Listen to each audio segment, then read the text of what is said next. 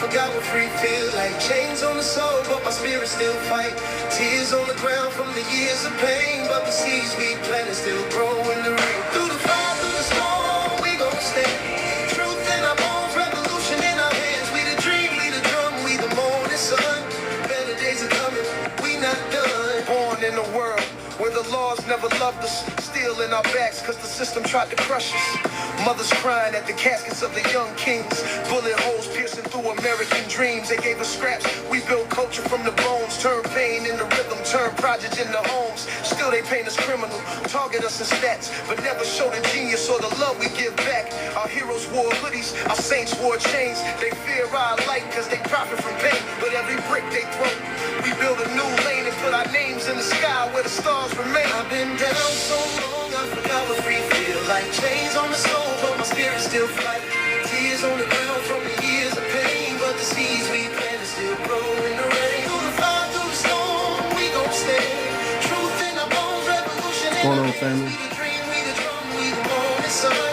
Better days are coming, we not done. They redline our blocks, try to cage our minds, but can't hold back what's divinely designed. We birthed jazz, soul, hip-hop, and more.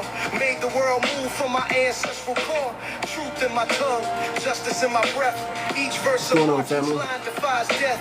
They kill the body, but the vision still live. Cause every hood got a prophet they ain't ready to forgive. I seen boys with dreams shot down too soon. Man, I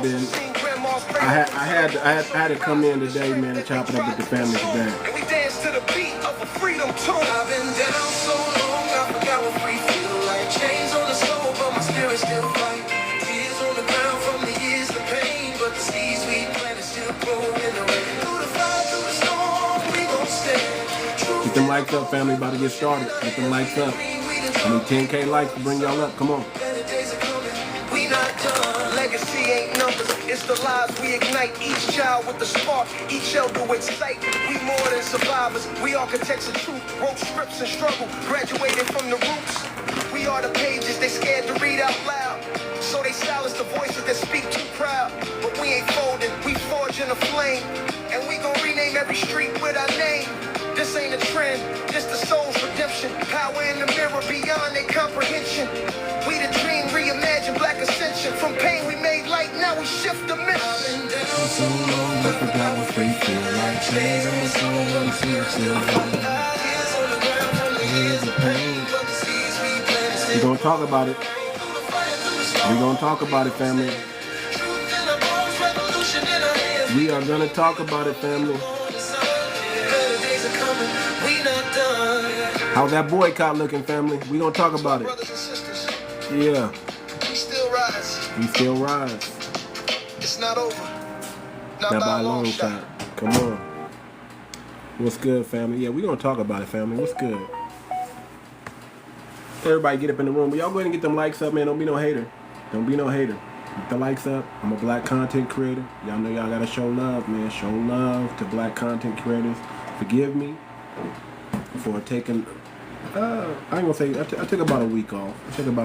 Forgive me. Not even a week. Like 3-4 days, family. Maybe 5. But I'm back. I had to do some work, man. Let me tell you something, man. It takes a long time to, you know, it can take a long time to build the right team. And I'm headed in the right direction with the FBA coin. The FBA coin is going in a positive direction right now. Got this new brother on the team. He's a crypto expert. And we've been making waves, man. Family.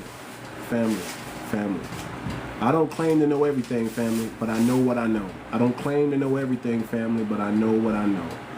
Okay?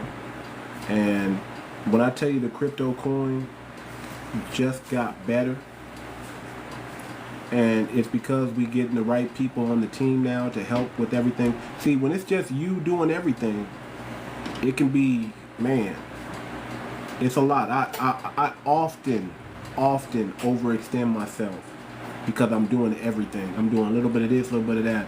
But when you got some help and somebody that works just as hard as you and is a thinker and a ponderer just like you, figuring out solutions on how we can do this, that's magic.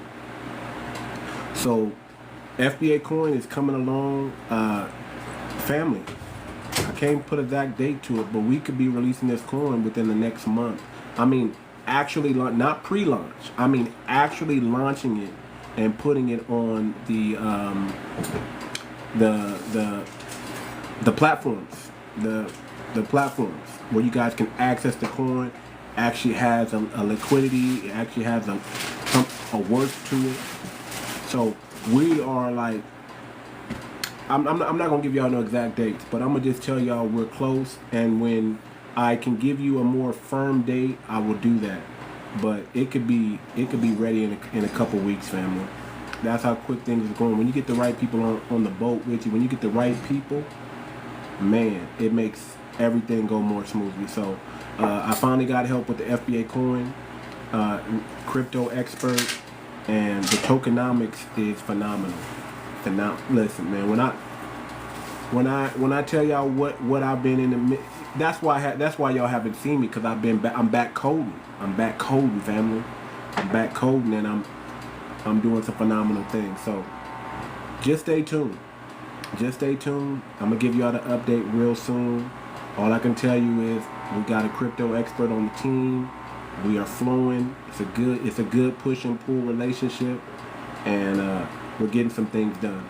I was gonna code again tonight, but I said, you know what? I gotta talk to the family. I gotta talk to the family. So I'm here, family. We about to chop it up. If y'all read the title,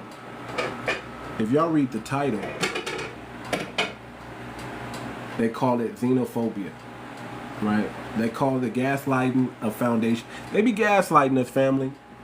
We got to call it out. But you know what, man? There's a lot of things I want to talk about. So while the room's filling up, before I go ahead and get started, there's a lot of things I want to talk about, man. Are y'all watching closely what's going on with Shannon Sharpe? I know it might be old, but I didn't get a chance to talk about it, family. Shannon Sharpe, he fumbled the freaking bag. Monique told his ass to settle down. Get you a good woman. Thank you. Monique told him, family. Monique told Shannon Sharpe, hey man, get you a woman of your age. Leave these young women alone. Get you a black woman and settle your ass down, Shannon Sharpe. And the brother fumbled the freaking bag. He set this girl up and her lawyer up for life. The fool settled. Shannon Sharpe, you idiot. You settled. So what do you think Disney has to do? They got to get you up out of there. Jesus Christ, family. Listen, man, I tell you all the time, man, this is not the time to be into weird sexual situations. This is not the time to be drunk off the wine. This is not the time to be doing the drugs. This is the time for foundational Black Americans to come up out of a lot of that stuff that a lot of people get caught up in. We can't afford to be like everybody else. You can't afford to be a P. Diddy and be a foundational Black American. You can't afford that.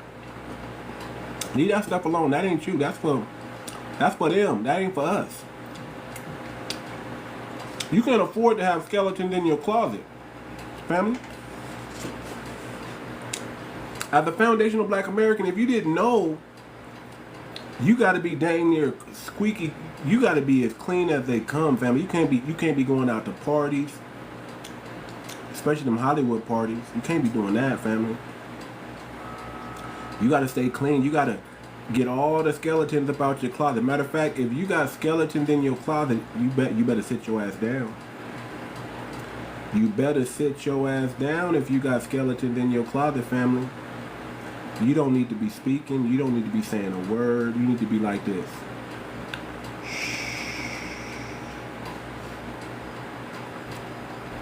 You need to be quiet as a church mouse. You don't need to be out here, family, getting caught up, speaking too loud. Listen, Listen, I get it. If you got skeletons in your closet and you just want to be quiet, that's the best thing for you to do. Just sit down, because you don't need to be bringing shame to a foundational Black American name. This is the time that we take pride in who we are. This is the time that we rise, that we carry the ball across the finish line. This ain't the time for us to fumble the bag, get hit with scandals. You know, this ain't that time. This is the time to be righteous. And Shannon Sharpe, you effed it up, brother. You fumbled the bag, and you then paid this white woman and her lawyer. You chipped them out. She retired. You think she's doing OnlyFans now? Nah. She's not doing no OnlyFans, family. She retired. She on her way to Dubai. Her and her lawyer are on an excursion together somewhere on the beach. You know what I'm saying? She's chipped out. At 23, young woman. She living the dream she ain't never lived in her life.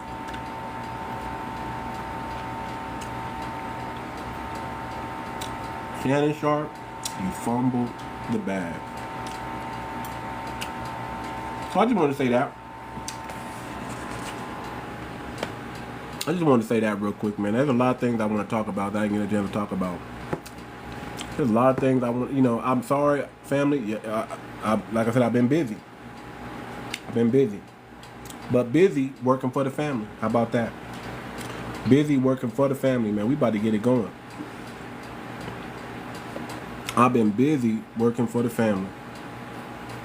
Let me do this. Excuse me, family. Let me do this. Let me just pull this over to the side like this.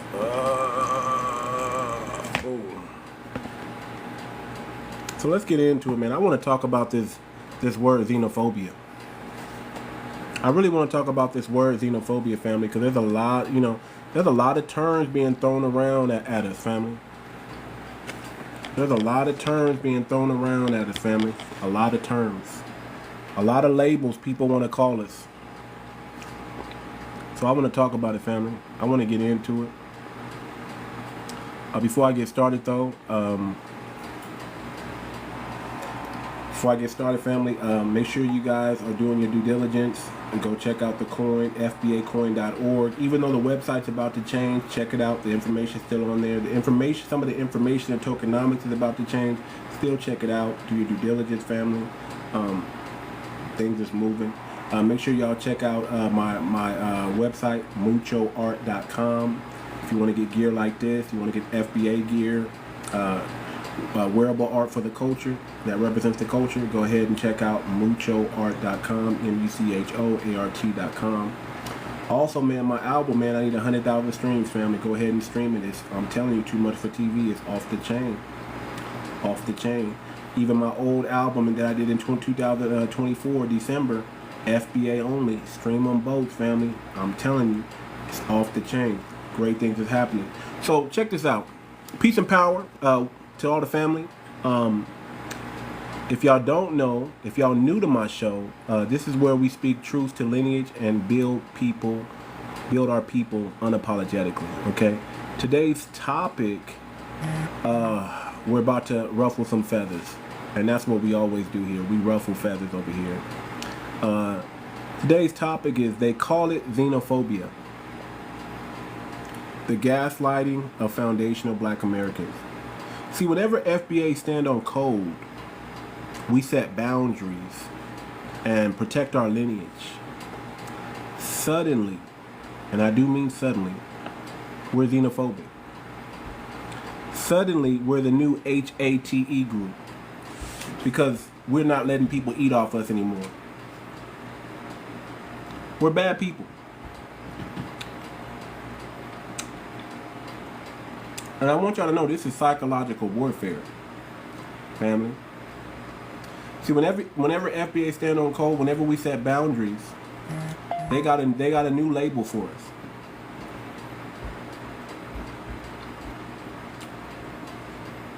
I'm gonna try to get through this and eat at the same time, family. But get the likes up, get to 10,000 likes, so we can have a conversation, so we can open up the floor.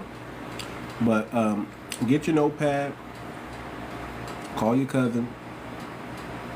This episode is for the culture. We're about to break it down, family. We're about to break it down. So let's start by setting the record straight. Xenophobic is defined as fear, hatred, or prejudice against foreigners.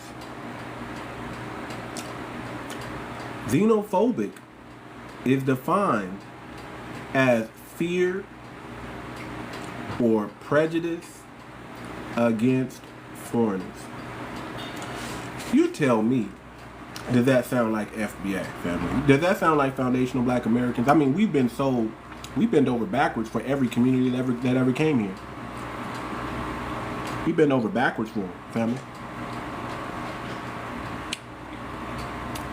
We ain't never hated on no immigrants, no foreigners. Matter of fact, most foreigners, when they come here, what community are they in first, family?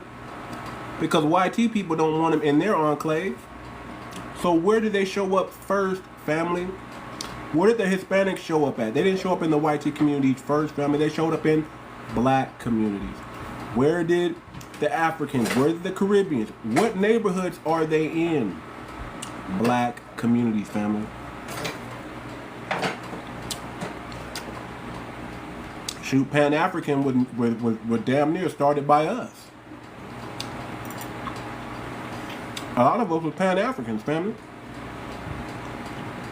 A lot of us.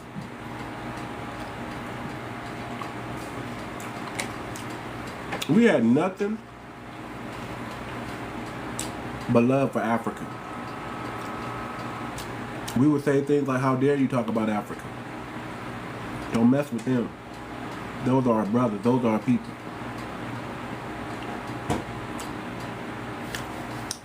Kente cloth, we wore that.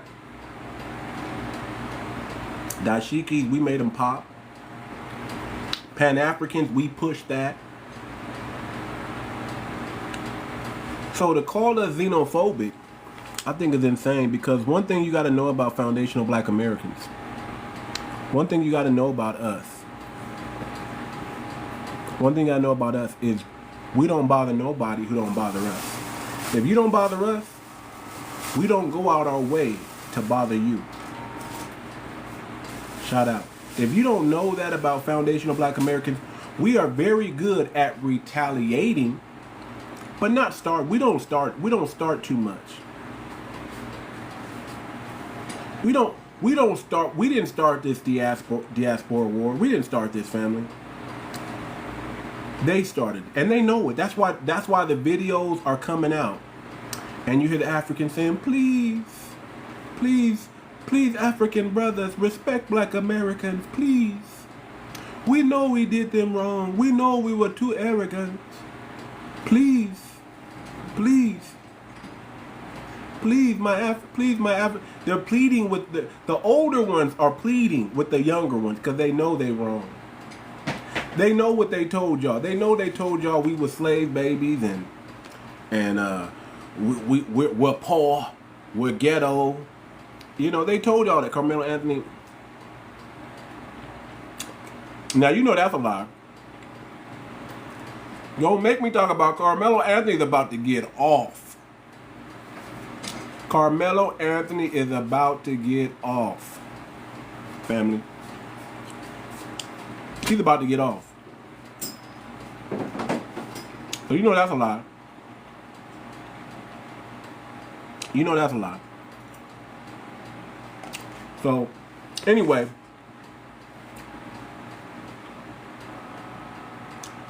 The boycott is still on, family. The boycott is still on.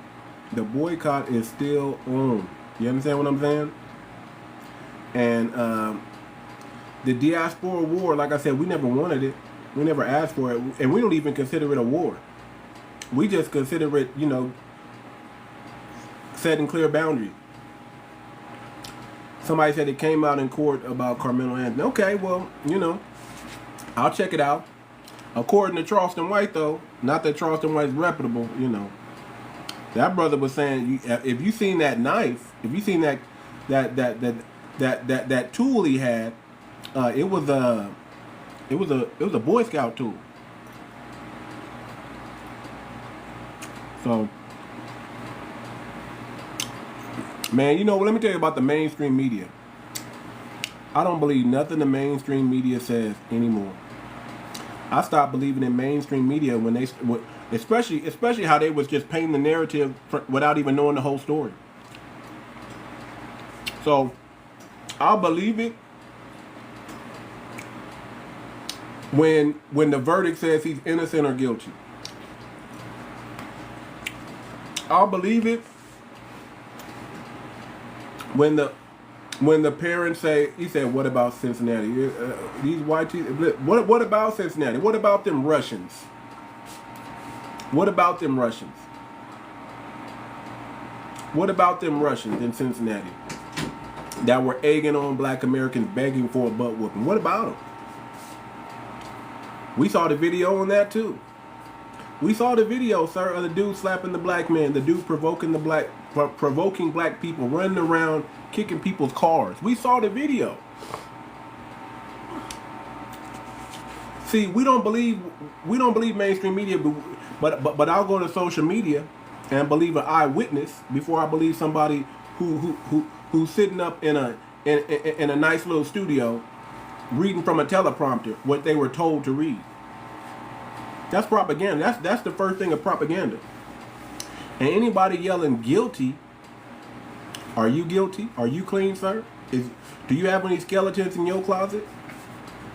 You need to be worried about that.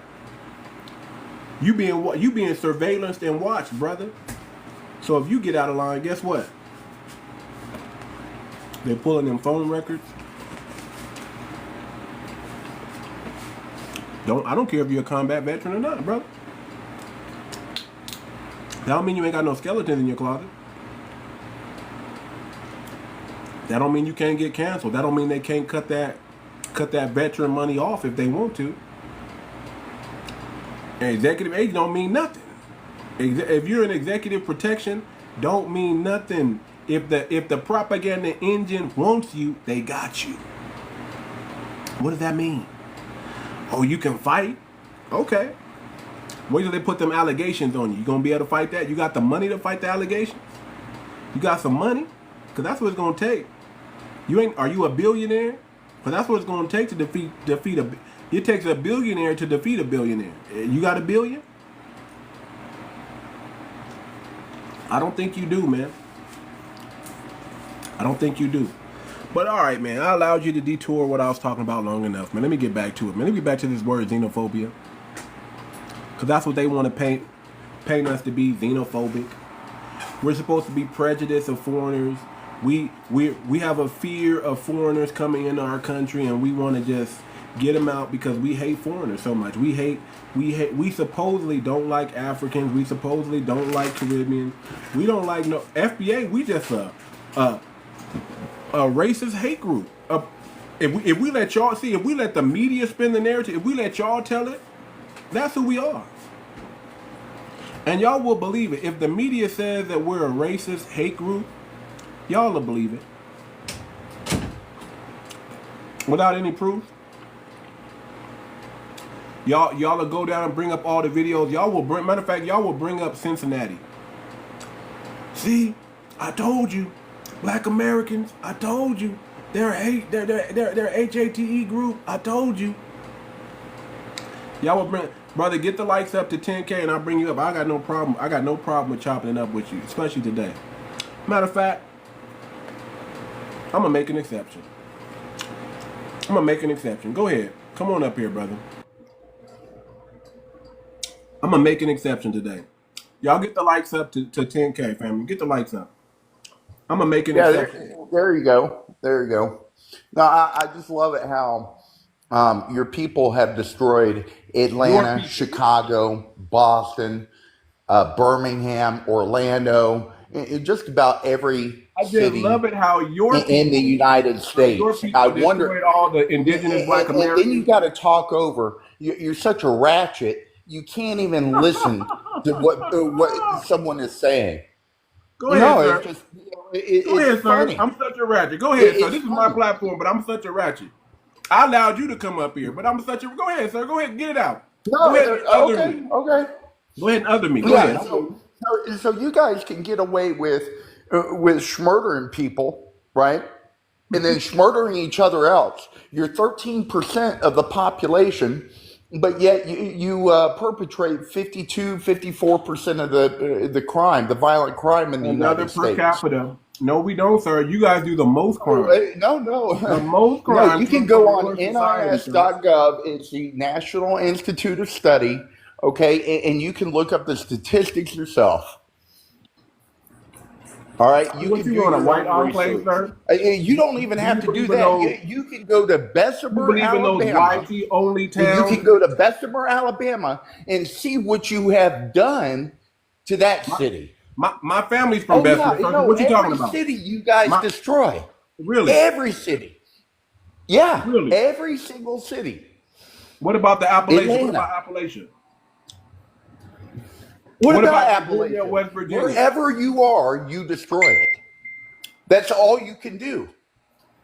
Well, how about this? And we can look at Africa and we can see what's I'm not going from on in Africa. Africa and say, well, I'm not damn, from Africa. I'm not the from apple Africa, doesn't sir. fall far from the tree, does it? I'm not from No, it Africa, doesn't. sir. I'm not from Africa, sir. But I know you're from You Europe. are, And yes, if you you don't want to are. be around, hold You on. are from If you Africa. hold on. It's my turn, sir. I'll let you go. That's where you It's my came turn. from. It's my turn. It's my turn. Listen, if you don't like black Americans, get out of our country. Go back to Europe. No, this is not your country. This We is my conquered country. it. This is my We country. bought No, it no, and no, conquered no. it. No. You It's didn't not conquer your nothing. country. You didn't You're conquer not nothing. civilized enough You to didn't be conquer. in my country. You didn't conquer No, you're nothing, sir. We're 13. still You're a here. community. You're We're still 13% here. of the population, Hold and on, hold all on. Let you me hold do on. Don't let, is great. I gotta mute you because you're gonna keep talking over me. So this is what it is, sir. We are the largest ethnic group on this soil. We're larger than the German Americans, which is 45 million. We're larger than the Mexican Americans, which is 35 million. We're larger than the Irish Americans, which are 24 million.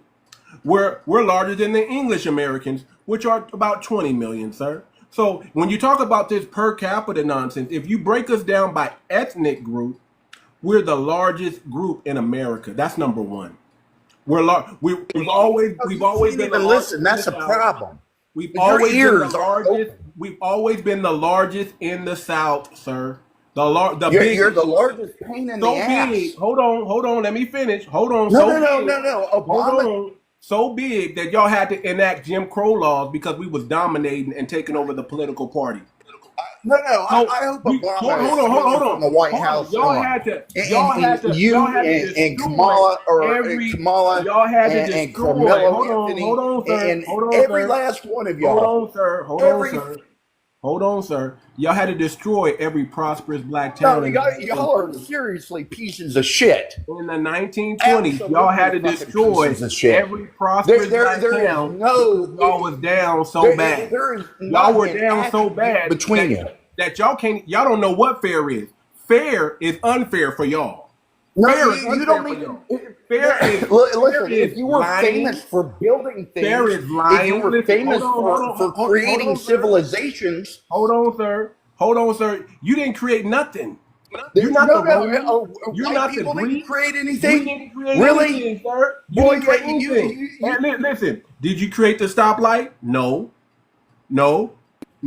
you got less of an Did you need education than I Black thought you Daddy to did. help y'all with the light bulb? Yeah. Did you need Black Daddy to help it so you could talk on the internet right now, like we're talking right now? You needed somebody.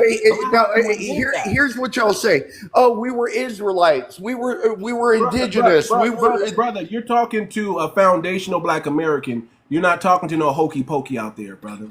You are a hokey pokey. No, you're not talking to no hokey. You're talking to a foundational. You are a hokey You're talking pokey. to That's the the one thing. who built this country, sir. You're talking to the people that really built this. Because if y'all didn't, You didn't build shit. Just If y'all because didn't you need picked us- cotton for 200 if years. y'all didn't need us, no, we did more than pick cotton. If y'all didn't need us, y'all wouldn't have No, brought us here, sir. There were Do you know where the term 1.4% redneck comes of slave from? owners in the United States. You know where the term redneck come from? That's You y'all. cannot That's handle you the indentured truth. servants. You That's you cannot indentured handle the servants. truth That's because your you're an brother. ignorant You can't talk fuck. over me because you don't have no decorum. See what happened to all this decorum that y'all supposed to Can't have? talk You don't over even have me. decorum. You don't even have listen, decorum, listen, sir. listen, You don't even Linda, have common decency. Linda, Name hello. name a YT All right, hero right now. wake up. Name a YT hero that's not a degenerate right now. Go No, ahead. because when we Name me come some to a YT civil war, heroes that are not degenerates, sir. you're gonna realize What war? that What war? you're What war are you talking about? You talking about 6.7% going up. this fake holy war that you keep wanting to push? You talking about the fake one? Because y'all don't got no riders on your side. Y'all don't got no riders on your side, sir. You don't got no What riders. is your level of education All anyway? you white supremacists No, hold on. are incels. I need to break it down to the Horrible, lowest common out of denominator all for this, you. all this because American food that y'all been eating, sir. Hold on, all this you're sickly. You're you don't sickly. really have a high education, sir. Hold on, you're sickly. So you about to have a heart attack on my life. I asked what your Calm highest down. level of education is. Calm down, sickly man. Calm down, Mayo man. Calm down. Just calm down. We can have the conversation, but you can't keep over talking me. You can't keep over talking me, man. You got to calm down. I don't want you to be. I don't want you to have a heart attack on my live. I want you to calm down. What is your highest level of education? It's a real simple question. Brother, I'm educated. I got a bachelor's degree. What do you got? What do you got? I've got a bachelor's degree as well in criminal justice. Shut your what mouth. do you have? No, tell me about your DEI. Tell me about your DEI, your degree, your made-up degree. When your people graduate functionally illiterate. How do you have a bachelor's degree and you can't even shut your mouth? You don't have no decorum. You came up here to fuss and argue. Why? Because did your wife leave you? Did your wife leave you? People. Where's your wife? No. Do you have a wife? Are you married? Your people graduate. Are you married, sir? Functionally Are you married, illiterate. Are you married, sir? That's all I want to know. Where's your wife? Do you have one? Did she leave you? Your doctors Do you have a and drinking lawyers. problem? Are you suffering from PTSD? What is it? Do you Where's your understand wife? what I'm saying? Oh no, Where's your wife? Yeah. Well, maybe I am a little bit. Hold on. Yeah, exactly. I knew it, brother. Listen, it's them eggs Hey, that you got high cholesterol. No, it's them damn eggs they were feeding you in the see service. the point, right? It's them damn eggs they were feeding you in the service, man. You got high cholesterol, so you need to calm down. So you ain't gonna be whooping nobody with gout. No, you ain't gonna be whooping nobody with my cancer ex-girlfriend got in your blood raped in by your cells. 5 black guys. You ain't gonna be doing nothing sickly. My ex-girlfriend got raped by 5 black guys. Oh Lord, you can't say that on the live, hey man. And brother, I'm sorry that she got the train ran on her by some Caribbeans, but that wasn't great because she unalived herself. That wasn't great. That wasn't great.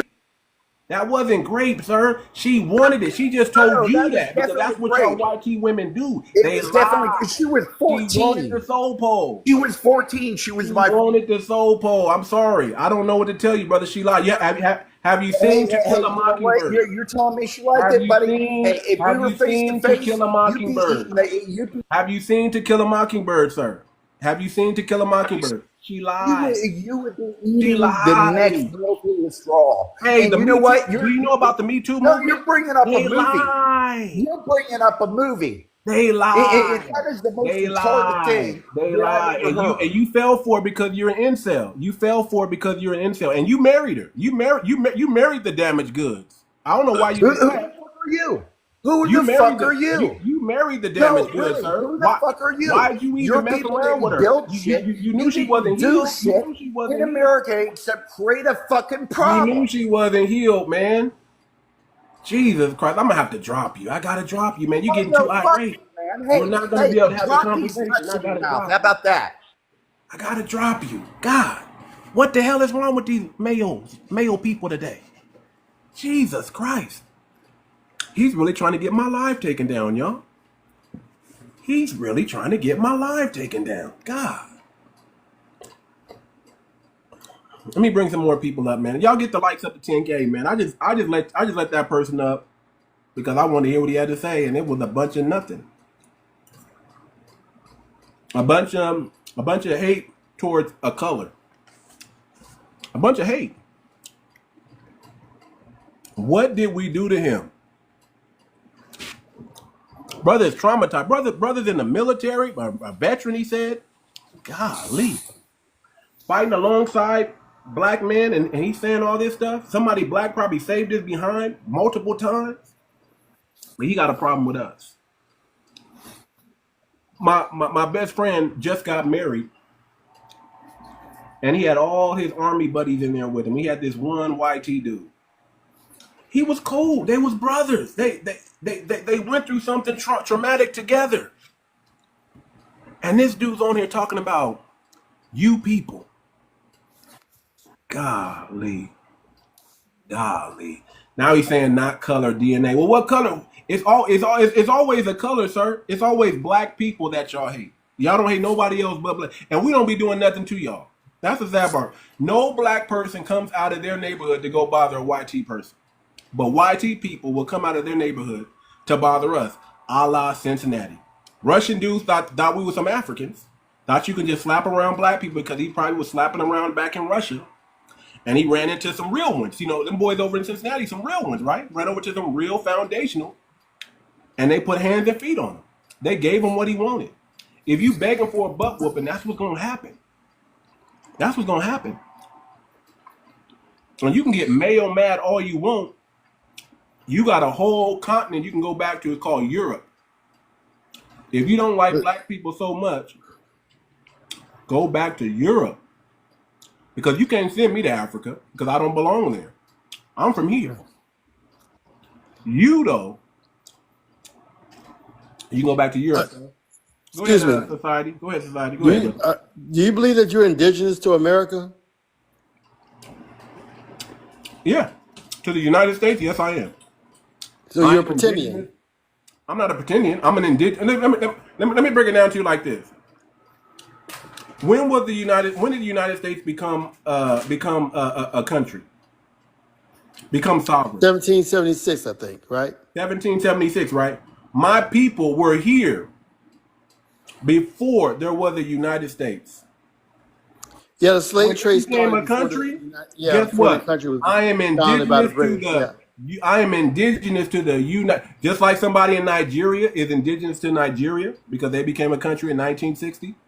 I'm indigenous to the United States. So you're not saying that our ancestors been here thousands of years, right? You're not saying that. Some of our ancestors have been here 1,000 years. What of it? Some of us, yeah, some of us. How would that be? Some of us have African ancestry. Some of us.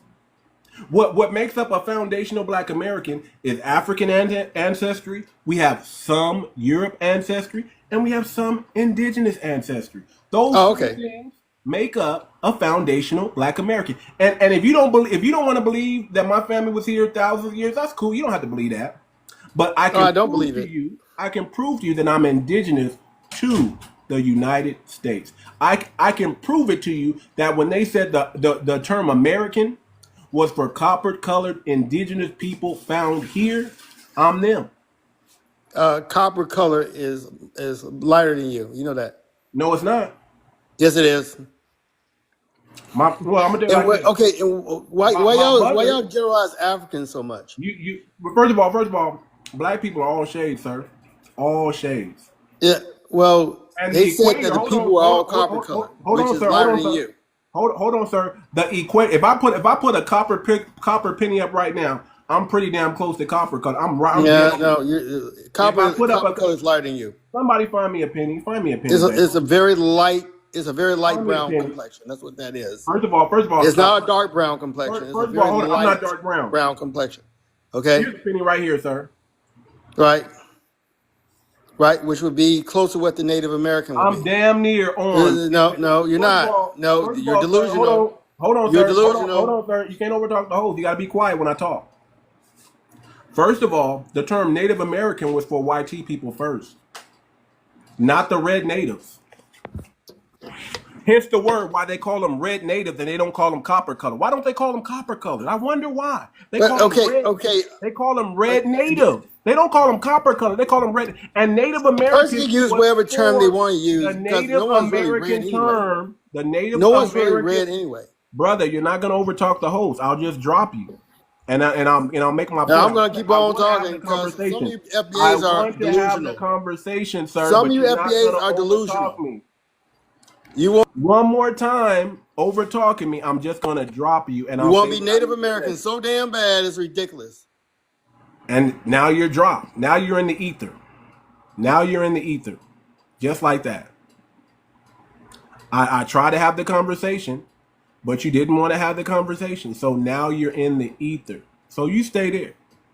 So again, what I was saying was, before I was interrupted, was the first time Native American was used, YT people used that term because they weren't the original Americans. And they knew that. And they were okay with that. They had pride being from Europe. Not like this Mayo man who's having a Mayo heart attack, right? Having a Mayo heart attack because something happened to his woman that he married. Why'd you marry her? Why would you marry her? Why? And if you don't want to be around black Americans, get out of black Americans' country. Move to Wyoming. Move to Idaho. Move. Don't complain. There's 51 states. Go move to one of them. Go move to one of them white-only enclaves that they have. Stay over there. And then you don't have to deal with us. But here's the problem. When y'all move to those white-only enclaves, you know what happens? Y'all still think about us. Y'all gather up in groups and y'all start complaining about black people who aren't even around you. Very shameful. Very, very, very, very, very, very shameful. Y'all can't get Black Daddy's name out your mouth. That's why y'all come to my live. Where's your white only live at? Go to your YT only live and go talk about YT business and stop coming in here bothering foundational black Americans.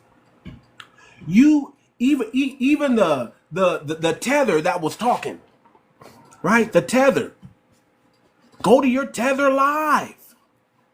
Why are you bothering me in my live? Especially if you came up here not to let me speak on my own live, you must have lost your mind. You must have lost your mind.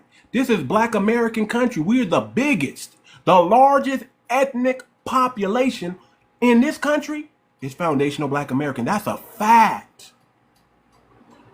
Now, when you use these social constructs like white and black, and you have to allow the Italians to be black or to be white, you have to allow the English, the Irish, the Polish, the Hispanics. All the Hispanics are white now too, family.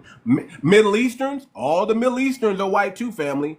And also the Asians, all the Asians are now white too, family.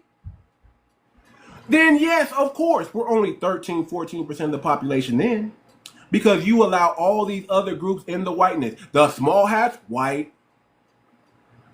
All of them are YT. Come on. Of course you're going to be the majority because you got to team up. You got to team up just to be strong. Because you find the Mayo man by himself, he's scared. He don't know what to do with himself. He's like, I wonder if they're going to get me for something my grandparents did. Man, we're not even worried about you. We line dancing, doing our thing, having a good time, chilling. And we ain't thinking about YT people. The problem is y'all keep thinking about us. That's the problem. Stop thinking about us. Go think about your homeland and go build that up. Leave us alone.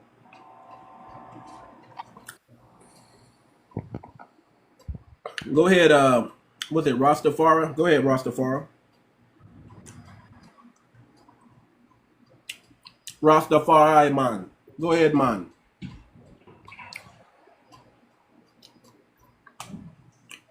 Did you hit the button on accident, sir? Are you afraid to speak? Do you have a voice? Rastafari, I can hear your background, man. Hey, man, back to work. He got up out of here. So I'm just saying, family, listen, we're not xenophobic. We're not a hate group. We're just foundational Black Americans living our life, living the best life we can under this white supremacy system. I ain't never seen Mayos get so mad. These Mayo people are mad. They can't stand foundational Black Americans. They can't stand it. Y'all see them on here? Something happened to my girlfriend, and I don't like Black people. It's something wrong with their DNA. We could say the same about y'all DNA. Who is the real cancer to this world? It's not foundational Black Americans, I'll tell you that. Nothing wrong with my birth rates. Nothing wrong with foundational Black American birth rates. Matter of fact, something's so wrong with y'all that y'all gotta tamper with people's birth rates. Y'all gotta do experiments. Y'all gotta do genocides. Foundational Black Americans never did that. We don't do that. We don't practice that. We don't teach that. We don't preach that. We're the moral compass of this country. Probably the world.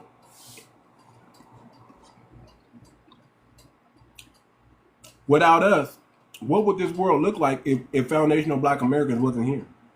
We're the culture. We're the influence. Y'all wouldn't know how to dress. Y'all wouldn't know how to sing. What the hell would y'all know how to do?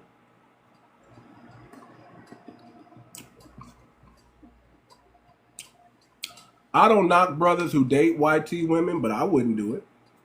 You know, not me personally. I mean, there's a couple cute ones out there.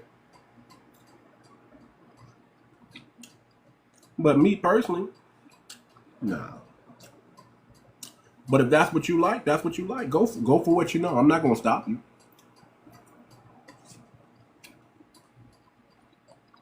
I'm not going to stop you.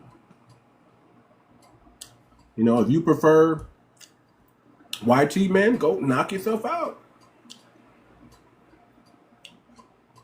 Knock yourself out. Because I know what I'm attracted to. I know what I'm attracted to. I don't have no hate in my heart for them. There's some, like I said, there's some cute ones out there. Maybe back in my younger days, I would have dated one. I mean, I had plenty of opportunity to. I took a couple down in my lifetime. Not a lot, just a couple. A few. But marry them? Wife them up? Nah. Just like YT people want kids that look like them, I want kids that look like me too.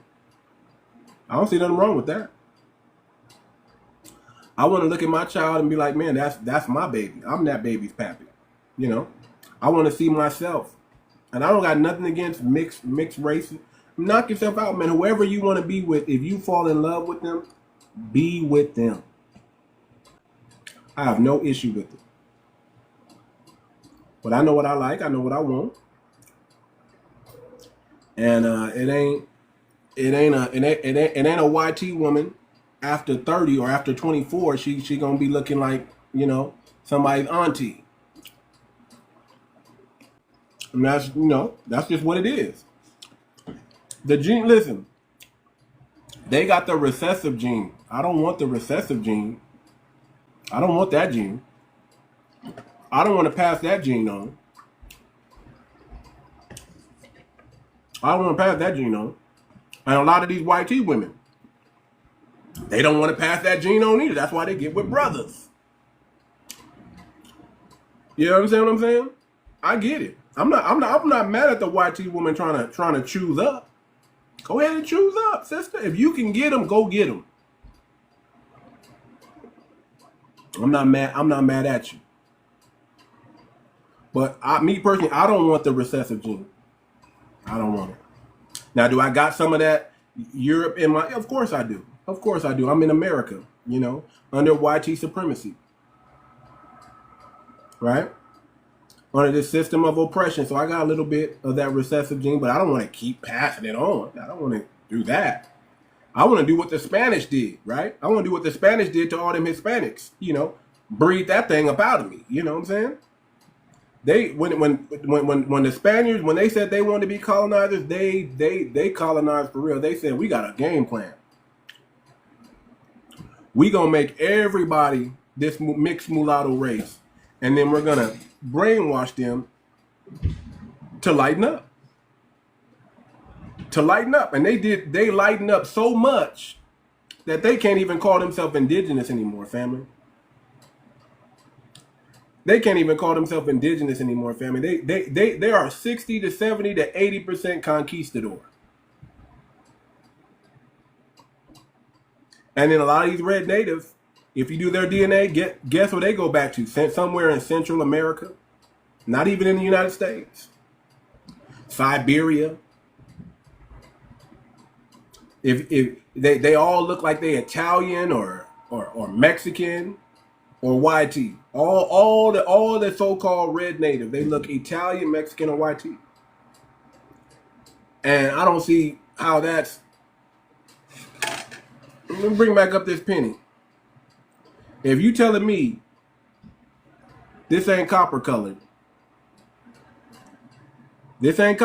family, and this don't resemble, I don't know what to tell you.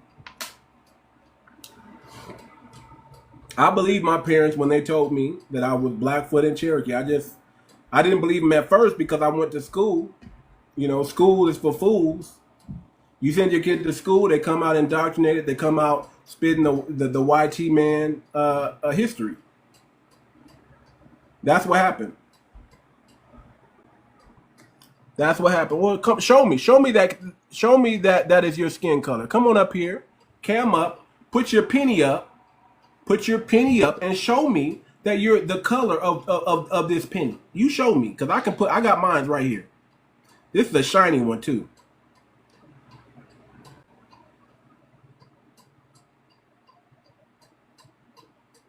My mother was fairer than me, family. My mother was fairer than me. I'm a dark brown, caramel colored, copper color. I'm cool with that.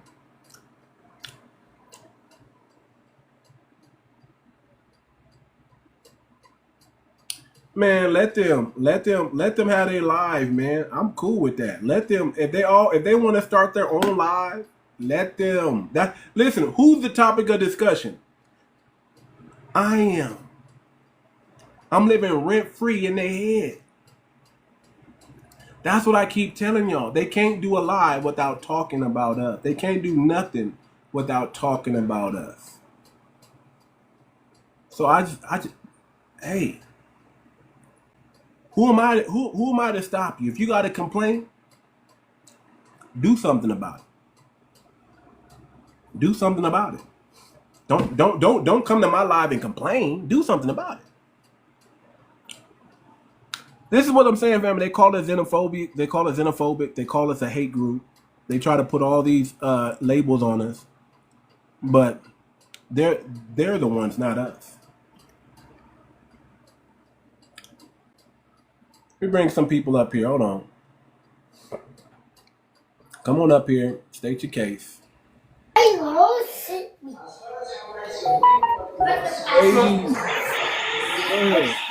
Hold on, brother. You got a loud background, ladies. Okay, that girl got some kids. Rico, you want to come off your mic, brother? Ladies, is if you can't get to a quiet place, I don't want to hear the background noise or anything like that.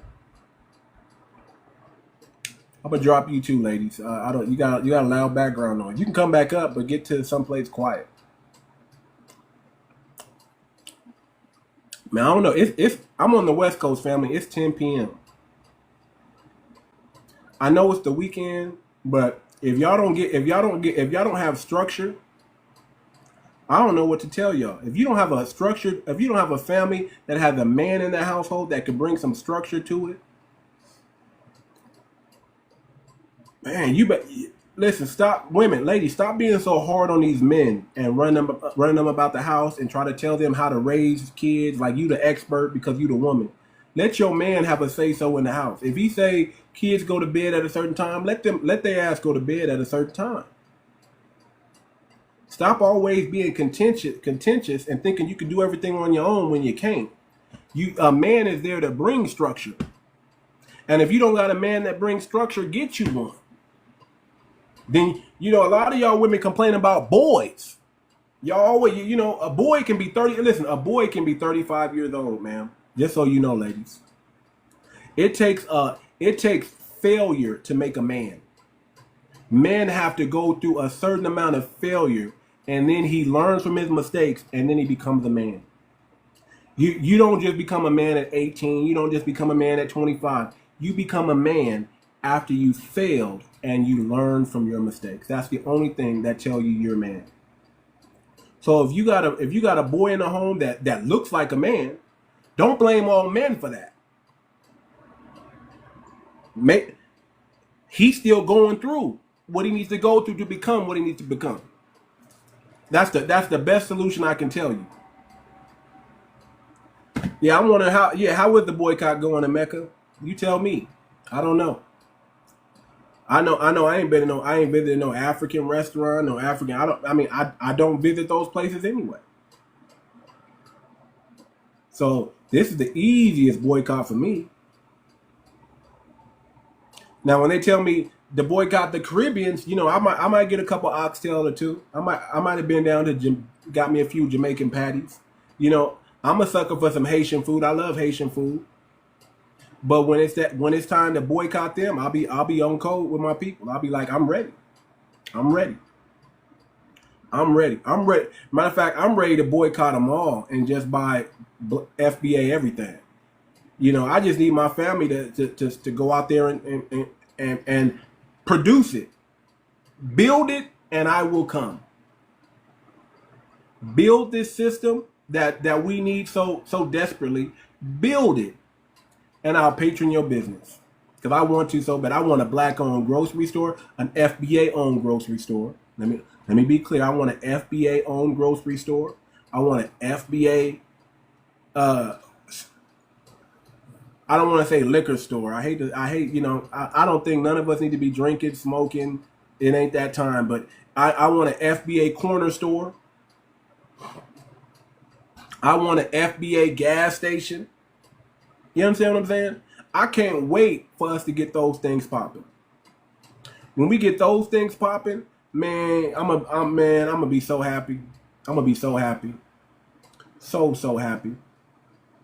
So happy when I have a choice again and I can choose FBA versus everybody else.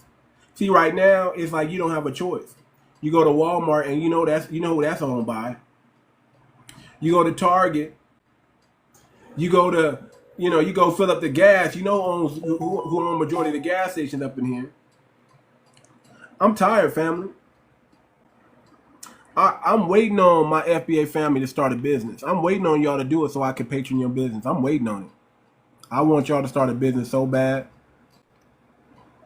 And I'll throw some money at y'all. I promise you. I'll be there until y'all become good. Even if y'all start out bad, I'll be there until y'all become good, until y'all get better. Go ahead, Herback. Oh, thank you, brother. You probably was the first one to pronounce that correctly. Okay, I hope I did. Thank you. I had a question, man. I was just sitting there listening to you. I was just going to listen, but I had a question because I don't seem to be as optimistic as you. Do you see anything happening in the near future? Do you see any of this get up off the ground in the near future? I mean, brother, I'm working on some things right now to make sure that's possible, brother. I keep telling y'all, the first thing we need is we need our own decentralized bank. Once we get our own decentralized bank, it's game over. Once we fund our own decentralized bank, once we have our own currency, it's game over. It's game over. It's game over. We cannot keep begging YT to give us a loan so we can build something. Right. We got to come with our own. We got to come together as a group and build with each other. And the moment we get our own decentralized bank, it's game over. Now we have a place where we can go and get our businesses started. Now we have a place where we can go and take care of family business, our business.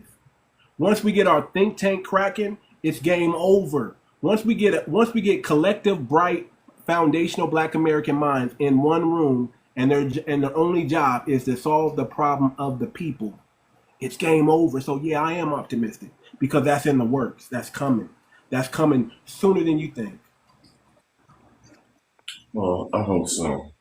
It Yeah, I is. think the first thing that we have to crawl before we walk, when it comes. Ma'am, you're speaking a little low. I need you to speak to the mic because you sound really, really low. Oh, I do. Hold on a minute. Yeah, if you can get on the mic, we can hear You you can hear clearly. me? You can A hear me little now? better. A little better now. Yeah, go ahead. Yeah, I was saying that us as a community, we have to crawl before we walk. First we have to establish unity. You know what I'm saying? And go from there. Well, where's your family from, Chris? Well, I track my family. I track my family all the way down to my great great great great great great grandfather, and we all from Louisiana. Okay, okay. Shout out to Louisiana. So let me say this. Listen, the code is everything. You got to get on code. That's how you want unity. You got to have a code, and you got to get on code. You Mm-hmm. can't be off code. And a lot of us are getting on code.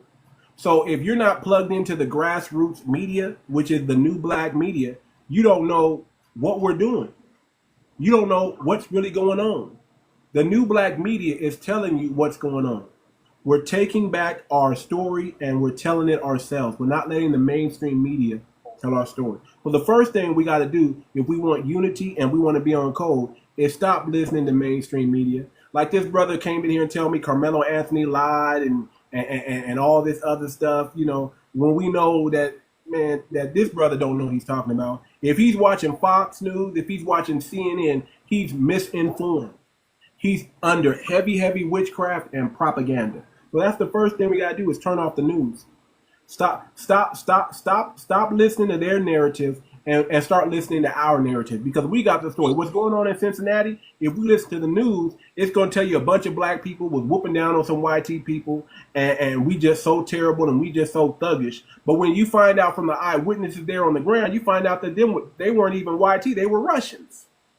And But they were going around causing problems, picking fights with Black people, you with gotta know, foundational. you gotta give us some credit now, because a lot of us know exactly what's going on. A lot of us know. A lot of people done woke up.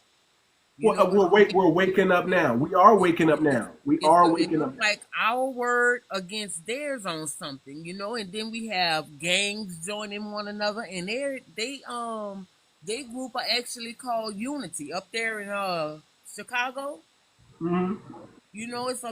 It's a lot of brothers and sisters coming together, and we didn't have that much togetherness at one point.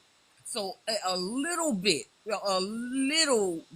is something to look forward to, because at one time we didn't even have that. But when you Yeah, you go know what, man? Listen, the '80s and some of the '90s really messed us up. COINTELPRO, uh, DRUGS flooding our neighborhoods. I mean, that really messed up. That really done a number on us. But we've almost damn near recovered from that. And think about that. All the things they've done to us, we found a way to come back and come back bigger and better than ever. So we've been through a lot. Jim Crow. We've been through a lot to get here, just so they can. We were upstanding citizens when we came out of slavery. We built. We had the most inventions coming from slavery and coming out of slavery. We got in parliament and politics and Congress. We did it all. We Yeah, we had did it all. 200,000 farms. We had over, as a collective group, over $500,000 and more. We had millions of dollars in the Freedmen Bank that they stole from us. We had prospering black communities where we were in fur and driving in fancy cars back in the early 20s. I mean, we had it all. For them to dilute us down to crack babies and all this other stuff, and then to come out of that and still have the most millionaires ethnically in this country. Over 3 million foundational black Americans are millionaires. To do all that, and we're the largest group, the largest ethnic group in this country, to still be around. I mean, we're phenomenal people, and and nothing's gonna stop us. And that's why they have to do stuff to mess us up. Yeah, They because have they to stay in know. our business to keep us from because they know how great we are. They know They if we know. ever get on code, it's game over. And that's It's, all we're it's trying to do game is get over. on code and stay on code. Go ahead. I'm Yep. sorry. Go ahead, sister. Thing is, if look, I'm gonna tell you right now, if we was giving our just due, everything that belongs to us, everything that was taken away from us, we we would the sky's the limit. There wouldn't have been no crimes or nothing going on like that because that's not that they gave that spirit to us. Those people was the ones that was the deceivers and the killers and the murderers and all that. That's not something that we did. You know what I'm saying? But Right. a lot of our black people had picked up on those people's spirits. But if we did have all the things that was taken away from us given back to us, there would be no crime and stuff like that. Right now, they got us as crabs in a bucket. You know what I'm saying? Some of That us. Some of mentality us. right there, they have us like crabs in a bucket. One Some person of trying to us. grab the other Sister. down to get up, Sister. and you know what I'm saying. If we just had everything that we needed, we would help one another because Right. we are Sister. very helpful people. We are Right. very loving people. We have Right. concern about one another. We have conscience. You know what I'm saying. We Right. love. We come from love. Even though we've been through all the things that we've been through, to have us angry. We're not angry people. We just fed up. Correct. We fed up, Correct. and living fed up for years and years and years and years. Of course, we angry about a lot of stuff. Of course, and then you got these people thinking that, oh, I'm gonna go and approach her, and I'm gonna call her the N word and try to smack her in the face or destroy her property and all that and get away with it because I know that we have the police on our side.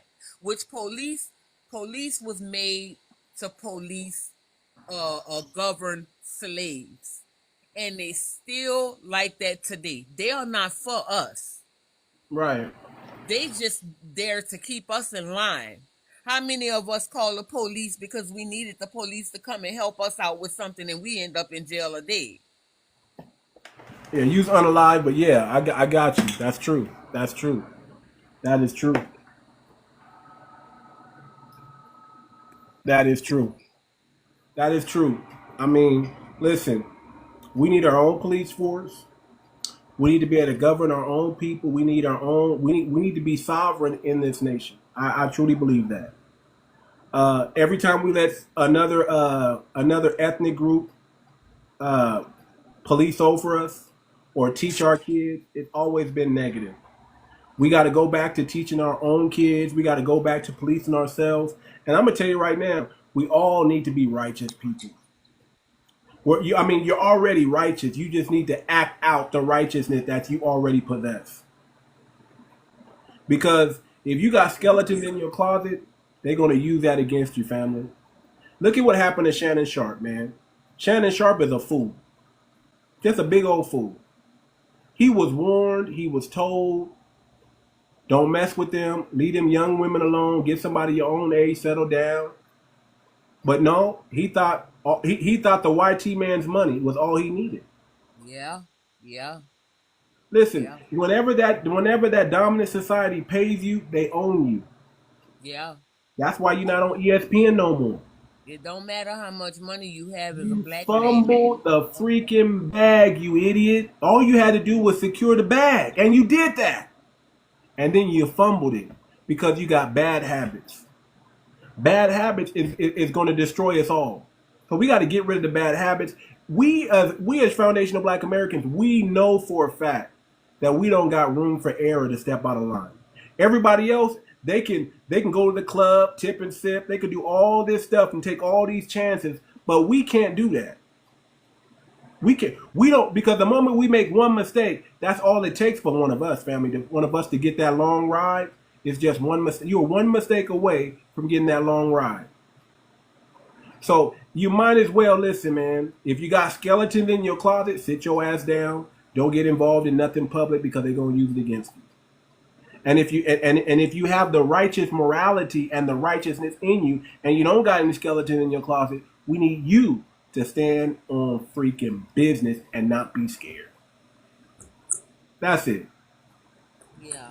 Speak up, speak out, be loud. Now, that's not to say they're not going to pin some stuff on you that's not real.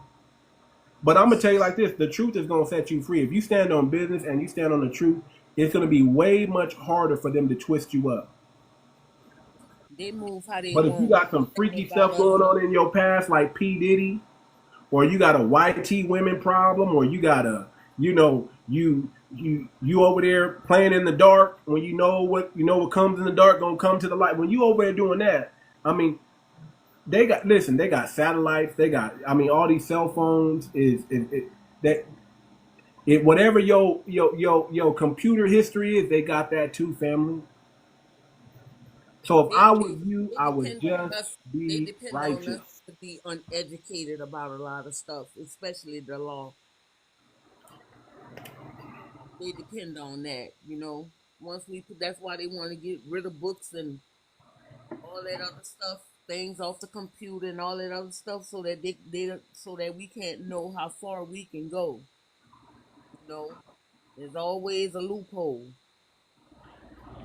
Yeah, we don't listen. They don't give us listen. If you can find a loophole, consider yourself lucky. But if you're a foundational Black American, it's best that you just live the righteous path.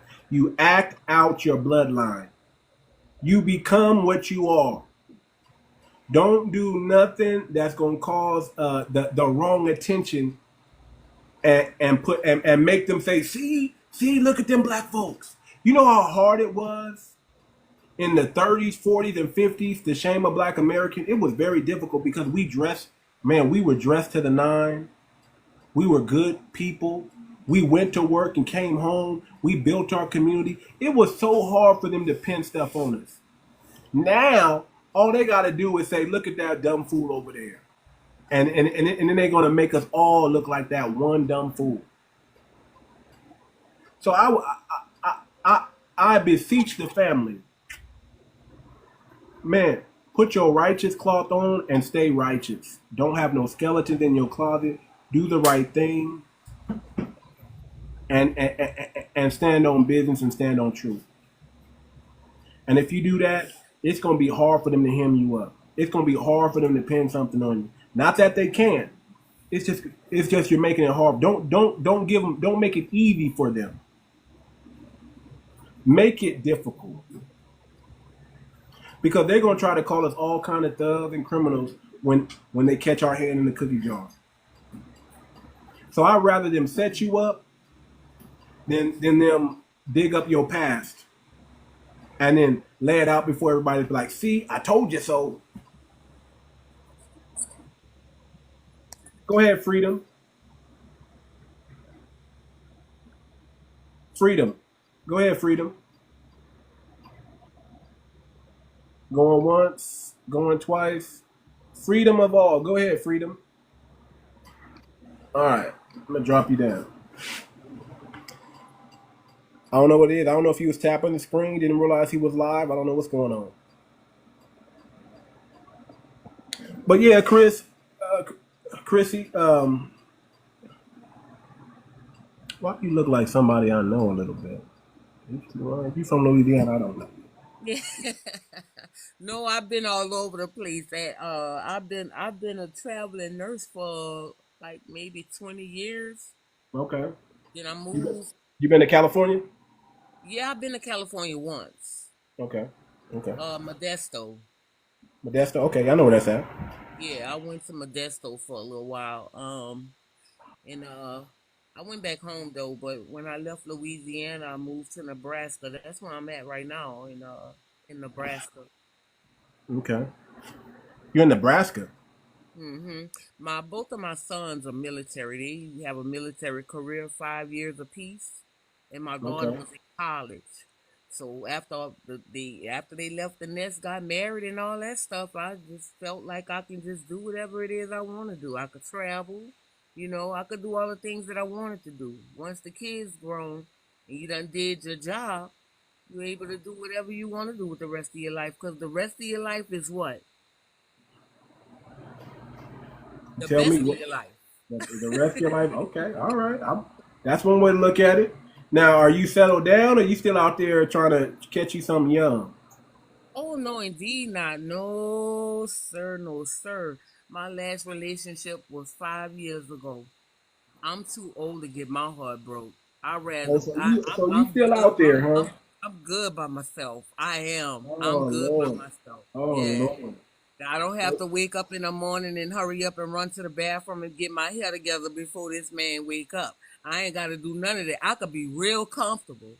I So spent you my ain't whole you ain't in the life. club. You ain't in the club, are you? Oh no, no, no! Never was no club head. Okay. No, Okay. Okay. I like jazz and um the kind of music I like is soul, neo soul music. Okay. Okay. I'm laid back. I'm pretty laid back. Okay. My Okay. And mama you had know, 10 children, so I just didn't do what she did. You know okay. what I'm saying? Okay. So she got 10 children to stay, and she stayed with the same man, right? Yeah, yeah. That's an honorable woman right there. I hats off, respect to her, respect to your mom, man. I But appreciate I see, appreciate. back in the day, men were different. Men went out and worked while the women stayed home and took care of the children and took care of the house and Well, made sure listen. the I'll say this. I'll say this. There were more men, I would say, back in the day than there are men today. And not because there aren't any men out there, but because it takes a lot to become something. You got to be. You are not made a man. You become a man. yeah, yeah. And I I think a believe lot that. of women, you guys mistaken age and thinking you got a man because he's of age. Of age doesn't make you a man. What you've gone through and what you came out of, that's what makes you a man. I used to tell my sons that. I used to That's tell what my makes that. sons. That's the only thing that makes you a man. You got to come out of something. You got to go through something, and you got to come out with the victory. Yeah, If you're just going through and you're failing and you're going through and you're failing and you never come out of it, you're not a man yet. Because men are problem solvers. You have to solve some problems first. You got all these equations that you got to solve as a man before you become a man, right. and before a woman can trust you to solve her problems. Because that's what women bring. Y'all bring a lot of problems. Oh no, we not gonna get on that. We not gonna Hey, start that. listen, I say it like this. I say it like this. Women bring problems, men bring solutions, match made in heaven. That's what I say. We not gonna do that because That's what it's a I say. tug of war. When it comes to men and women, it's a tug of war on both Hey, ends. and there shouldn't be. There should be balance only. There shouldn't be a It tug of should war. be There should be balanced. balance. It should be The balanced, but matriarch, you the can't blame matriarch. one. Hold on. The matriarch and the patriarch. They gotta work. They gotta work together. Right. It can't be one So above the other, and it right. can't be. And it can't be do what I say today and then do what I say tomorrow. It can't. No, no, no, no. You pick a leader and you follow the leader. And you say, lead me because I trust you and I believe in you. And because you got the structure, I'm going to take care of home. I'm going to take care of what I know to take care of. You take care of what you know to take care of. And we come together and we work together and we raise these kids and get them up out the house and make them upset citizens. Raise them to be men, not to be boys. Yeah, And you I do that get as a it. team. You do that as a team. If you don't have a man in the house, there's no structure. Well, you Men, know, then that means then that means those kids gotta figure out structure, which is gonna take them longer to become something. Women, y'all do the best that y'all can. I'm not saying y'all fail. Y'all do the best y'all can, but without a man in the home, they're never gonna see what they're supposed to become. hold on. I'm a living witness now. I'm Generation X. I'm Generation X too. Trust me, Okay, I and know. I'm gonna tell you this here. I'm gonna tell you this. I raised three children off and on by myself because their dad didn't know he didn't know what he wanted to do. He was a good guy though, but he was the type of dude that was influenced by other dudes, his friends and stuff. I still did what I had to do. I I mean, raised three I'm boys. sure you did the best. I'm sure you did the best that you can. I'm I sure you did. provided all the stability that you can provide, They, all they the lessons that graduated. you They can provide. graduated high school. They went I'm sure into the you did military. all that Yeah, you knew how to do. yeah. But You there's know, still some things they couldn't learn everything from you. well, I'm gonna tell you There's some this. things they're gonna have to learn from watching others. There's some things they're gonna have to struggle with until they get better, and that's just what it is. There's nothing wrong with that. I'm just saying I'm gonna tell you this. that having that man in the home, and I mean having a man, not a boy. I mean having a man in the home that puts them light years ahead of the game. Yeah. I was raised by a single father. And having a man, my dad was a man, all man. Having a man in the home, having that structure in the home, and seeing my friends who didn't have that, I was light years ahead of them, man. Okay, but Light at the years. same time, you didn't have a mother in the home, and that's something that you needed too. No. I got you. I got you. I probably needed a mother. I probably needed You get that what I'm nurturing. saying? I mean, you could I have a got you. man in the home, I but got you. you also Trust me. need to get in I touch would with have the woman loved. inside. I would have loved to have both, but I grew up in a Yeah. neighborhood. But I grew up in a neighborhood full of single mothers. My dad and maybe this other African guy were the only two fathers on the whole block. In that whole particular community that I lived in and I grew up in right there, my dad and this other African dude were the only fathers in the home. Yeah. My father fathered the block. Now I had many mother figures. I had many mother figures. I had many women that come up, oh baby, give me some, give me a hug and kiss. Gave me all the nurturing I needed because I got it from the community. But I had structure growing up in my home every single day. I had standards. I had things I had to take pride in, and I had things I had to live up to. And one thing I couldn't do was shame my father. He had a reputation, and his reputation was immaculate. Yeah. I got you. I'm not saying there's anything wrong with. I'm not saying you should only have a man at home. I'm saying the best scenario is you need both. You need both sides of the coin. You need the matriarch and you need the patriarch. Yeah. And if your sons didn't have that father figure in the home, maybe they had a strong community around them of men No, it or wasn't that. uncles It wasn't or that. nephews I had or somebody, cousin, somebody that they can look up to that was older, no that was a listen. man What that I could teach. was Because I learned from my uncles too. well I didn't listen. just learn from my father. I learned from my uncles. I learned from gangsters in the hood, drug dealers in the neighborhood. I learned from everybody watching. But when I came home, I had that structure. I knew exactly what I was supposed to do and what I was supposed to become. I don't know. I knew the I can't expectations tell of you my father. anything. I can't tell you anything different from what it always was. I'm the one that taught my kids how to throw a ball and ride a bike and everything because I was a tomboy too for a long time. Okay. I taught them about sex. I taught them about girls. I taught them about how friends are. Everything that I was raised with, whether it came from my mama. My mama was a gangster. So it trickled down. I taught them everything that they needed to know, and I'm not saying that was my spot to do it.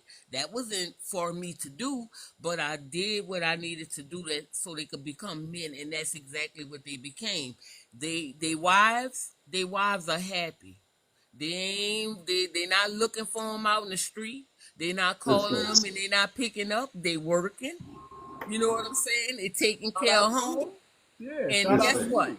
They wives don't listen, even work. My sons work listen. and take care of everything. If you Shout don't out, mind me, man. You know? Listen, shout out to you, sister. I applaud you. You know, because what you did was not an easy or a simple task. Yeah. but Put in the this, work, you put in the time, and all I can say is I appreciate that. And and we need more women like you. You know, I'm not here to put you down, man. I'm here to build you up. I'm here to tell you did a great job. It's not Amen. difficult Same it's here. not difficult for a woman to raise a man or to raise men. Yeah. It's difficult. she's a kingdom bringer. She births kingdoms at the end of the day. I mean, shot man. Listen, I'm not one of those guys that put down black women or put down women in general. Oh no, Period. no, no, bro. No, I'm not no. one of those brothers. I'm, That's I'm, not I'm where one I of those was brothers going. that's gonna applaud you for your strength. When But I'm I gonna tell say you this: that, there's no, always no, a wait a simpler minute. way to do things. I don't say easy. There's nothing really easy, but there's simple. I understand. And sometimes we go the other way.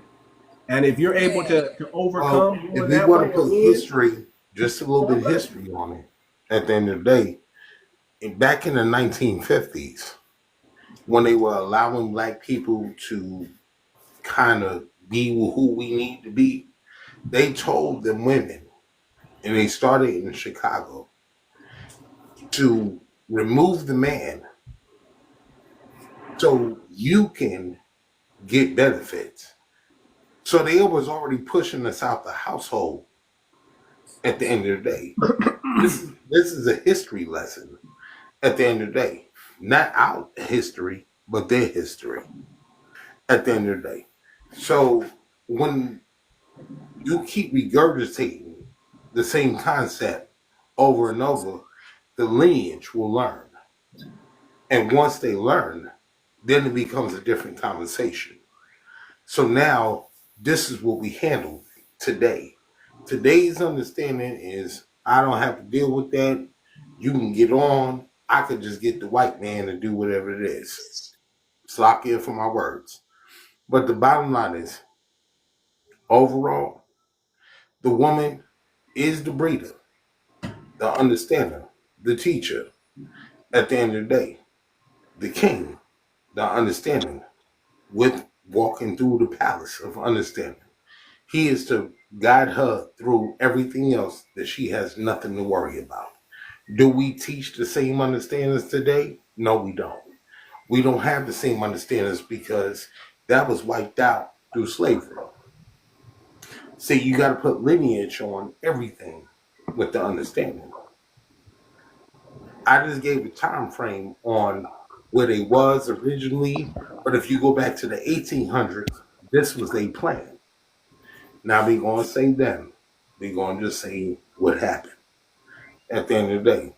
So now you take a whole nation and you bring them back down to their knees, just like the Mexicans. They want to deport, but they want us to do what? Work the fields again? That kind of moment.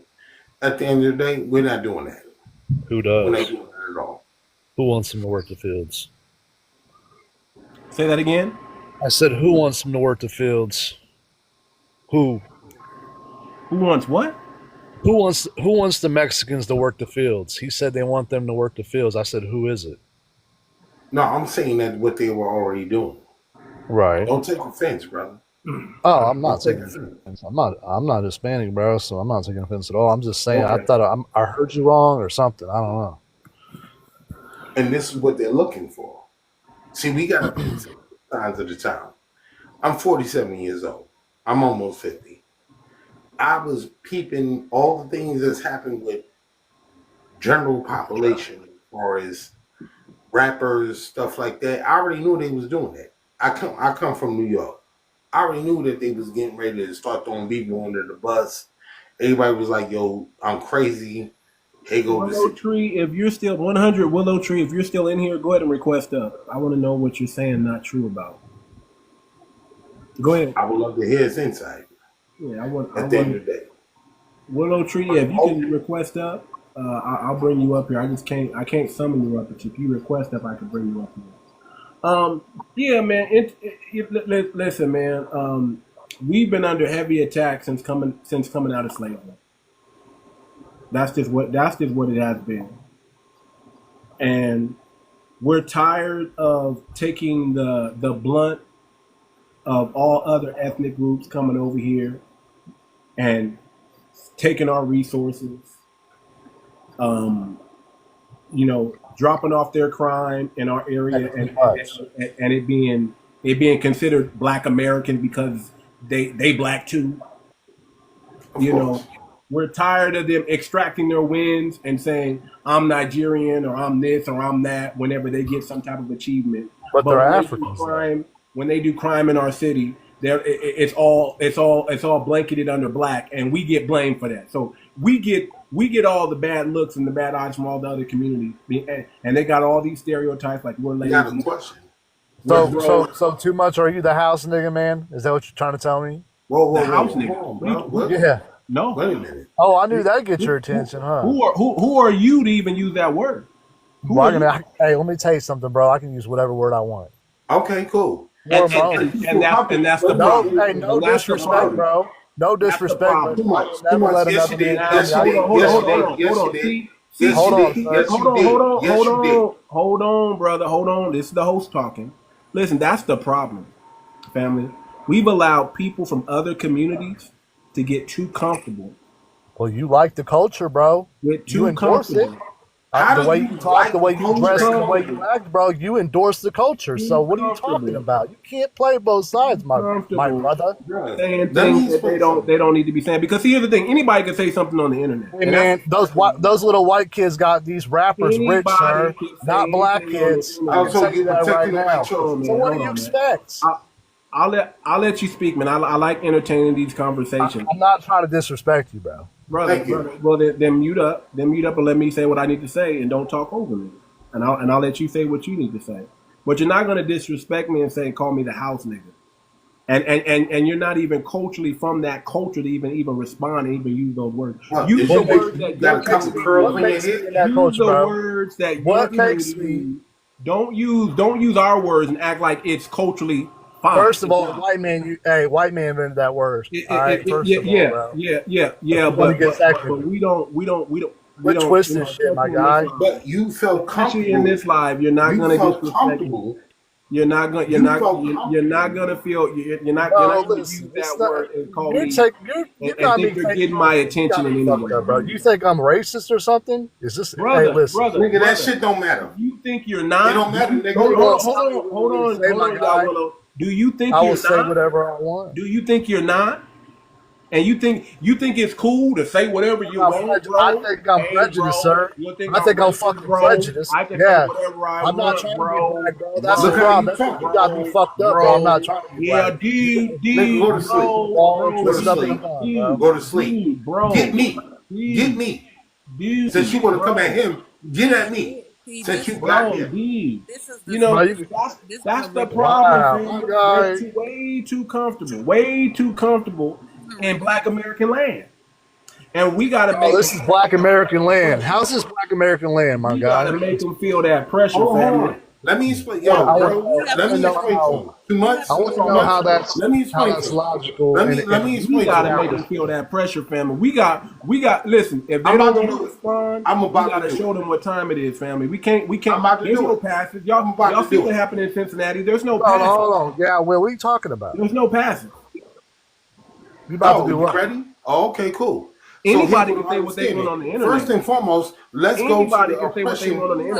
Too much. Let's go to the understanding of the situation. Because they don't feel uncomfortable. I'm sorry, Miss Lady. Go ahead. Let them talk. Some people don't like to do their research because they don't want to feel uncomfortable. Yeah. The father says study. He sounds like a Nick Fuentes to me, an ignorant little 26-year-old child who think he know history. Who think he know history? He sound like I don't even listen to Nick Fuentes, bro. YT supremacists. What the fuck? Who the fuck is Nick Fuentes? That's you. That's you. Because he's still talking. He talking nervous. Oh yeah, that's me. I don't even know who the fuck that is, bro. You talking nervous. You talking nervous. Hold on. Let me give you the insight. Let me give you the insight, bro. At the end of the day, racism was created. Hold on, y'all. Wait, listen. We got. Well, bro, let me tell you something. And it goes both ways, my guy. Hold on. It goes both ways, my guy. Hold on. See, when you talk just like like an that, Esau. you show how ignorant you are. It goes both ways. How am I ignorant? It goes both ways. No, brother, it doesn't go both ways. Robert, go ahead, It Robert. fucking does, my guy. Go ahead, Robert. Okay. Go ahead, Robert. All right, I got you. Robert, it's on you, brother. Robert, go ahead. Robert going once. Robert going twice. Why request up? I know if you pounding the button and you request up, just say that. Just All right. say I didn't mean to request up. So let me give him some insight at the end of the day. First and foremost, we're going to go to scripture. He said they will rob your home and won't even leave you a grave. Right? That's first and foremost. Who does that at the end of the day? You want to talk about the Bible? We talking about Esau. But I'm not going to get that in depth with you because you're going to try to utilize that. You want to talk about the Bible? You want to talk about Jesus Christ? You know what Jesus Christ is? You gotta go that deep, brother. You ain't going to get to the Holy Land unless you hate your mother, hate your brother, hate your father. So you know when I hear stuff like that, bro, I don't even believe in Christianity. Get out your feelings because if I wasn't telling the truth, you would not be upset. Oh, I'm not in my feelings. You already walked in with an upset. I got you in your feelings with a fucking word, my guy. But I'm in my Go ahead, feelings. holla. Listen, fucking word, my guy. A word. But Holla. the thing is, Mr. Sleeps, you came up here with that intention, and that makes you ignorant. Oh, I'm ignorant for that. Well, you know what, man? And that was the I next could have place I was said going. several things before that was unheard, and when I said that, boy, it got their attention, didn't it? So I guess it's working. I mean, to have an adult conversation, you know what I'm saying? The way that you approach Listen, adult conversation, that word doesn't even move me. One Well, way then or let's the drop other. it then and quit talking about it, man. One way or the other, brother. But no, it's But you're never going to tell another man, education. especially me, Education that I can't for say a the word, family. bro. Ridiculous. Well, brother, you can use you can use whatever word you want to. But when you run up on one of us and you use that word and something happened, you can't get mad. Let me tell you something, bro. You can't get mad, bro. Let me tell you something. You say that to me like it's never been done before. Bro. Well, you Listen what he just You met your said. match, my guy. You met your match. Are you from California? I'm from fucking Kansas City, Missouri, bro. Okay, that's why. Because you better stay. That's why you about to get drowned out. Stay that stuff in Kansas City, Missouri, bro. You about to get drowned Yeah. You ever been there, bro? Say that talk over there in Kansas City, Missouri, but don't go too far down south and do that. Don't go too far to west and do that because where I come from, we check people. Don't go to the Bay and do that because where I'm from, we check that. You must obviously don't know the long history between California and Kansas City, bro. So I don't know what the fuck you're talking about. Especially Sacramento, places like that. You know what? Yo, too much. Let me go and eat them alive real quick. At the end of the day, first and foremost, you come with negativity. You sit here and you trying to spawn a certain situation. We're not going to deal with your demon, sir. I mean, the demon, look, you say you like to listen, so get to listening. At the end of the day, listen, learn to listen. Because the Father says, study to show thyself approved. So at the end of the day, what you don't do, y'all hate white people so much, huh? Because we don't hate you. We don't hate you. You know we don't hate. Let me tell you what we don't hate. Let me tell you what we don't hate. Shush. Let me tell you what we don't hate.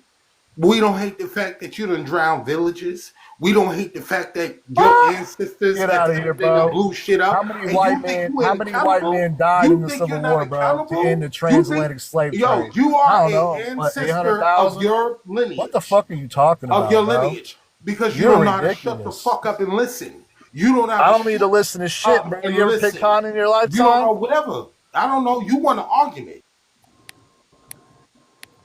Bro, listen up, bro. Just listen up, bro. Listen, it's very simple, bro. You came on here thinking you can use the N word and it failed. you thought it was gonna be cool. You thought you got somebody's attention. I don't care if you think it's cool or not. But you really didn't do nothing. You're from Kansas City. I don't care if you think it's cool or not, bro. And You're I ain't from trying to be Kansas cool. City, I bro. don't know what the fuck you're talking about, You're bro. from the Midwest, Kansas You clinging City, on to this bro. fucking That's rap where hip you're hop from. culture, bro. Like you got something on one. Get the fuck out of here, bro. So let me tell you what it is, bro. Since you come into Black America Stands Live, bro. Bro, just because you're black don't mean you're fucking built that way, bro. I've done splattered plenty of big noses in my lifetime, my God. I mean, you just got this. You got this notion that you can just talk to any white person like you want to, bro. But you're gonna meet your match one day. Somebody like me, dog. Let me tell you somebody like me is gonna put you in your old ass place, bro. Old motherfucking man, acting like a tough guy, bro. I don't get it. I love it when they talk like this, bro. Come on. I love it when they talk like this, bro, because they all think they're Russian at some point. They all think they can run up into Cincinnati and just you know what? You know what? He was inebriated, dog. He was inebriated. He could barely even fucking stand. I seen the video. That motherfucker was drunk as shit, bro. And when you got 4 or 5 people on you, I don't know if you've ever had 3 guys on you. Have you ever had 3 guys in a brawl on you, bro? Probably never. But I have, and I can tell you what. You said alcohol on top of that, but you ain't talk to me like that. Hold on. You ain't talk to me. You're soft as butter, bro. You can have me. Fuck. Anybody can say what they want to on the internet. Whatever you want to do, bro. Anybody can say what they want to. I'm gonna get up out of here. You wasting my time. Deuces. Bye. I wonder what his purpose was. You know, I mean, bro, I don't know what his purpose was. I can tell you. I don't know what his purpose was. He thought. I guess he thought he was cool. I guess he thinks. I guess that's cool in Kansas City. If we pay attention to exactly what's going on at the end of the day, they are trying to agitate the black man at the end of the day. I mean, everywhere you go, even up here, like we just sitting here chilling, talking, and having a conversation, and one of them they got to be in our space. He got to drop the N word before we do. Nobody dropped the N word but him, and he got to be the one to do it because he think he's cool. He's but take this. He don't know no better. Take this. He thinks slapping around a few tethers is cool. But when you step to a real one, you're going to get everything we got. You're going to get everything we got. I don't know about y'all, but we are the one that can slay 1,000 and the 2 that can slay 10,000. Thank you. I don't know too many people that can really get with us on that level, one-on-one. I don't know too many people that can get with us. I don't care how much muscles you think you got. I know some brother who got that skinny man strength.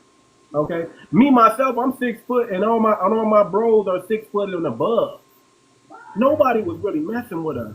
And it wasn't I am 5'11". Listen. I am 5'11". Fighting 5 people, man, I'm still gonna stand tall. I'm still standing up at the end of it.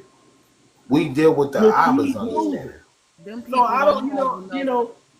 You got one white man who feeling himself right now. They don't have enough body. They don't have enough body, man. I'm not trying to turn it into biblical, but they know their demise. They know where they're getting ready to go. Yeah, I should have brought up this is where they're angry at. That's why they're going to keep trying. Yeah, they mad. They are angry, hurt. Well, we could say hangry because they wanted to eat everything alive. See, but the Father gave them an option.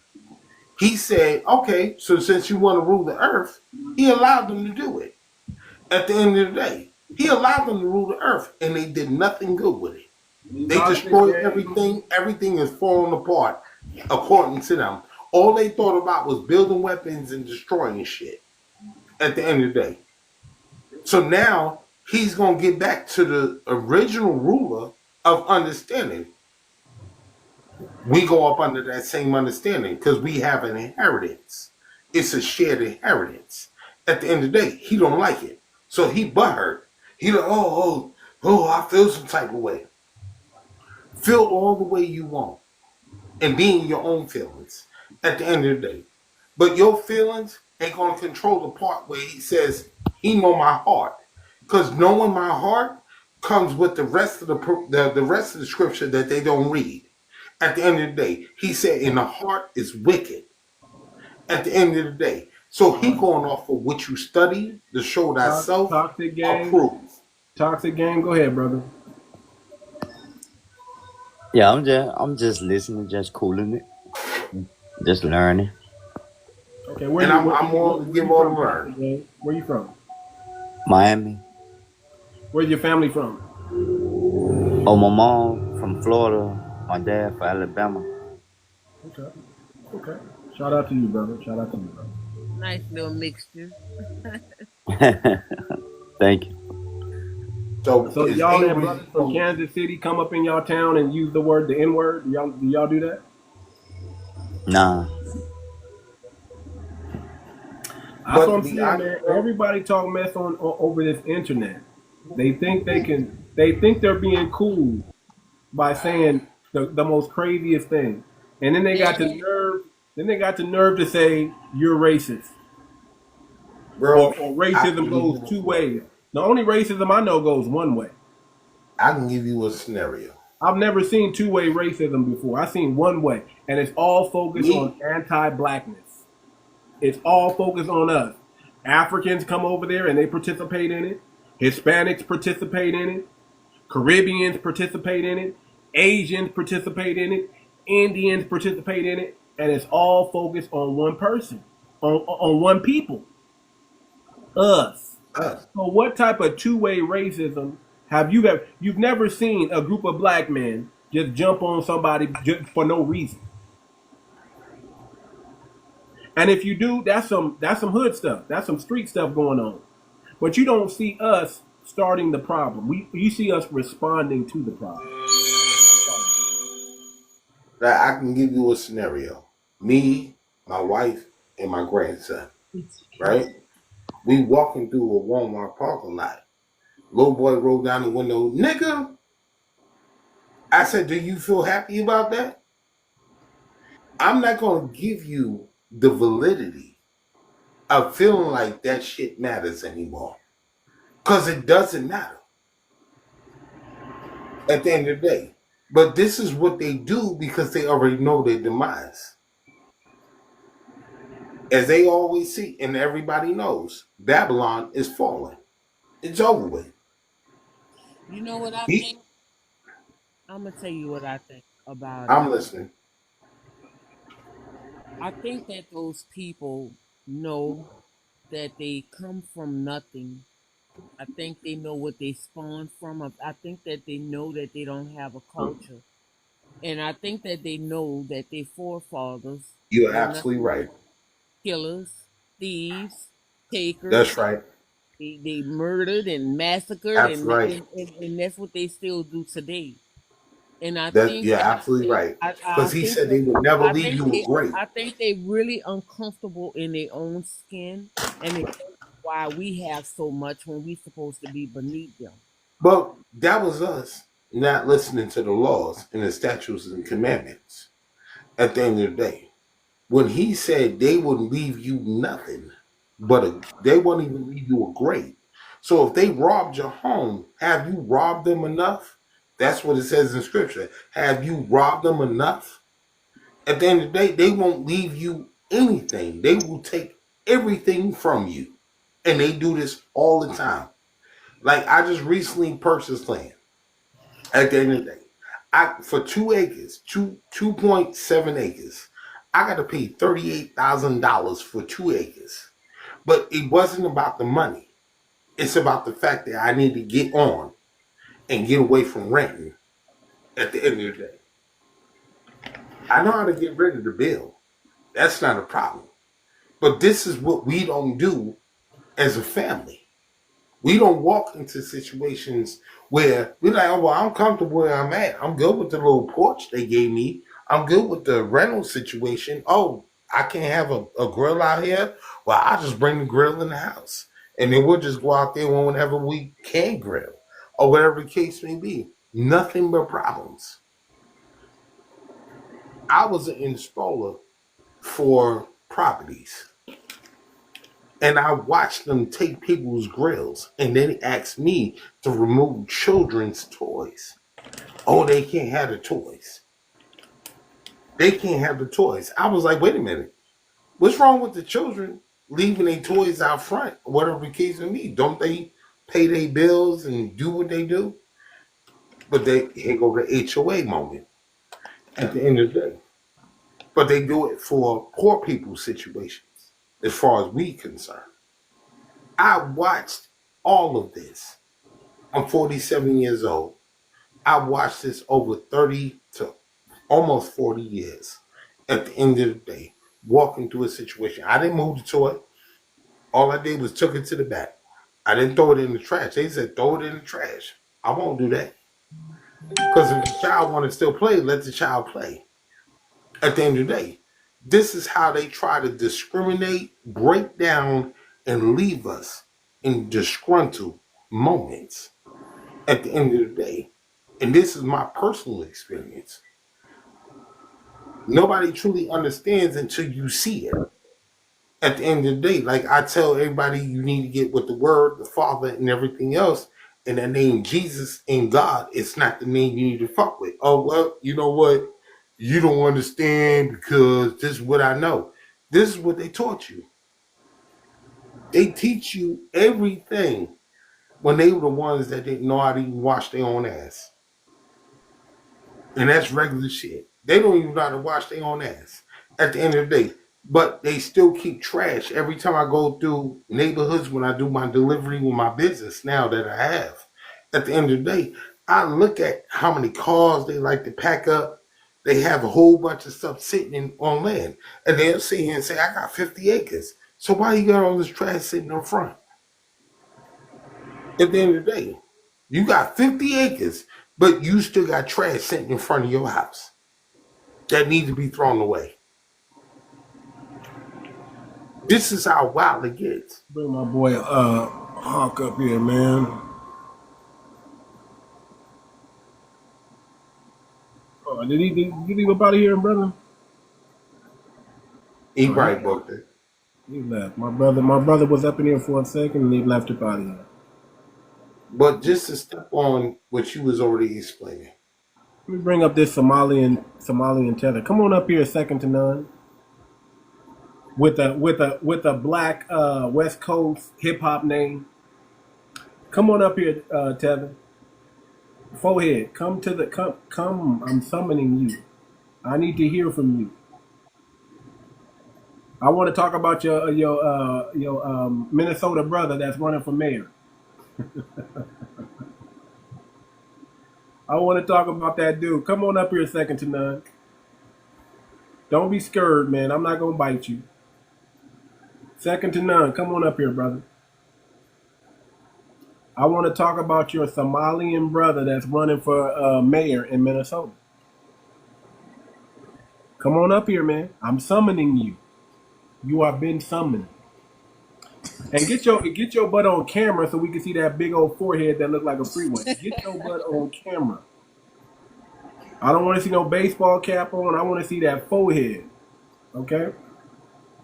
If I don't see the forehead, I don't believe it's real. So come on up here. They have a lot of them key gangsters. They be behind them keys, just typing away and telling you what's on their mind. Keyboard warriors. We got them keyboard warriors and keyboard warriors. Why didn't you tell them you was FBA? And tell us how you feel. Why didn't you tell the white man that you was FBA and see what he say about that? Tell him you ain't African. Come on up here, second to none. Come on up here, brother. Don't be scared. You've been up here before, so I know you can't. I know you're not scared. So come on up here, man. Don't be a keyboard warrior in my life, man. Just come to the stage and let's talk like men. I'll give you a chance to speak. You don't overtalk me, and we can have a good conversation, man. I guess he's not coming up here. Let me see who else is there. Let me see who else. Why? Because you're such a laid-back talker. You know you're not cussing. Let me bring my boy King Hawk. King Hawk, come on up here, brother. Come on up here, brother. What's going on?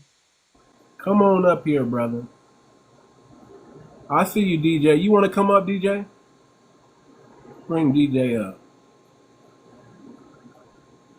Where my people at, man? Y'all come talk to me, man. I ain't, I'm cool. There we go, DJ here.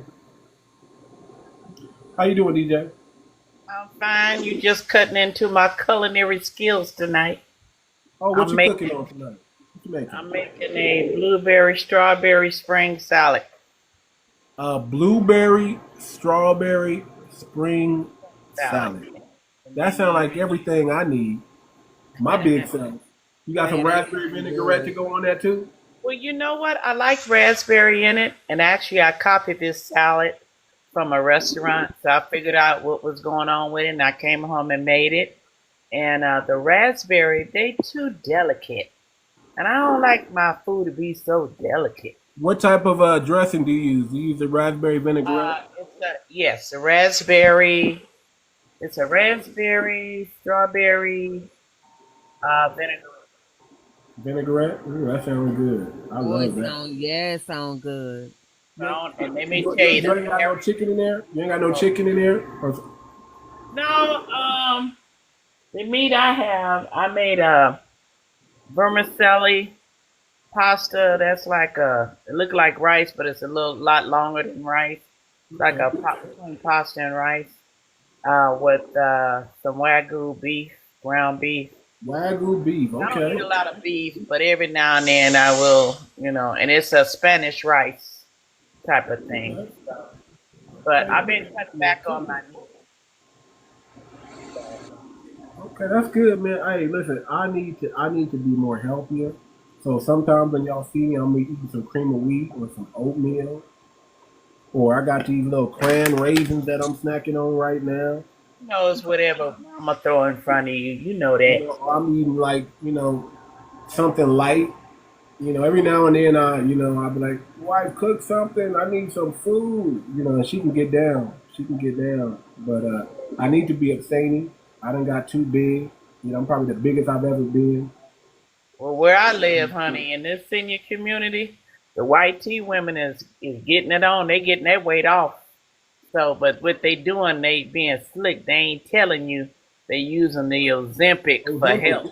Ozempic, yeah. I'm not gonna use that. I'm not gonna use that. I don't want that. I don't want the problems that come with Ozempic. I don't want the Well, problems. I tried it, and I did right away, lost some weight. But the higher they went on the dose, that's when it affected my bowel system. And I paid attention. So I told the doctor, oh no, it's time to get off. And then I went to the other one, Manjaro. Manjaro was much better, but you cannot raise the dose on me. You have to keep me where I'm at with the dose. Once my body's introduced to it, you can't max me. So how many pounds you lost with Monjaro? Manjaro, I lost, let's see, 20. And How long will it take for you to lose 20? Ozempic, within about a month and a half to maybe 2 months, I had lost 15. But by then, it started affecting my bowel system. I said, no, thank you, bye. Yeah, if I can just lose 20, maybe 30 pounds, I'll be okay with that. If I can get back, I don't, honestly, I'm probably like 240, 250, maybe. Yeah. If I can get down to 220, and if I can really get back to like 200, I'll be cool with just 200, man. Okay. 200 like my walk around weight. I need that. You know what to take the weight off fast and healthy when you take it off? Fasting. What's that? Fasting. You know what? You're absolutely right. Let me tell you what I did. I went 21 days, no food and no water. But I was young. Oh yeah, I did the Daniel fast, or I did above and beyond. I did it above and beyond the Daniel fast. The church said 21 days. Yeah, that's when and they were praying for something, and they were believing God for something. Yeah, that and was I did 21 days, no food, no water. And then on the 22nd day, I tried to eat. My body was hey, look, listen, I could do nothing but drink. I couldn't eat no food for 3-4 more days because my body was rejecting the food. I tried to eat some pancakes. I tried to treat myself to some pancakes as a reward for what I did. put all the butter on it, put all the syrup on it, man. I was so happy. I took 2 bites, and my body was like, mm-mm. Yep. Mm-mm. Yeah. My stomach was rejecting the food. I'm like, but you're making noises, and my stomach hurt. I'm hungry. My stomach was like, no, you better easily don't even think you're gonna drink a whole thing of orange juice or lemonade. No, drink you some water and ease yourself on back, and then Yeah, you smoke gotta like ease yourself. You just can't jump to no my stomach pancakes and shrunk sausage up and like stuff. this, and it was like you can handle maybe two bites of pancakes before you throw up. Don't try to eat no meat yet. Get you some vegetables, something light. Don't try to eat What no I liked cereal. about That your body gonna reject that. Drink you some water, and it took me about 4 days, 5 days before I can eat a full meal again. I went on a watermelon diet, and I drank water. I did that for like 4 days because I was trying to reset. You know, I was trying to reset and detox and stuff like that, and then start all over, but lightly. Did y'all see what this They Tesla putting just so told me? much Hold on, let stuff me in make our it for you. food. They put so much in our food. You never trust what you can eat. You know what I'm saying? Look at this yeah. fool. He said, "Looking for work is the best exercise instead of sitting on that dirty armchair all."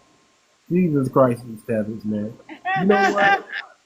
I bet no one says that about your forehead. I bet they can find you in the Okay. dark, in the daylight. They just look for that big old shiny ass forehead, and then you are found out. I bet you was not good at hide and seek, but that forehead couldn't fit in the cabinet. You know what I'm saying? That I forehead just couldn't fit in the refrigerator. I just came home from work. I do 12 hours. I am a licensed and I'm licensed to carry. I'm a security guard for a big transportation plant in in He um said he's in better in looking, Nebraska. Yeah, brother. You we probably don't better know. look into a Somalian girl, a Somalian lady. You probably fine to her. But one of our sisters, they gonna look at that forehead and they gonna be like, nah. And I looks don't don't know. get you And, nowhere today, and, baby. and, What you and what what what, I don't what know your too many pocket black women that like musty men with big foreheads. I don't know. what your pocket and your credit looking like? Who's better looking? Well, how your family? I don't What know. kind of family you come Now maybe from? if you got some money, they might deal with you for a little bit. Do you wash your legs too when you take a That's all bath? you I can You mean, look I know, want to know all those things. He's talking you about know. he's better looking. Musty and big foreheads. I don't see our women being attracted to that. That's just not something I've seen. Now you may can prove me wrong. Maybe you braid. That one little braid can come down like a bang. I don't know to hide Can't be that forehead, can't but be it's too good shiny, looking. brother. Under there, pretty making good all It's bangs them shiny. so long. making It's all them, shiny. them poster. You're supposed to be in the bed when a woman's supposed to be holding you and rubbing your hair and your chest right now. And Brother, you she up is here rubbing the talking about genie you on the better looking. lamp. When she rubbing that head, she's rubbing that forehead like a genie. Like she spit shining that thing.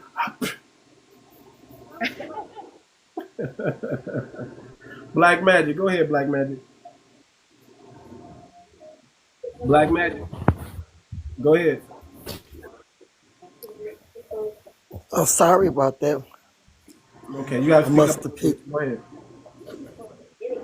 Let's see, how do I get on? Were you trying to come How up do I or go there? No, I huh? wasn't trying to come up. I just been Okay. sitting in the comments. Okay. Sorry about that. No problem. No problem. I'll drop you back down. No problem. No Okay. problem. Yeah. You see, I'm living in your no, brother. Your forehead is blocking the reception. That's what's going on. You're not living in my head. Your forehead is just is like if you fall asleep, we know you're gonna log off, but that forehead is gonna hit the log off. So the next time you need to log off, just drop that head and we're gonna log He off the TikTok probably because he, you he still on my probably got a live. I side live head rent instead of a free in forehead. your head. You come to my live every single time I go live. It's like you make sure you get my notifications and you make sure you jump in this live, man. I don't understand it. Because I I'm That's don't your living. understand it. fan? Oh, I didn't know he was a Never heard fan. of out of sight, out of mind? Man, I got him watching. He probably you either from Somalia, Eritrea, or Ethiopia. I know you somewhere East African. That's what I do know. That forehead is too prevalent. Okay. Okay. When you got a prominent forehead, we know we know where you come from. You know, and it looked it's kind of like alien like. So it's like I'm leaning more towards Somalian because you know when you got that little alien shaped head, it's different. It just hits a little different. I like that dance that y'all have out too. The one where you dancing, you jack your neck and your chest like you're gonna break your shit. I like that. I like that dance that they doing. When they be doing that, they throw that head back, and them feet automatic when they put their head back, their feet automatically come up. When they put their head down, their feet go down. You're like, I got a question. Is Arizona on fire? I don't know. That's a good question. I don't know. I hope not. My brother's in Arizona. I hope not. Because it's any time here in Vegas, we get smokiness in the atmosphere. A lot of heavy, gray looking, and you can't because we're pretty good here in Vegas. We don't get heavy smog issues. Now, what happened in Vegas? I heard something happened in Vegas. What happened in Vegas? Like what? I haven't been. There was a mask pew-pewing in Vegas. I didn't hear anything. I'll look that up, but I didn't hear anything about that. Blackstone, did that ring a bell? Blackstone? No. But I have not been. I haven't turned. Google Blackstone real quick. Google Blackstone real quick. Let me Google. Yeah, there was a mass shooting. A guy had went and shot up a place he was working at. Here in Vegas? Yeah, in Vegas. That's what I The heard. guy was from Hawaii. He wanted them Hawaiian people. I'll have to get off my phone. I'll have to switch over, and then executive unalived in. Oh, I'm sorry. No. I'm sorry. It wasn't Vegas. He was from Vegas. I'm sorry. He went to Manhattan. He was from Vegas. Oh yeah, you talking about that dude? He went to Manhattan. And he unalived the executive, the CEO. Yeah, BlackRock. Blackstone. Was Blackstone? I thought it was BlackRock. No, Blackstone. Blackstone is the realty company. BlackRock. I mean, they all do investments. Okay. Because somebody told me BlackRock, so I thought it's BlackRock. But I definitely heard about the lady that he was after was in real estate. And how allegedly she cheated a lot of people. In other words, it hurt lower middle class people the way she was doing with she was doing them bad. She was causing people to be homeless and stuff. Yeah. So Listen, a lot of CEOs are getting smashed on. Yeah, and they were trying to avoid. It ain't an easy job. Listen, you think you risen to the top of the food chain? Let me tell you something. Listen, nobody wants to be the president when the people are disgruntled. You said nobody wants to be the president. Nobody wants to be the president when the company is doing wrong. And I'm telling you, listen. If you're gonna be CEO now, you better be asking for nothing less than $1 million because whatever you got to take whatever come with that. Them folks click out and they taking everybody out. Jesus Christ! Remember that other dude? What's that other dude? The Italian dude that unalived the healthcare CEO or what was it? Oh yeah. Now that dude's walking around proud. I mean, he kept his head held up, just like the black dude when they took out his son. Rodney Hendon Jr. was like, "Hey, I'll take this L. You unalive my seed. I'll take this L." And he got up in their face and let them know I meant to do that. I really feel bad that he had to go to that length, and they put him in a position he was totally provoked. Totally. Okay. Yeah, man. Have I y'all mean, heard that's anything else on the guy that took out them congressmen and they Which guy from Congress? Which guy? the guy that went and shot the congresswoman and her husband. He shot two couples. you You mean gotta say unalived pew. her? You gotta say pew pew or Yeah, unalive for TikTok. yeah. I'm Yeah, sorry. yeah. Make sure you say Yeah, unalived. yeah. Anybody ever heard anything back on that? When was that? How long ago was that? Let me look that up. How long ago was that? Let's say it was last month, I think. So somebody did what? What they do? Uh, I kind of vaguely remember something like that happened this year. The Congress, the people that was in Congress, they were Democrats. Democrat? Yeah. You're not talking about when they was out there in the baseball field playing No, ball. he went to the Congress the Congress lady house, Oh, when he went from one place to another. yeah, and pretended to be a police officer. Oh, that one. No, I haven't heard He about that. pretended to be a police officer. Yeah, he pulled up in those people driveway and knocked on the door. And they looked out and they seen it was a police officer. And as soon as he opened up the door, he took them out. Then he went to another couple house, and they were also in Congress. Yeah, now that was man. You can't answer your dough no more. Golly. And he was a Republican. He was News working reports under from June Walter. 2005 describe the incident. This happened in Minnesota, where a Get man these Republicans out of office. allegedly impersonated a police officer and carried out an attack that resulted in the unaliving of state representative Melissa Hortman and her husband Mark Hortman.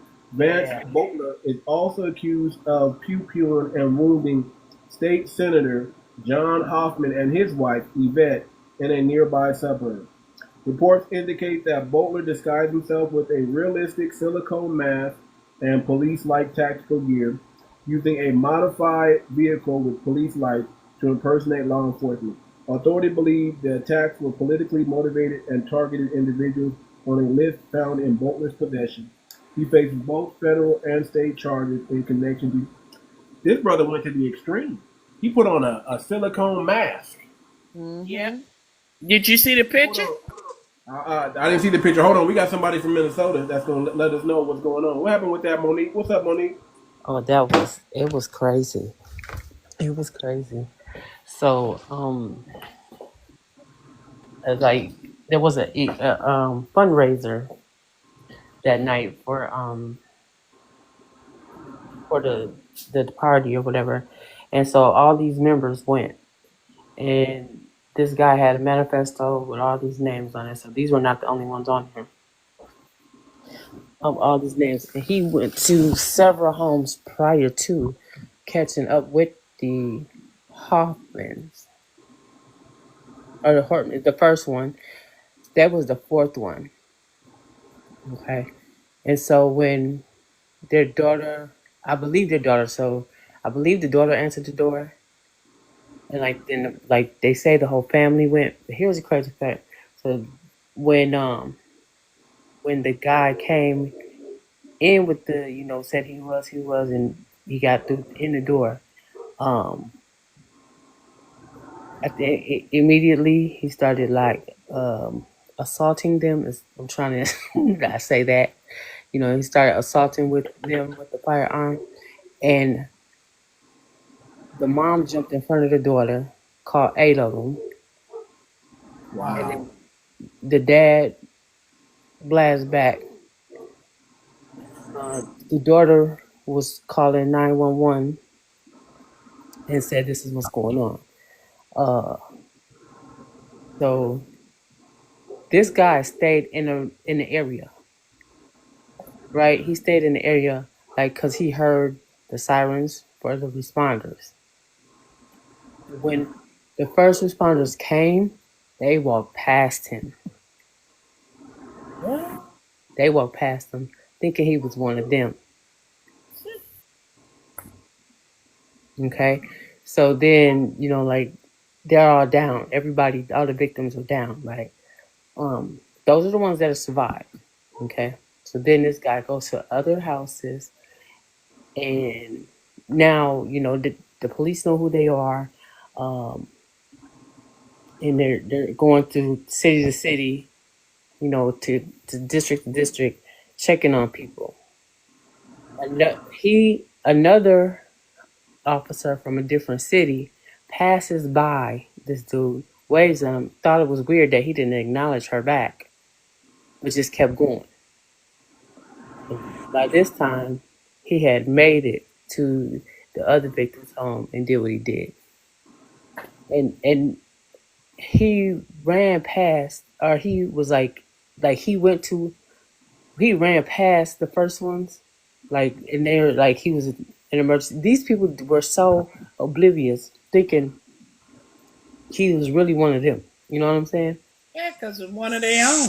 Yep. And they paid no attention to it. He looked like them, walked like them, talked like them. He had he had a security vehicle with the lights and all that on. He had the tactical gear, all of that stuff. Like, he just was in the garb, you know what I mean? Like the whole dress, the whole. So once he realized, okay, they looking for me now, he went to a home he rented, or like he rented a room from his home in North Minneapolis. He gathered all his stuff, told his roommates, I'm probably finna either go to jail or DIE. And they're like, what's going on? He stopped at a bus stop, or he stopped somebody somewhere, like just in the neighborhood, bought a car from them on the spot, cash on delivery right then and there. Because he knew they were looking for his vehicle, and got away. He got away? He got away for a while. Yeah, he was on the run for a minute. I think they unalived him. No, they didn't. They did not do nothing to that man. Oh, he's walking right now. He complained about his treatment. He thought he was club. When you club say he walking behind bars? Yeah. Oh, okay. They did eventually arrest him, but yeah. What race was this man? He's white. He's definitely white. Oh, you didn't see his picture? Yeah, he definitely. And they worried about Black Americans. They worry about us. Okay. They do. They worry about us. They think about us. They live. They got a whole Manchurian candidate that they got to worry about. That's what I'm thinking. That's a lot of this stuff. That's man. What the heck is a manifesto? Why don't we have one? You understand what I'm saying? When he had up to 7. Why are these people walking around with manifestos? Like, who thinks of that before they're about to do something? They think, well, let me write out and tell so everybody know clearly what I'm doing and why I'm doing it. Yep. He has some kind of failing security company now. Like, he's worked with those people before. Like, he knows them. Oh wow! So you probably seen the demonic stuff that they do, the rituals. No, those people were Democrats. 2 of them people had the Democratic seat. What he was trying to do was it was more Republican seats than it was Democrat seats, but Democrats was about to get 2 more seats, and it was going to be 1 seat more than the Republicans. So both of these were Democrats, and in different districts. Okay, and it was like them and their spouse was the victims. That's why that other young lady better watch out. He thought he did it for king and country. But listen, if he worked with them, I know he knows the demonic things that they do over there. Who are you talking about?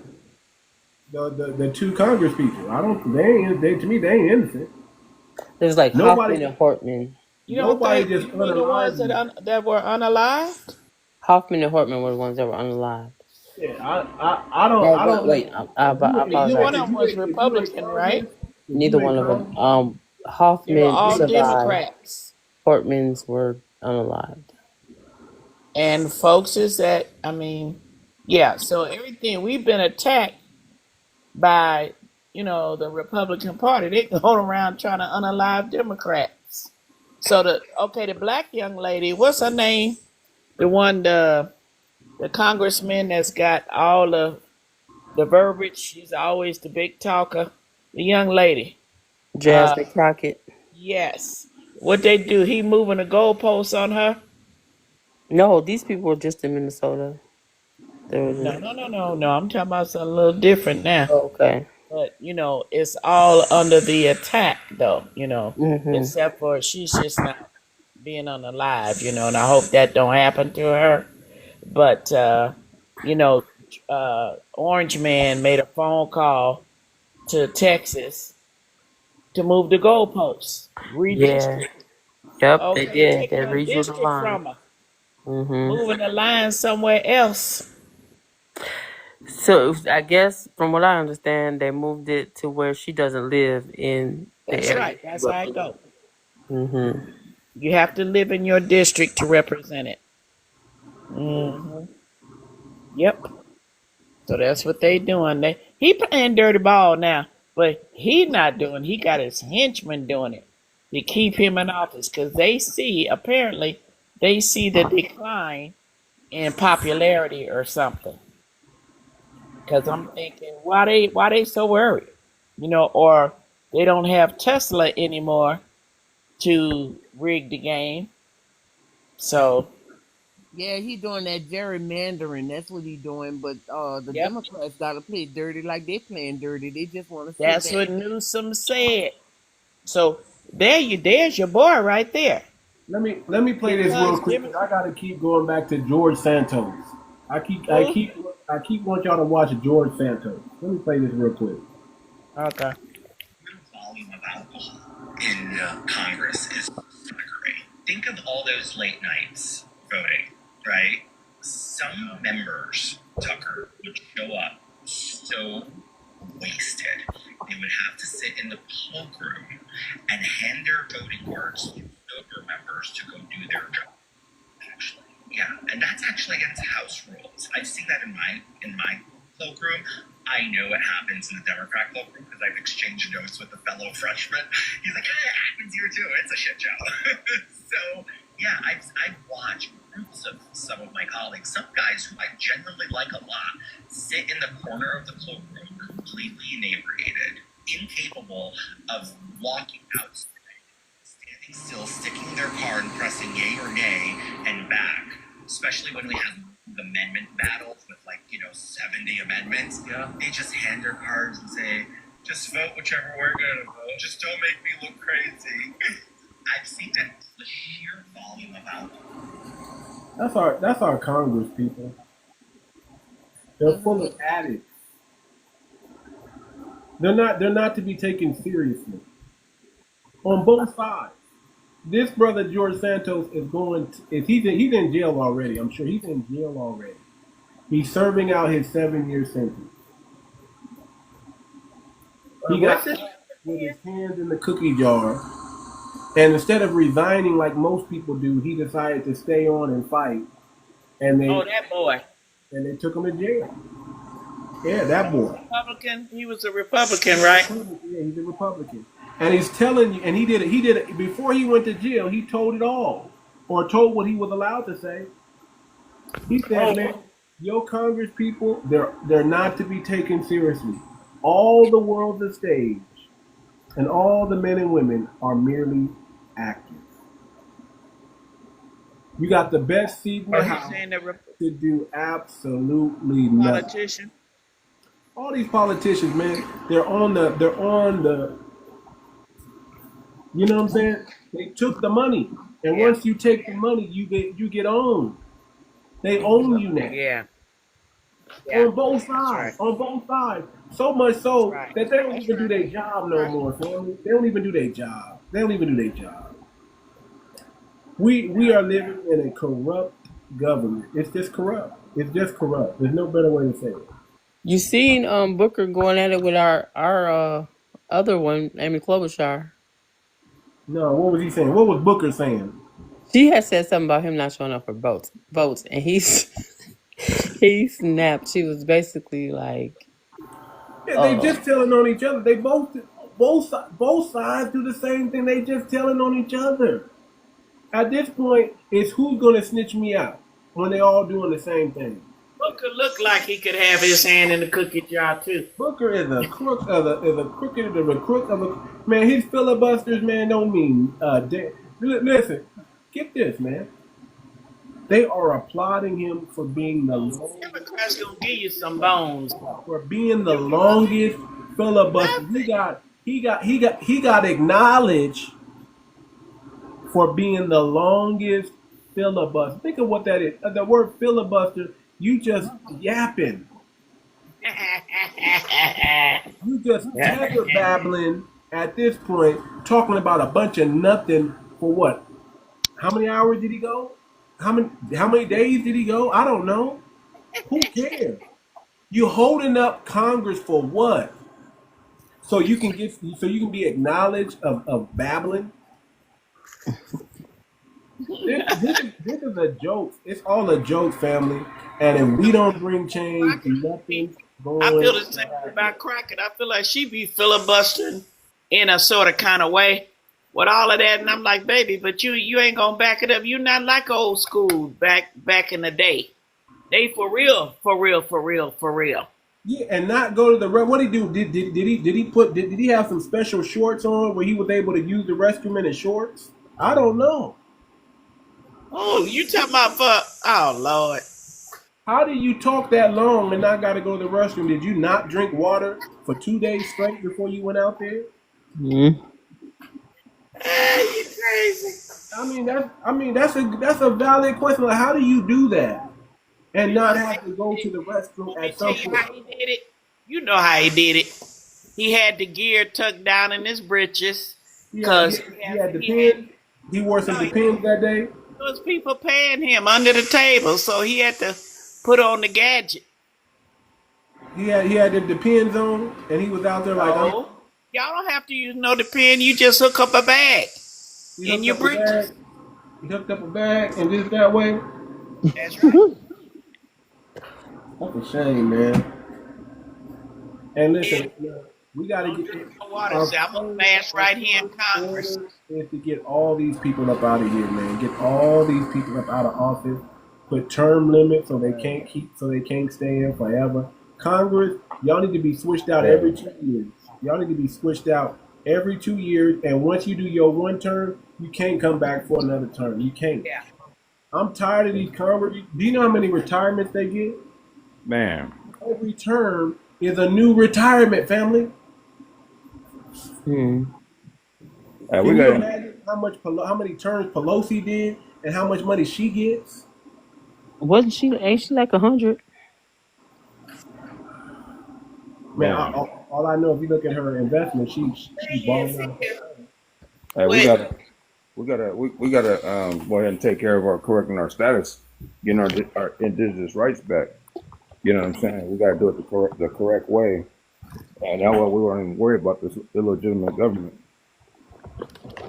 Family, listen, man. Listen, I need to talk to my copper-colored brothers and sisters. I need to talk to y'all, man. Listen, we can't keep arguing over the term black. We can't do it. We on the same side. That should be enough. But we can't argue over the term black all the time. We got to get on this. Listen. I can say go deep, and you can say go short. Yeah.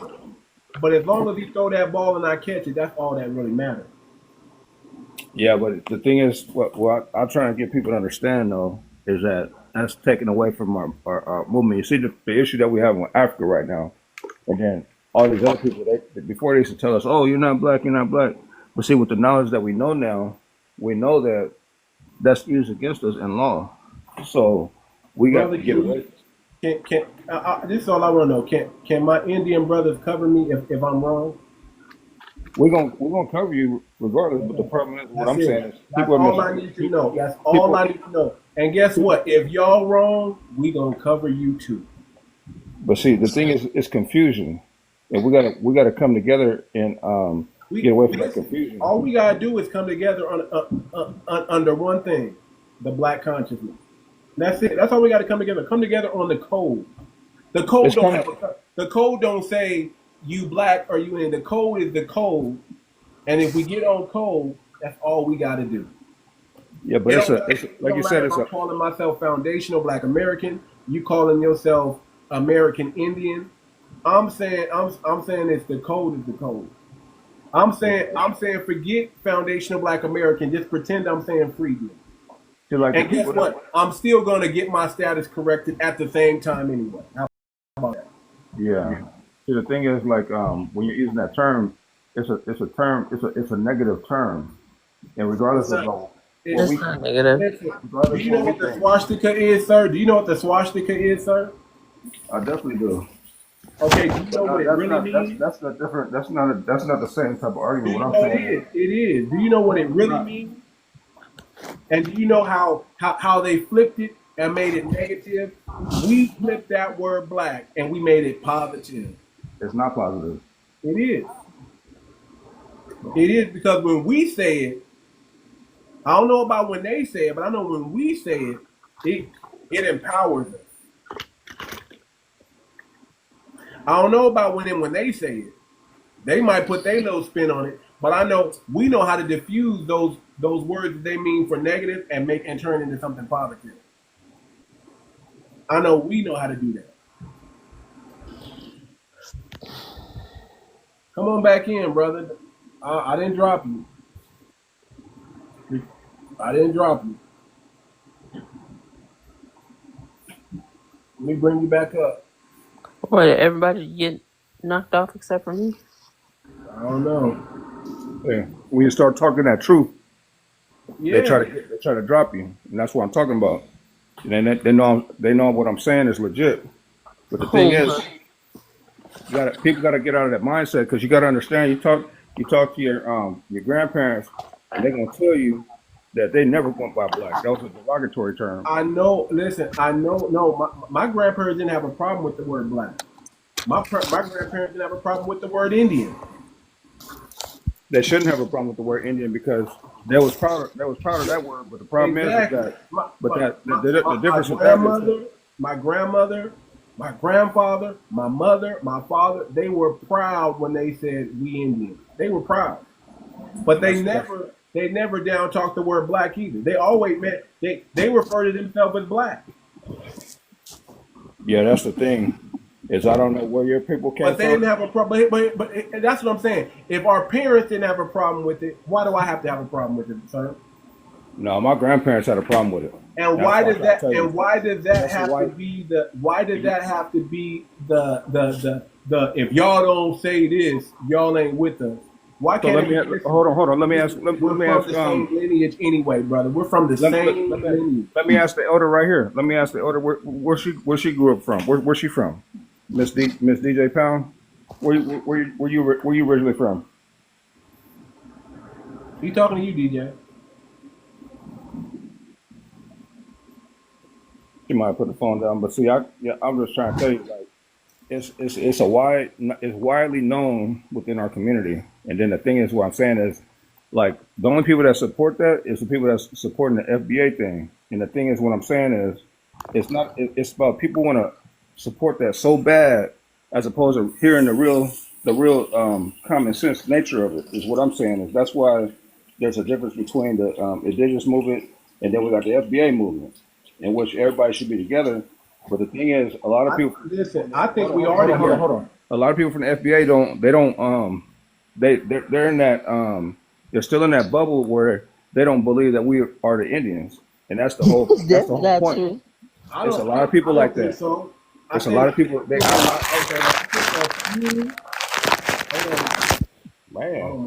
I think a few FBAs busy down there. I think a few FBAs don't know, but a lot of FBAs do know, sir. Especially if they're on code. Especially if they're on code, they gotta know the truth, because we're not lying to them. They gotta know. They gotta know. A lot of them. See, some of them I know. I'm telling you. This is what I'm telling you. They go. So if they're the FBA that don't know, then we got to have grace with them too, because they still of the lineage. And then some are still like holding on to the African thing. That listen, some of us are still calling ourselves African Americans, sir. And you know what? They're of the lineage. They're still of the lineage. They're still of the lineage. So I can't kick them out. They can be African Americans, but guess what? I'm telling you, the moment we get on code, that's when the truth is exposed. The thing is, the more we're off code, the thing about the this more is we don't know what's going on. The setup is they've been setting us up for a minute. Obama and that Biden, they made that deal with Africa. So anything about that? So anything about that Black African American? Rejecting that. We got Ciara thinking she's Benin. We got Ciara going down to Benin and getting citizenship. We got Spike Lee going down to Benin. They sold us out. And getting listen. Wait. You're supposed to follow no celebrity anyway, and understand. Listen, let's just be real right here. Obama's not a remnant. Only a remnant is going to get on code and reject what is happening. But no, what I'm saying is, I don't think you heard what I'm saying. No. This ain't got nothing to do with no celebrity. What I'm talking about, real, actual, factual, contracts. What they didn't give the Nigerians all that money, and they done turned over to anybody that's trying to claim that African slavery reparation stuff. Y'all gonna be African. They're gonna be deporting you. They're gonna send y'all straight on over here once y'all get that deal. So that's the trick they got going on y'all. So anybody that feels that they connected. So you say we supposed to? Brother, where are they going to deport them to? They're going to get those countries over there. They're trying to get that thing. I'm telling you, that's what the whole thing is. Why people boycotting the Africans right now is because they get that slick under the table. This information from? Show us the proof. I don't got nothing right now. It's articles out there, but I don't have it right now. What articles? Are they reputable articles, or are they just a bunch of people in the room saying this is what's probably going to happen? That's what. No. That's the thing is what you got to understand is what they're doing.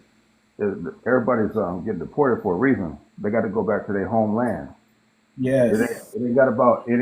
It's international law thing they got going on. Brother, where they gonna send 50 million people? You tell me. Where they gonna send 50 million people? Any one of them countries over there will say, "Oh yeah, they're from here."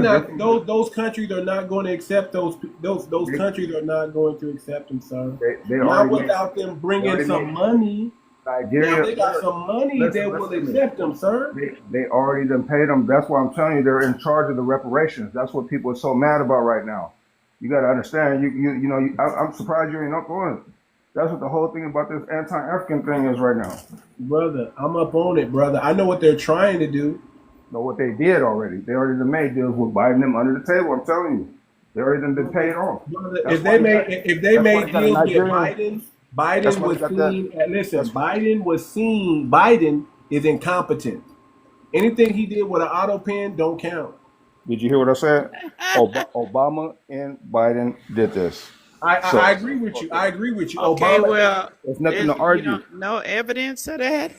There's nothing to argue. You can type it up yourself and look at it. It's they didn't get no money. They didn't get no money. They did. They want to get the money. Listen, they gave money already, but they're trying to get They're not getting any money yet. No, they're not. They futuristically would like to get some money. No, they're gonna get. They plan on getting money. They already got money, but the reparations. They didn't already get no money. No, they did not.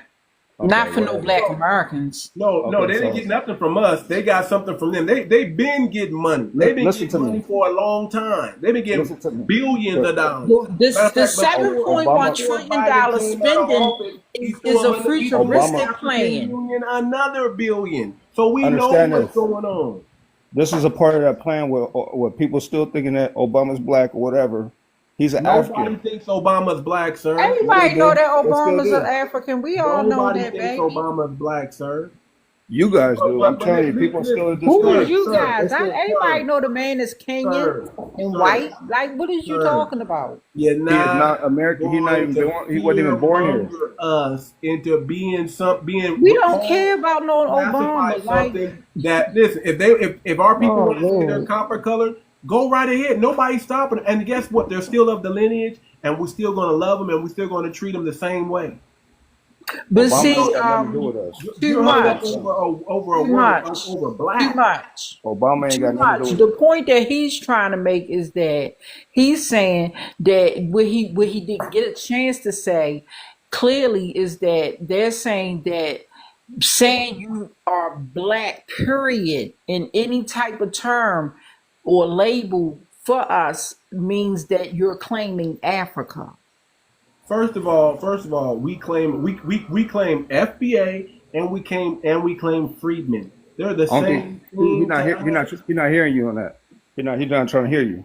They're the This is same. this It is something don't new that matter. has came It out. don't I'm telling you. matter what they trying to hear. It don't matter. Listen. Do you Well, think? hey, Do you too think? tough. Do you think we're just going to let them do what they think they planned on doing, or they already got? Do you really think we're going to stand for But that? they can't. Okay, but I'm gonna tell you guys something. A lot of people don't know.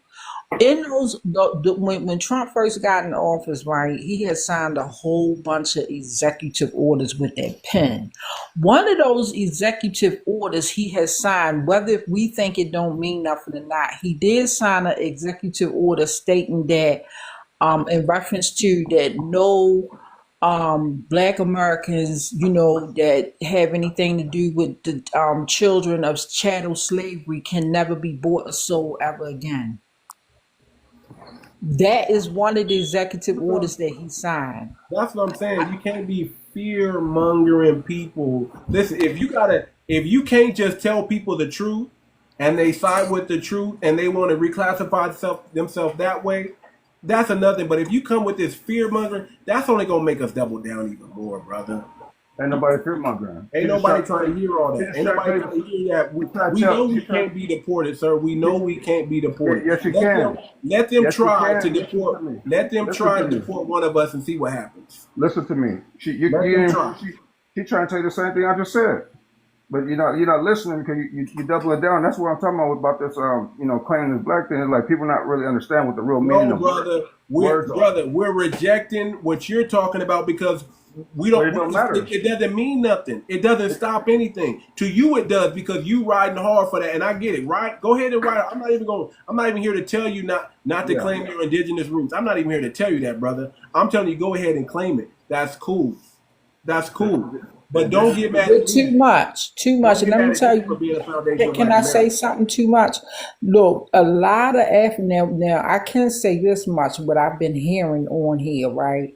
A lot of Africans been popping up on people panels, right, and telling Black Americans to their and FBA to their face. Well, if you call yourself BLK, then He you're is African. American You're indigenous. African. Yeah.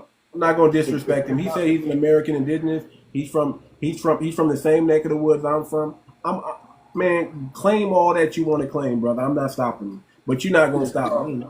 It's about it's about it ain't about what you thinking. You know what I'm saying? It's about what they're doing in underground. But You know what I'm saying? they didn't ever get no money though, and what they planned on, what was the situation, the deal that was made between Biden and Obama, now that or whatever. No, it wasn't even Obama. It was Kamala that had something to do with it. It was her and Biden.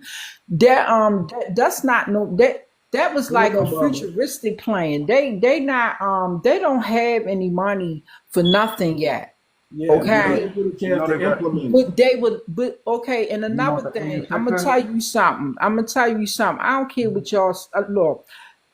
Do y'all know as of what was the first of August?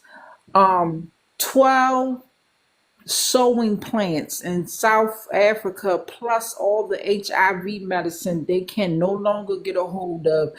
And it was a total of 12,000 employees that don't have no job no more. If you go on, I seen it on YouTube. You go on YouTube, it's over there. Mm-hmm. I mean, they are them people are sad. They up there saying, up there crying, talking about America is their hope. That is the only hope that they got. You seen that video from South Africa where they talking about where they listen the same day we boycotted African restaurants and African hair braiding stores. The same month is the same month Trump put a 30% tax And he South shut or down South 12 of Africa. their sewing plants. They was And sewing they is they was crying. sewing clothes for Walmart.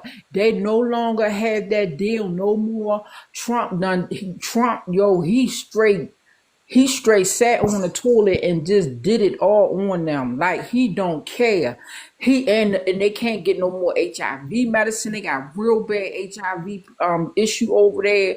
Like I was like, dang, like he is not That's playing good. with them. Yeah, He that's is right, not. because He's shutting them he knows down. he knows how we They feel should about have him. never took He knows him to that's real. court. So Yeah, think Came about this. back with a the thing is, vengeance. the thing is, he Nish, knows I how know we you feel. believe in Trump, brother. I know you do, brother. So do you think Trump is going to allow the foundation of Black Americans? I said he signed the executive order saying that children of chattel slavery can never be bought or sold again. Yeah. Like y'all gotta look at them executive orders. So, I can't so remember the I name know you of it. believe in Trump, sir. So do you think that us calling us FBA is going to change anything, brother? It's not, brother. It's not. Listen, the best you can hope for, brother, is go back and tell your Indian brothers, listen, man, we either work together, we're a part of the same lineage, and we get past a word called black, and we realize the lineage is the lineage. You call lineage whatever you want to call it. Matter of fact, you can start calling yourself by your native clan for all we care. Are you of the lineage or not? That's really what it boils down to. If you're of the lineage, I don't care if you call yourself Choctaw Creek, Blackfoot, Cherokee. I don't care what you call yourself. Are you of the lineage? The moment you say I'm of the lineage, cool, I got your back, man. I don't care. I don't care what anybody say. I got your back. I don't care that you Indian. You of the lineage. I got your back. I'm gonna look out for you. I'm gonna make sure you straight. The FBA coin. Guess what, brother? You're gonna want to use it. It's phenomenal. Oh, it just got 30,000 times percent better than I had it before. We're in the man family. When I'm gonna release this coin probably within the next month and a half. And I'm not talking about pre-launch. I'm talking about actually release this thing. And then when I tell you the tokenomics on this thing is amazing, and how it's going to help our people. I don't care if you copper color. I don't care what you call yourself, as long as I don't care if you still call yourself African American. Are you of the lineage? If you're of the lineage, this is African American is an African. you are going. Yeah, but we know some of our people still lost. We know that. We know some of our people are still Pan Africans, and that's the op. We know that. But the point is, are you of the lineage? If you can prove that you're of the lineage, that's all that I care about. I'm telling everybody, listen. I'm telling everybody, do your genealogy. If you find out that you have indigenous roots, claim it. Get your land. Get all that. Everybody here. Get that. It's already Everybody of the lineage, do your genealogy and find out who your people are. That's a powerful thing to do. And I don't care what you find out. If you find out you got some African ancestry, but you still of the lineage, cool. If you find out you got indigenous ancestry and you still of the lineage, cool. Can we get past the word black, and can we just come together and do. Here's what I know. It don't matter what a couple people online say. Oh, you black, I'm black. When it comes down to fight, we all team up anyway. That's what I know. We all get on code anyway. We all stomping at the same enemy's door anyway. So I'm not worried about a few online disagreements. You can disagree. I'm gonna disagree with you. So what? But guess what? Don't let nobody put their hands on you. That's all I'm gonna say. Don't put their hands on you. I'm showing up. Well, that brings me to, remember, was that Long Beach where they had that brawl, where they had jumped on the black man and then black people started coming from everywhere? Or was that that was Montgomery, the Montgomery brawl in Alabama, the ferry boat. Yeah, and then that was Montgomery. Something else. And then there was another. Nobody was asking, "Are you American Indian or not?" They just said, "Oh, that's my people. Let me go out there and help them." And that's how we gonna do. I don't care if you mad at me because I'm calling myself a foundational Black American. At the end of the day, don't let nobody put their hands on you, brother. I'm not mad at you. I'm not mad at you. I just wish that you actually understand where we're coming from. I understand you got this. I do. The thing is, I do, sir. I do. I just know it's better to be on code than off code. That's all I know. I know it's better to be on code than off code. And I'm being on code because this is codified language. And just because you don't believe it is, and because you have another belief, doesn't mean anything to me. You're of the lineage, I got your back. I'm going to protect you from yourself, just like I know you're going to protect me from myself. That's what's going to happen, brother. I'm not worried about anything else. I know when the going gets tough, we're going to have each other's back. And that's what I count on. That's what I depend on. I don't care about the term black or the term Indian. That doesn't separate me from you. Yeah, what separates me from you is you not being of the lineage. As long as I know you from the lineage, I got your back. Yeah. See, the thing is, I don't know, man. It's important to with disrespect. Brother, that time is going to come, brother. There's going to come a time where we as a people, we choose to take on whatever name we want to take. But as of right now, we got to get on code.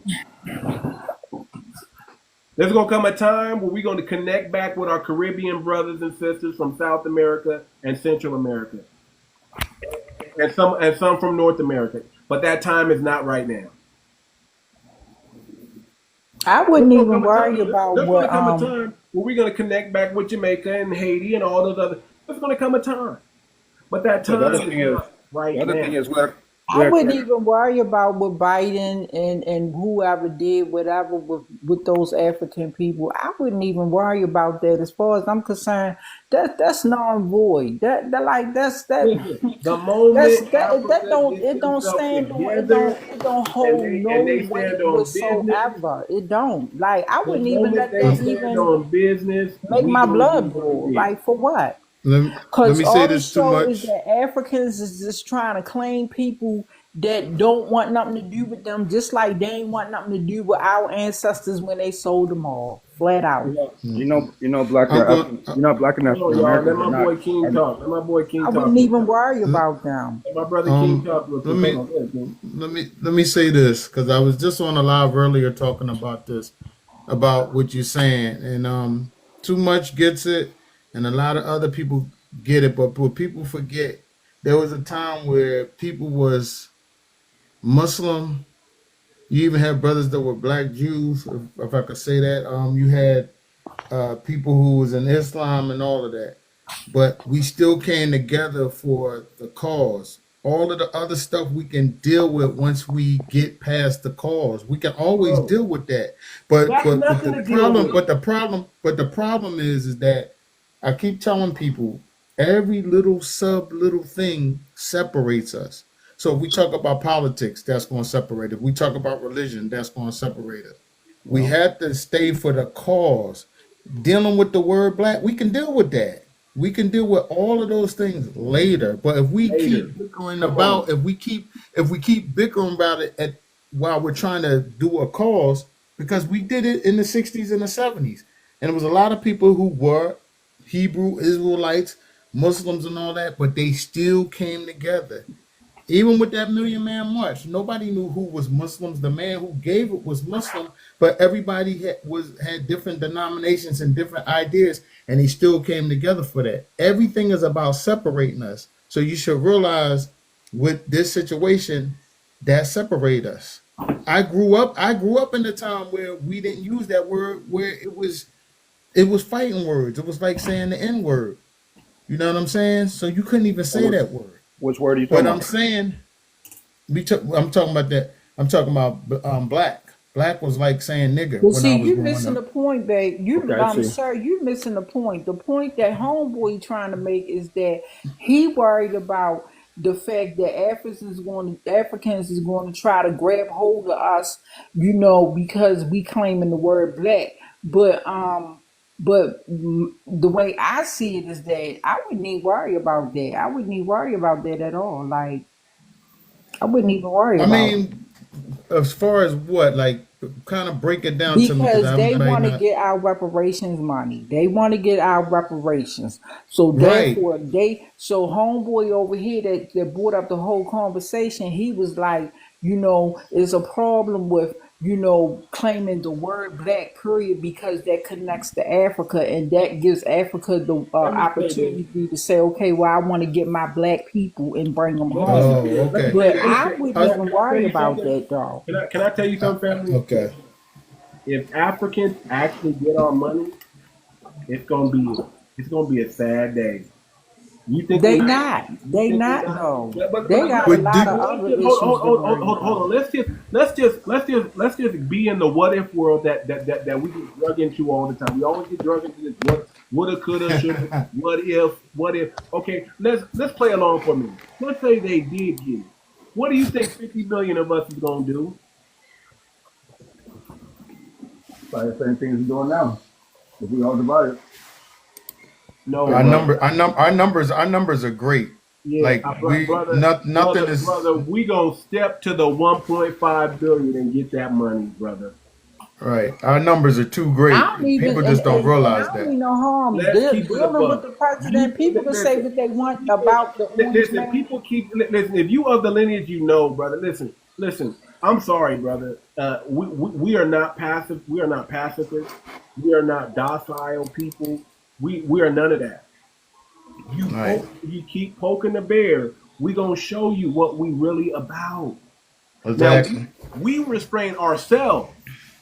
We're the ones restraining us back. We're the ones saying, "Nah, I can't go full out." But let me tell you, and each one of us, we got a Rodney Henry Jr. just waiting to wake up. Each one of us have a mindset like, you know what, tomorrow could be the day that I just say, you know what, I don't care about the consequences. You let something like that happen, we gonna tear this thing up. I'm just saying the truth. It's not gonna go down like that because here's what I know. It's not because we hot commodity. Ain't no president in America going to let that nothing like that happen. And ain't no African, no African from no country going to step up to us like that. Don't you understand the history of this country? They've always had the Indian problem. They've always tried to remove us. That's why they created Liberia, getting our people out of here. Right. And guess what? A lot of us, listen, then we have to acknowledge that a lot of us who were indigenous here chose to go over there. They chose that. They did choose to go. They wasn't forced off this land to go there. They volunteered. Yeah, that is true. And that's true. That's why they didn't want to stand around and fight with the civil rights movement. They decided to disconnect themselves from the lineage here and become them over there. Yeah. And they got statues and they got money and everything.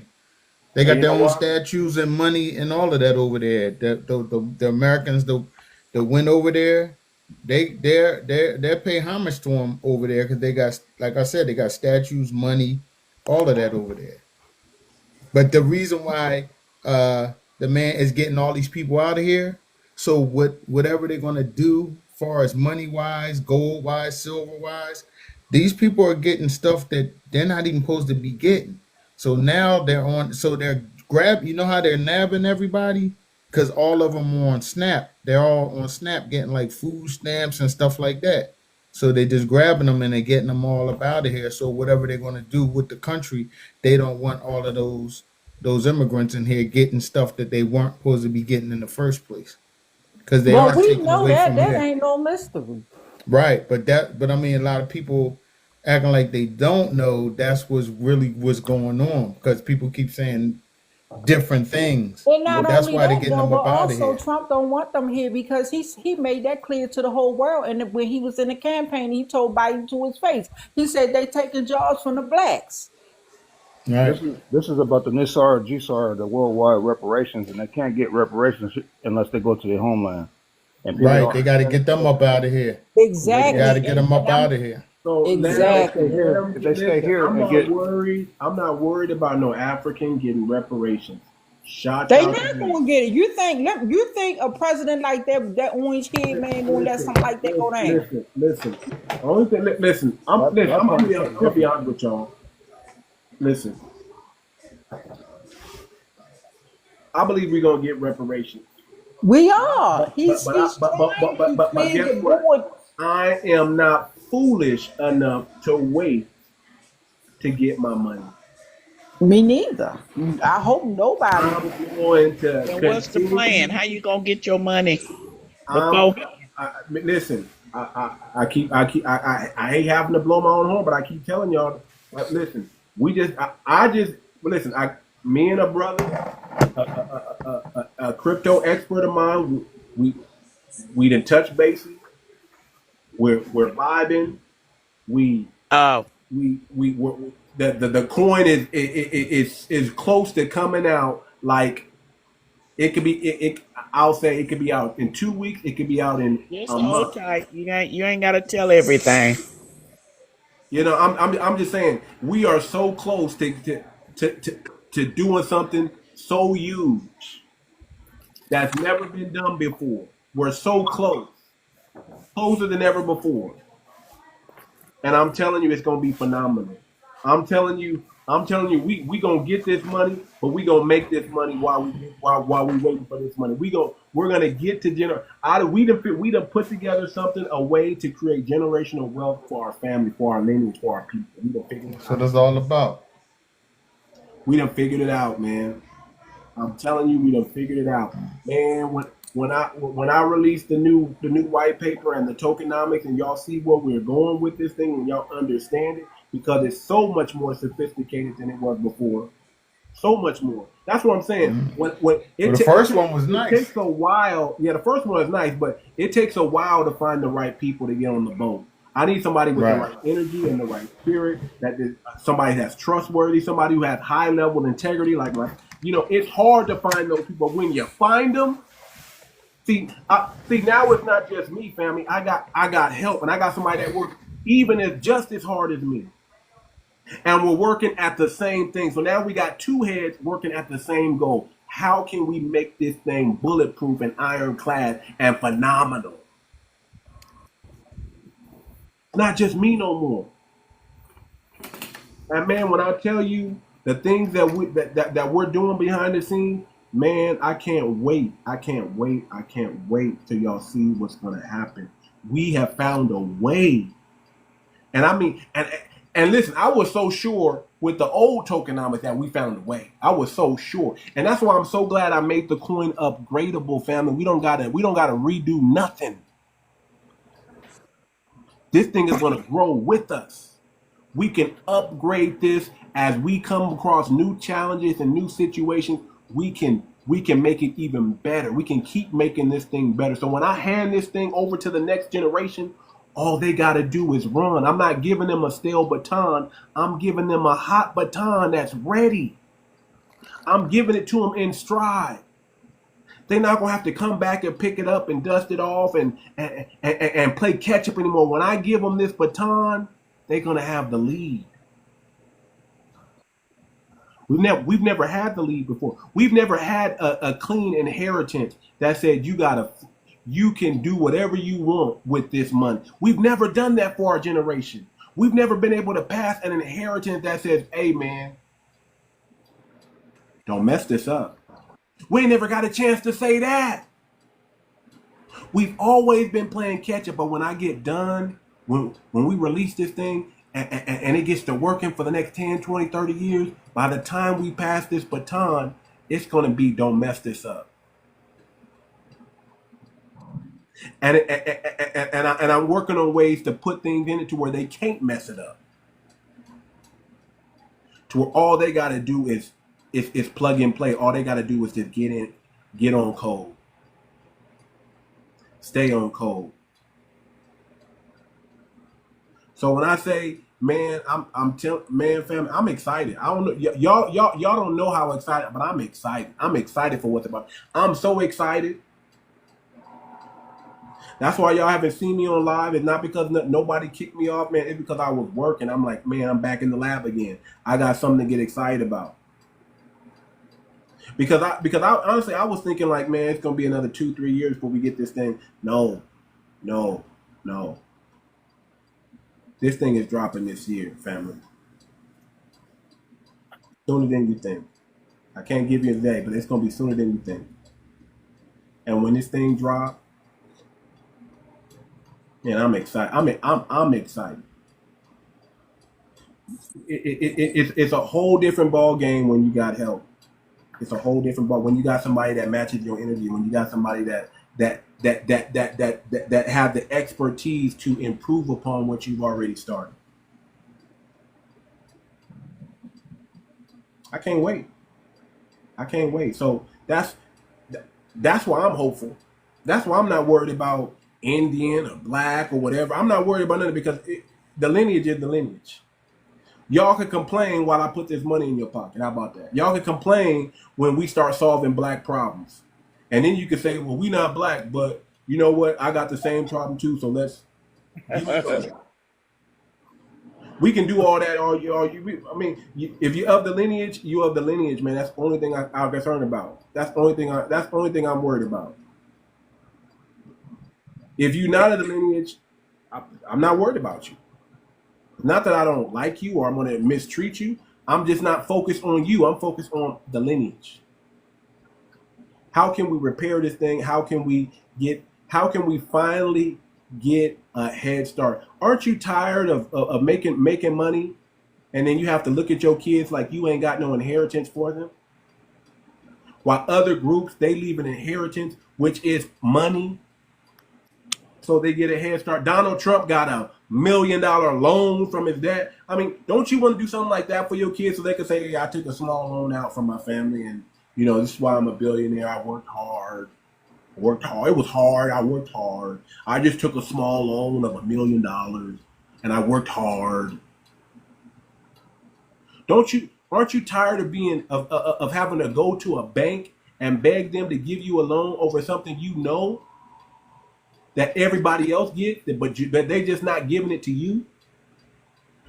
Or you getting a lesser amount than what everybody else is getting?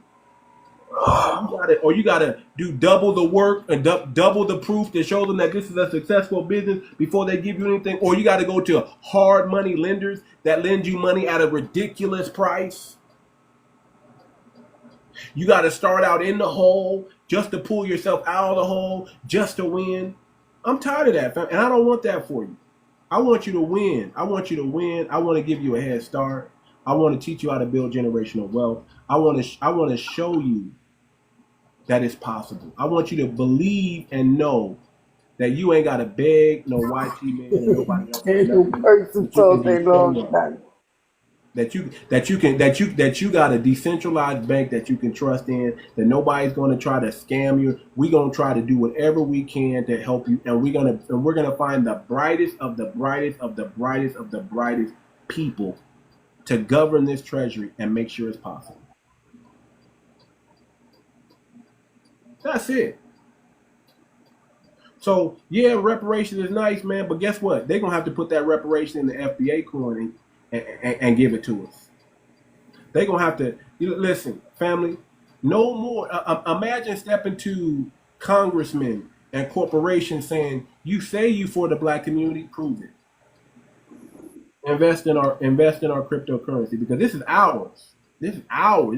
This is for us. This is not mine. This is for y'all. This is for all of us. All of us." And in order to get our vote, they got to pour into our community. And what's the best way to do is to pour into our own cryptocurrency that we all own. Now, all I can tell you is the tokenomics is on steroids right now. I can't even really truly explain it to you how I want to explain it to you. But all I gotta tell you is just watch and see what we're about to do. And it's gonna come sooner rather than later. I thought it was gonna be further out, but now I see it as being sooner than I originally thought. It's gonna be this year, family. And it's gonna be phenomenal. It's going to be phenomenal, and that's a great thing when you got help. When I'm not the man. Look, I feel so at ease because I'm not it's not all on my shoulders anymore. And like I said, it takes a long time to find the right people. It takes a while. You can't. This is not something that you rush. I don't know how long it's going to take me to get the right Dow together, but we're going to do it. We're going to get the right people on the boat. And once we get the right people that we know we can trust, that we know is 100% for us, and we don't, you can't be no boule.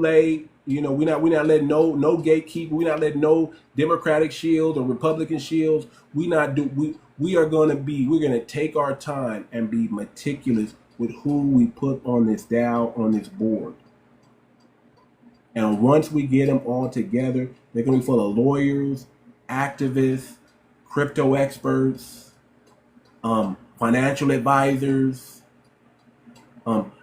scientists, thought leaders. They're gonna, however many it is, we're gonna find them and we're gonna bring them in, and they're gonna fit like a glove, and their only job is to solve the problem for our people. We've never had that. We've never had that. And we don't care if you're Indian. We don't care if you're African American. We don't care if you're foundational Black American. We just care that you're of the lineage. If you can show proof that you're of the lineage, this is your bank. What is the proof that's needed to show lineage? At least the 1870 census.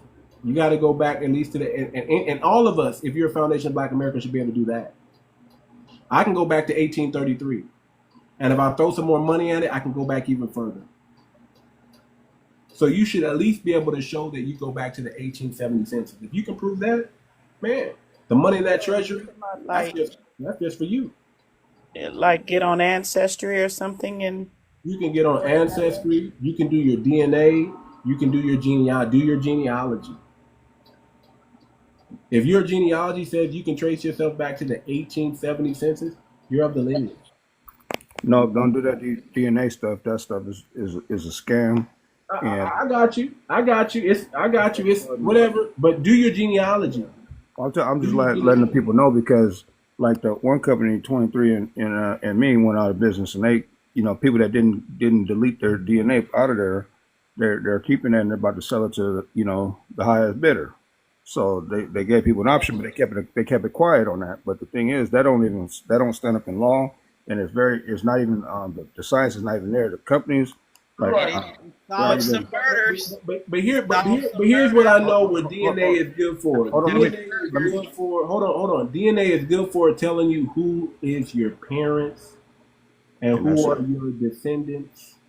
They may not be able to show you what region you come from, but they can connect you to family. That's different. Important. That's different. That's your living family. That's different. Yeah, that's okay. So if you want to do your DNA and get that, because I did my DNA, and I haven't found one living relative that lives in Africa, or that's African, or that's from Africa. I couldn't find one. All of them were foundational Black Americans living in America. And not one from the Caribbean, not one from Canada, not one from Europe. All of my people with my DNA live in America. And when I do my genealogy, and guess what? If I didn't find one of my cousins, my I think she's like my third or fourth or fifth cousin, she does the genealogy for all the family. She did my genealogy for free, and got me pictures and ID cards and Social Security. I mean, this woman did her job. She just said, "Oh, you related to me? Oh, guess what? Listen, if you want, I can do your DNA. Or do your genealogy. I do everything for the family. I'll fill out your family tree." And I said, "Go for it," and she did it. So you might get lucky like that. There might be somebody in your family that does genealogy. Yeah, genealogy is the only way. The only legitimate way. For free, man. I got marriage licenses and documents from the 1800s. Mm-hmm.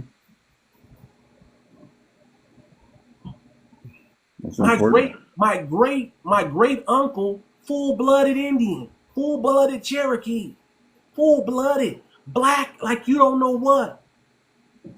Yeah, because that's how we look. I mean, My that's we. great uncle, my great uncle. So think about it. If my great uncle is Indian, what the hell is my grandfather? I'm just saying, family. Listen, I don't care listen. I'm not gonna argue over semantics over black, Indian, whatever. I'm not gonna argue over that. I'm just gonna say, are you of the lineage, and are you willing to be on code?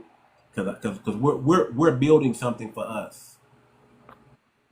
And people need to know about being a freedman also. You know what I'm saying? So, Man, we listen. FBA know to use freedmen. We know that. So I don't know what the problem is. We're freedmen. Everybody don't understand that. Maybe Listen, we're not. Listen, there's a bunch of FBAs who don't know nothing. They just don't know. They're gonna know. Well, I'm just saying, since we're speaking on it, grassroots. As long as they keep plugging into the grassroots, they're gonna know. Well, I got one for you. There was a YT, not was, but is on Facebook. And he did 40 years of ancestry, lineage, and all that stuff work. So he came across a relative that had two sons. One of his ancestors had two sons, and the father and the son owned slaves,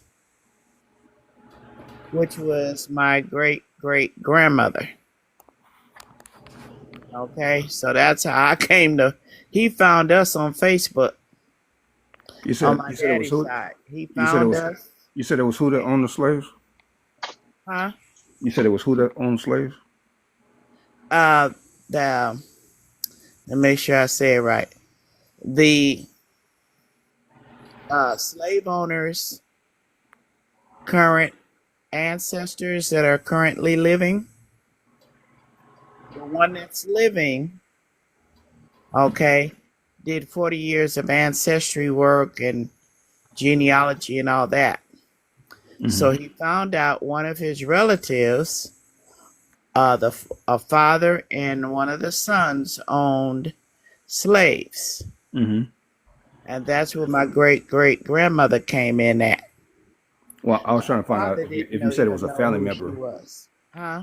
I was trying to understand if you said it was a family member you found out a family member had them listed as slaves.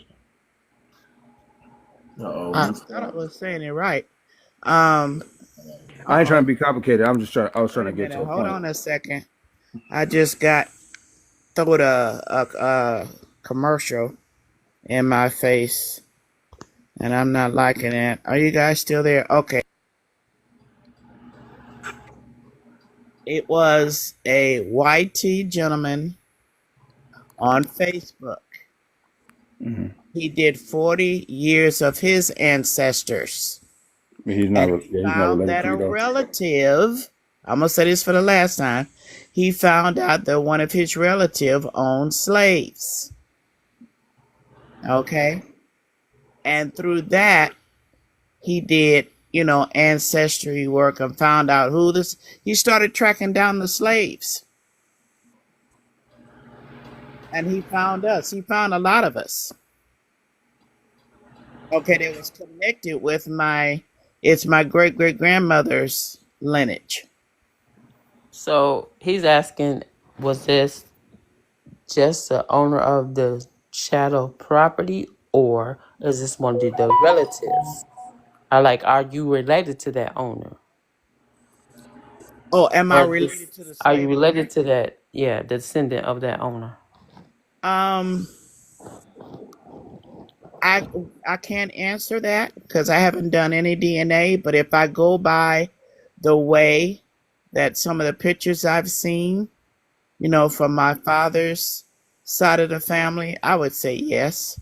And we have the name Reasenover, which is a translation from Reisenauer, which is German, and they're German. So they're Reisenhoovers and Reisenovers and Reisenauer. Okay. So, my great-great-grandfather had blue eyes, the skin. You guys know the whole spill on that. and then fair skin, and then as our skin started to brown more because of how the marriages went down or the relationships went down as the years progressed. Mm-hmm. Uh-huh. Yeah, I was just trying to find out because like some people don't realize that they had to list their family as slaves so they didn't get sold to anybody else, even though it was just family. They had to have them Yeah. documented like that. That's why I was asking the question like that. Was he Oh, actually okay. relative? Yeah, because my great great grandmother, she stayed in that YT family 3 generations. Mm-hmm. So she never And got our some out. of our ancestors consider themselves YT anyway on the census records. It depends on when. Also, that's Now another thing. you, now you right, Ninja. They also kind of like, I guess to piggyback off you said, they did kind of use it as a form of protection because you kind of felt like if you could write down your family members down as a quote unquote brave, at least they wouldn't be sold off to somebody else, or at least you will have some level of control over their treatment. Yeah. And it's just shocking to see that when you're going through the census records and you see, and then that's why you got a relative and you're listed as one of his slaves. That's why, it's protection, Uh, And our people were buying back our relatives anyway. what you Those, mean? those of us who got free, who got their freedom papers, they Oh, didn't just leave their family members behind. They figured out what was the price, and they worked and saved up that money, and went however long it took, and they went back and got their people. Yeah, for sure. Oh yeah, so what's up, Pat? I'm CM. I'm from Tennessee. Yeah, Black American. What part? What part of what? What part of Tennessee? Yeah. M-Town. I mean, like, that's a small town. I don't know. I'm talking about like I'm from Cali, but I got family out there too. Okay. Memphis, Tennessee. Yeah, Okay. mine is from Memphis and Knoxville. Yeah. Yeah. So, yeah, it's a whole lot over there. Whole lot going on. Okay. He called himself Black American, man. Don't beat him up now. Yeah. It's the lineage is the lineage, man. And not all of us are gonna wake up at the right time, but we waking up. Mm-hmm. Like I said, we can argue over words, or we could just get on code, do what we got to do, and then once we get to where we need to be, then we figure it out. Exactly. Yeah. It just means different to some of us. You know what I mean? It's just about the. I got you. Like with me, man, I've always y'all been got on to that. get over it. Just like we got to get over it, y'all got to get over it too, brother. We can't let small things hinder us from doing what we need to do. Yeah, it's just. I got a dude that's flag. He's not flagging my page, but he's just hashtagging me and everything, sending me cease and desist letters on the word black. CC'd me in with Roland Martin, ACLU, some Indiana lawyers. I mean, this dude is crazy. Didn't even sign it. Just sent me a cease and desist in all caps, by the way, all caps. He comes on my live and he tries to act like he's so intelligent, and then he cusses me out, and then the people that rock with him come in and cuss out people on my panel. He's an agent. He's paid off. Yeah, he probably, there you go, agent. But he's called himself an American Indian. Yeah, he's probably one of them $5 Indians. He's black as I don't know what. I done did my research on him. I done found his Facebook page. He's foundational. He's foundational. He might be. I mean, it seems like he's a little off his rocker a little bit. Like he's not all mentally there. But he's under the banner of American Indian. I think he said he's Creek. I think he said he's Creek Indian. Yeah. And this brother's coming at me hard and coming on my live. He goes by. Cease and desist. He goes Do by. not use the word black any longer. That word it means this, it means that, blah blah blah. You keep doing it, you're going to jail. And I'm like, what the hell is this dude talking about? Is he a Native American or American Indian? I think he called himself an American Indian, sir. Oh, okay, because you know that you already Himself know an that. American Indian. So he's one of y'all. Y'all gotta claim this dude. Y'all gotta get this dude under wraps. That's crazy. It's You know, it's he sounds more like a sovereign person, like he's a sovereign / American Indian. He got all these vibes, man. I'm like, y'all better he sure get sound y'all like a people, Moor. man. He sure sound like one of those Moors for sure. He might be, man. I mean, y'all. I think his name is 𝗏𝗴𝗵𝘁𝘀𝘀𝗶 or something. Y'all go check that brother out, man. I mean, I don't want to give him too much notoriety, but I know. this dude is crazy. This dude is insane, man. This dude is, he'll pop back in my life. I haven't blocked him, fam. I didn't block him. I probably should, but I didn't block him. I didn't block him. I didn't block him. CMO. I just unfollowed you.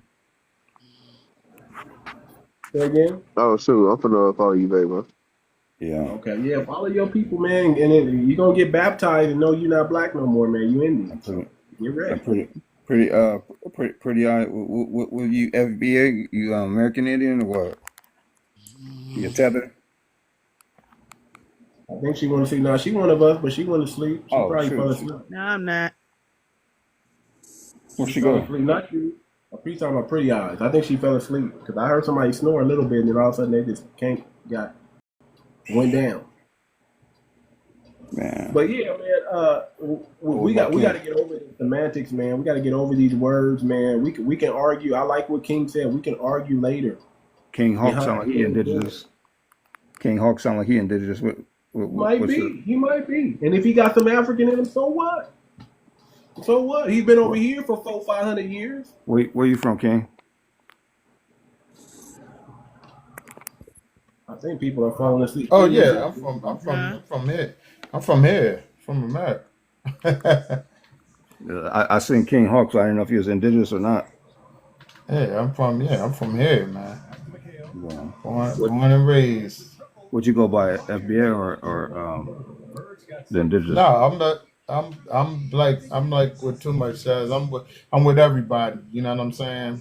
Long as it's with the lineage. You know what I'm saying? I'm with my people. That's real. I grew up in the '70s, so I know what words we didn't allow to say. I fought over those words.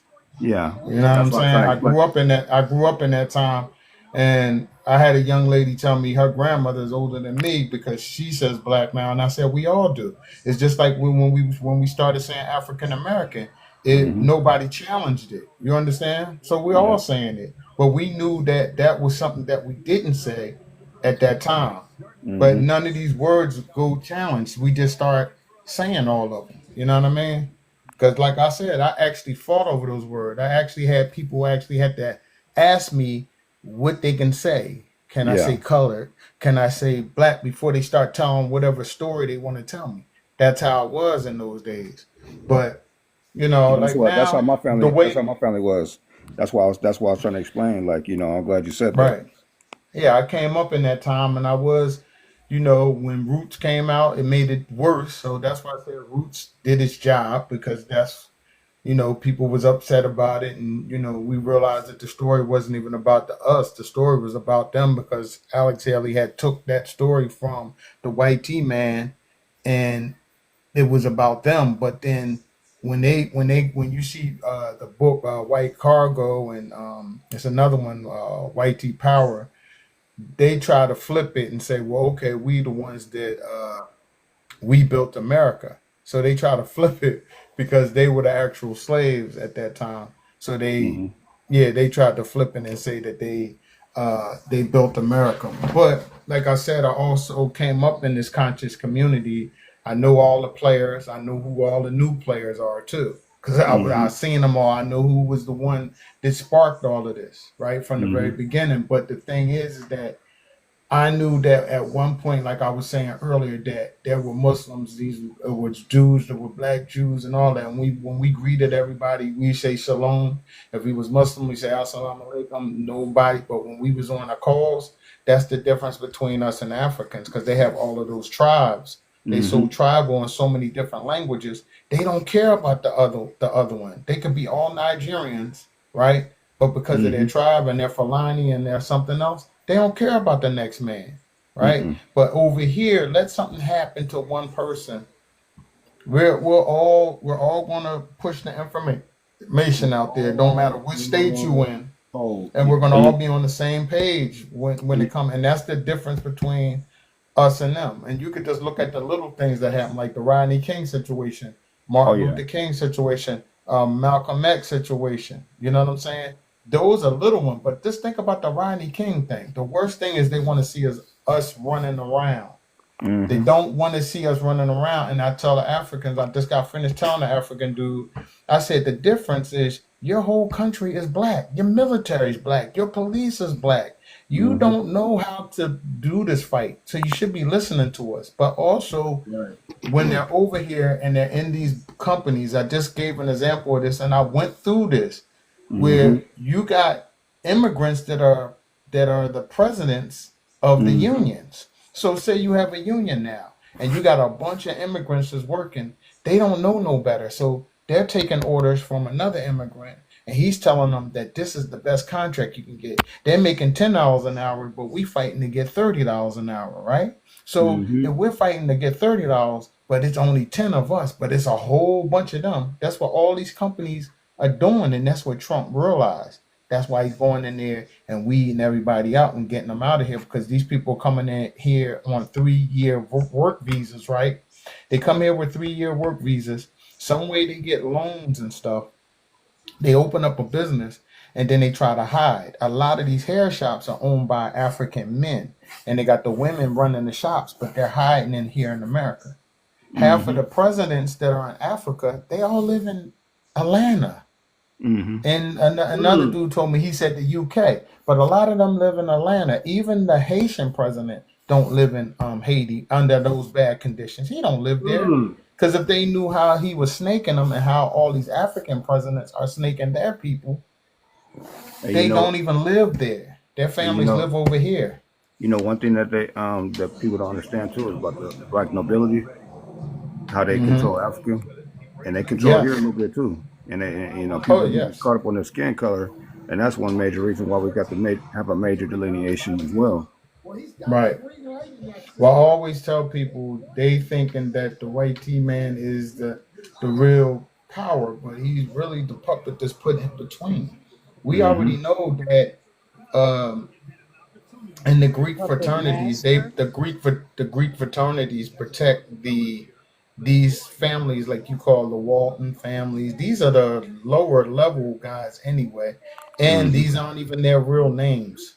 But you got to remember, there's a black part of the family that you'll never see. You'll see guys in pictures in magazines, and they're black, and these are the people really running this. And people need to know that. You thinking just like Trump, that Trump and them, that's not even their real names. You know what I mean? His last name is Drumpf, for real. And people are just starting to get up on that now. But that's not, none of these people use their real names. They're all different. Like Geraldo Rivera. For years, y'all thought Geraldo Rivera was Mexican or somebody. Yeah, but he got a whole nother name. Like, you know what I mean? He's from Siberia, like the rest of them people. All of them people is from Siberia. A lot of people change their name, especially Hollywood. Nobody used their real name. If you realize what their real name was, you'd be like, "Oh, snap!" Yeah. A lot of them changed their name 2 or 3 times. They changed their names. Like even the president of Israel changed his name. What's her name? Yeah, that's not his real name. That's not man. A lot of these people are not who they say they are. They're here to get that money, and that's it. They don't care what name they get that money on. When this name go bad, they just change their name again. They pay to change their name again. Not we're the only ones that don't majority do that. of them. We're the only ones that don't play that game. Yeah, because our money is connected to the trust of this land. And all of our names mean something black. So you definitely know it's not theirs. When you break down the meaning of our names, you'll know it couldn't be nobody else's names but our names. Right. So, Yeah. because people were having a hard time figuring that out, but we're connected to our land through our names, so you shouldn't be changing your names. At one time, a lot of people was talking about changing the name to this or that, but your name is connected to this land. And what they did, they got rid of the people who were the bankers. We had oil barons. We had all kinds of people, and what they did, they got rid of the people who were the significant people, and they stole their names. And then they whitewashed the names out because people keep trying to figure out, well, how did they get in control? Well, first of all, I don't give them that kind of power. The only way you're able to get through us is you put another face like ours in front of us.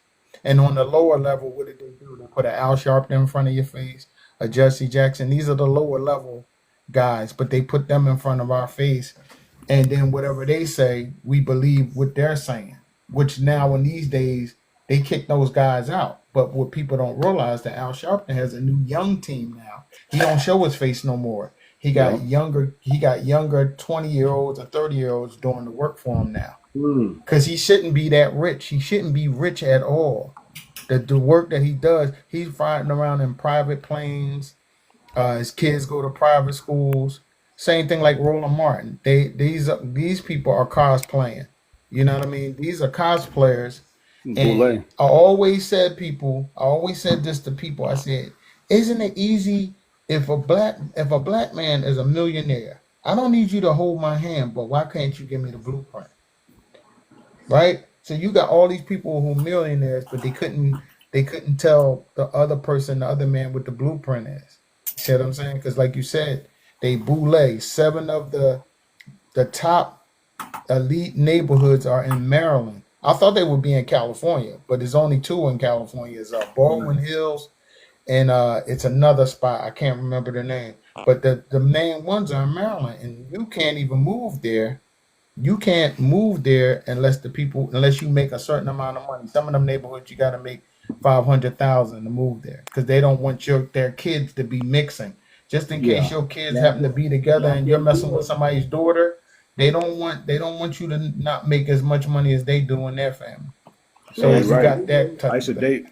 I used to date a girl that lived in Baldwin. you talking about? I used to date a girl that lived in Baldwin Hills, and I couldn't even go to her house because of that. They don't mix with us. They don't mix with us. What is that you're talking about? I'm missing it. You don't know about Jack and Jill organization? They go on ski trips together. They travel. They go to private school together. They have Jacksons, you're saying? No, Jack and Jill. It's called Jack and Oh. Jill. Jack I don't and know who that is. I They're don't know. part of black nobility. They're part of talking about the boule and the Greek fraternities. It's just like, okay, for instance, you got Shaq. Shaq is a Q. Steve Harvey's a Q. D.L. Hughley's a Q. Ricky Smiley's a Q. Steve Harvey got Ricky Smiley his work. He gave D.L. Hughley work to go on whatever the Three Kings of Comedy or whatever. He gave him work for that because they're all in. They all Qs. You know what I'm saying? And then you got the alphas. Who are they all? Who are all these boules? What party are all these boules connected to? The Vatican. Of course, the Democrats.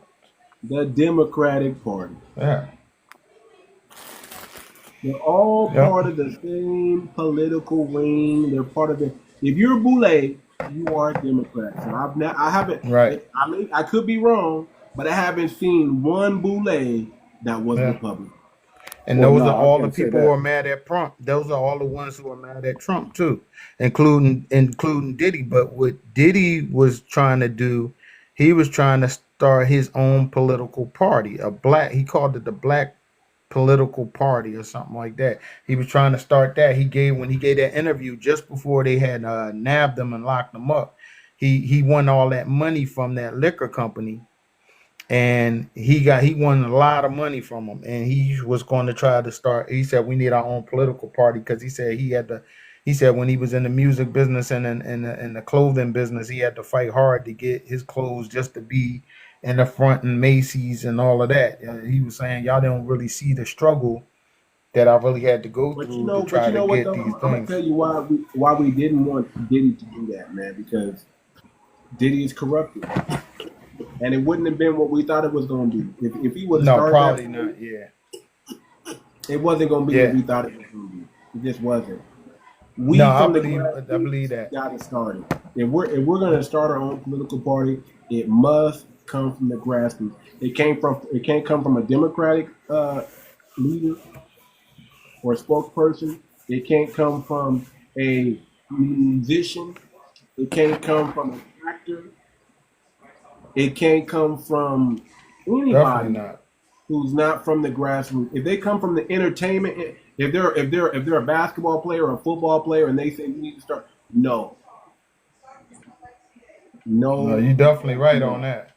If it doesn't come from the grassroots, we can't believe it. We can't trust it. I don't care. Listen.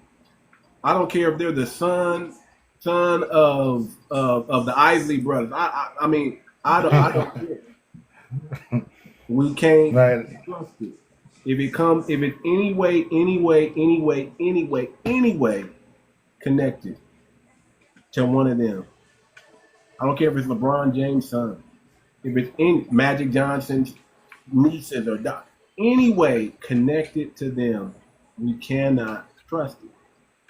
If it doesn't come from the grassroots, don't believe it's true. Because listen, these people are unclean, and they got so much dirt on them and their family that they'll use that leverage against us. Yeah, I remember you was talking about that last time. We saying that people can't be tainted when they in there because they always go in there with good intentions, but they always get caught up when the bag is dropped on them.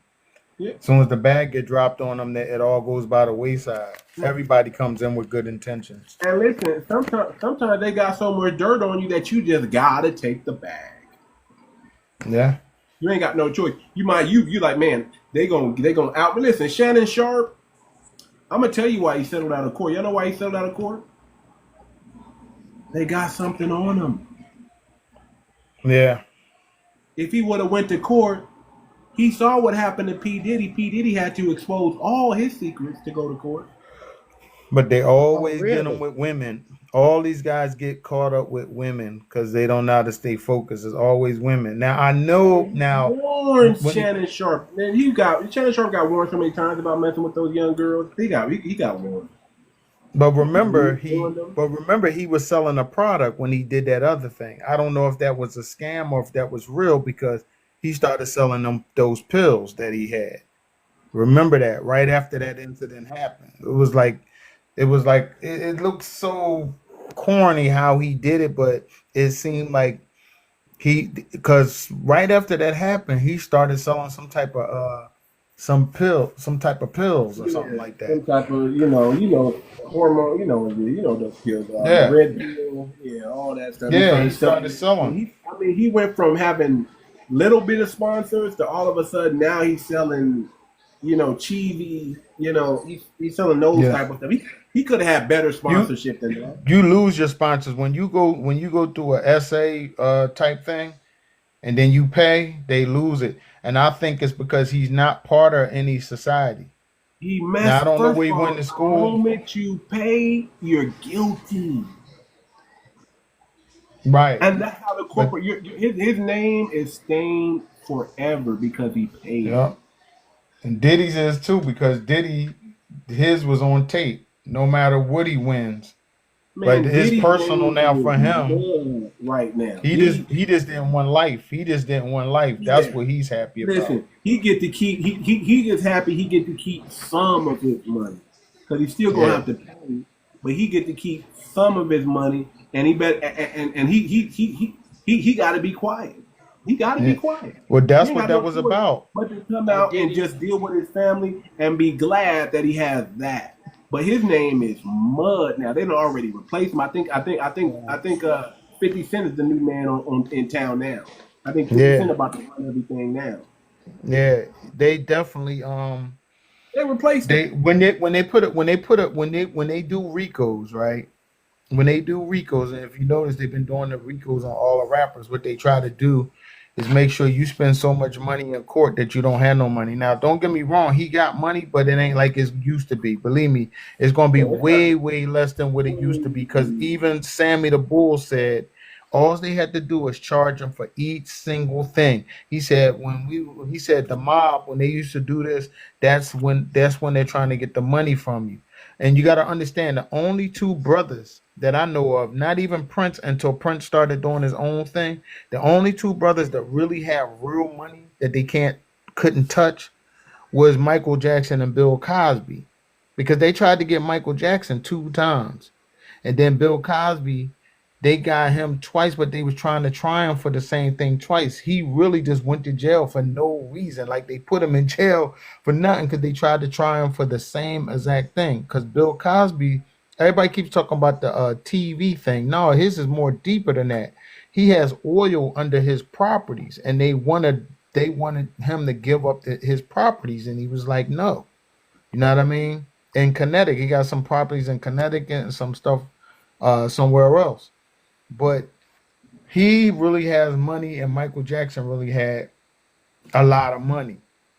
And because Michael Jackson had everybody's catalogs. The Beatles catalog. Yeah, he owned he owned half of Sony. He had Elvis Presley in there. He gave Little Richard his catalog. He gave Little Richard his. But he had all of that other stuff. But he owned Beyonce. He owned Jay-Z. He owned what's his name? Eminem. He owned all the country singers. Michael Jackson was getting almost $1 billion off of that catalog a year. And people were saying he was broke at that time. How's a man renting a condo for $100,000 a month, but he's broke?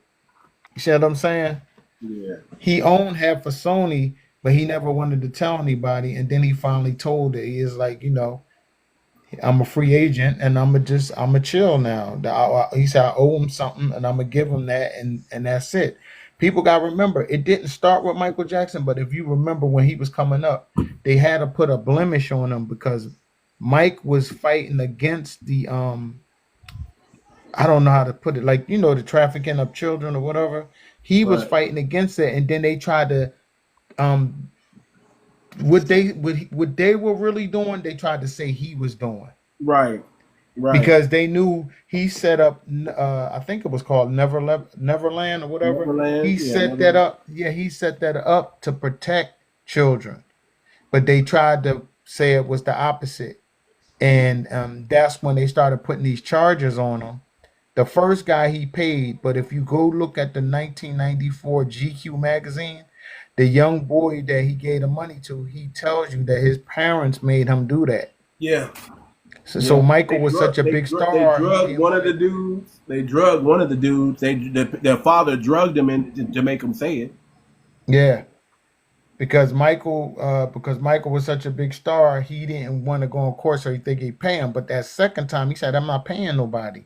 He said, I'm not paying nobody for something that I didn't do, because he paid that guy and his family a lot of money just so he didn't have to be in court with that. Brother can go down without a blemish on his name. If you look at throughout history, they're going to come after Tyler Perry next because they got stories on him.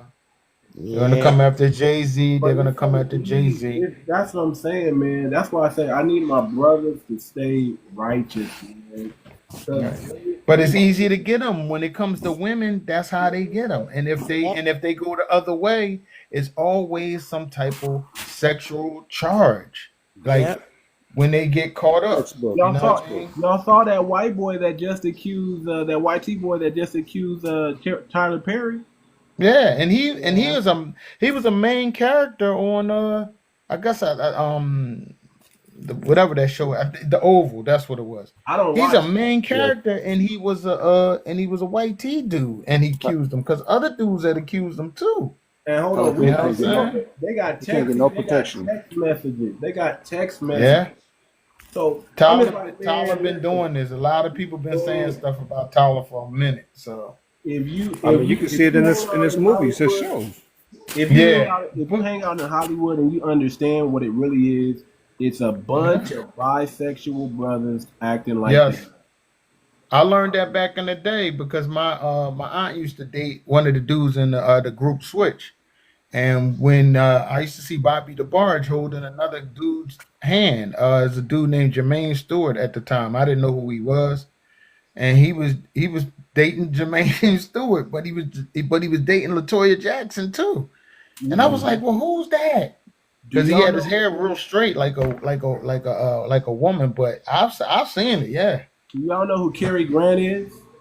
Nah. yeah, Cary Grant, uh-huh. LGBTQ, one of the biggest Can stars back in the 50s, 60s. yeah, Cary Grant, Cary Grant, all of them. What's his name? McLeod. What's it? Yeah, LGBT. What's the mentor of P Diddy? What the big music mogul? Clyde Davis. Clyde Davis. LGBTQ. He wrote Yeah, a and he book. came out. He wrote a book saying, man, I 80 years old. I Quincy like Jones. I dabble. Quincy Jones, yep, Quincy Jones Quincy too. Jones. I mean, listen. That's how you get in the club. That's how you really advance your Right. career. But you know This that's is the deeper level than that you you know it's stop at. deeper. But you know it's deeper than the act, right? It's deeper than that. Like Diddy is what you call a sodomizer. It's like almost like a Our thing for them. what do they call it? Rituals. Like he's in the Yeah. rituals because he said a guy asked him. He said, "Why do you do that?" He said, "Because I like having power over people." He don't It's a consider power thing. himself Yeah. gay. He don't consider himself gay. He likes having power, so he's like a sodomizer.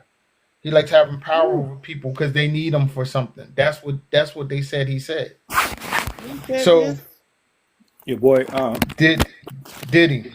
your boy, He's a Suge. sodomizer. That's what he is. He's a sodomizer. They said they caught him with the guy from Family Matters who was really gay in real life. They said they caught him with him in one of them rooms. Yeah. But Carl Winslow, he needed some money. He needed some money, they said.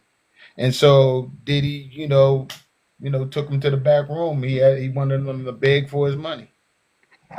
You heard about that? It's deeper than that. It's deeper than. But like I said, when they had him, I knew they weren't going to really get him on nothing because being a freak behind doors is not a crime. I thought it was going to be more to it than that. No, actually, the reason why they didn't get him is because of the corruption behind the scenes. With I think it's Comey's daughter was the one that was prosecuting the case, and she fumbled that on purpose because it was going to expose her dad more. But yeah, that's what that was Well, about. yeah, that's what I'm saying. I was expecting to see more because I know it's more to it.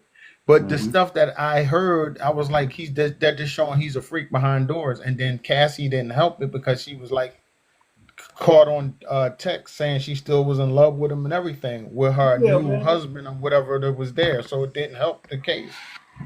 I just don't understand why they really have R. Kelly because he didn't have because R. Kelly wasn't the person they were supposed to get. They was trying to get Russell Simmons because they passed the Me Too movement.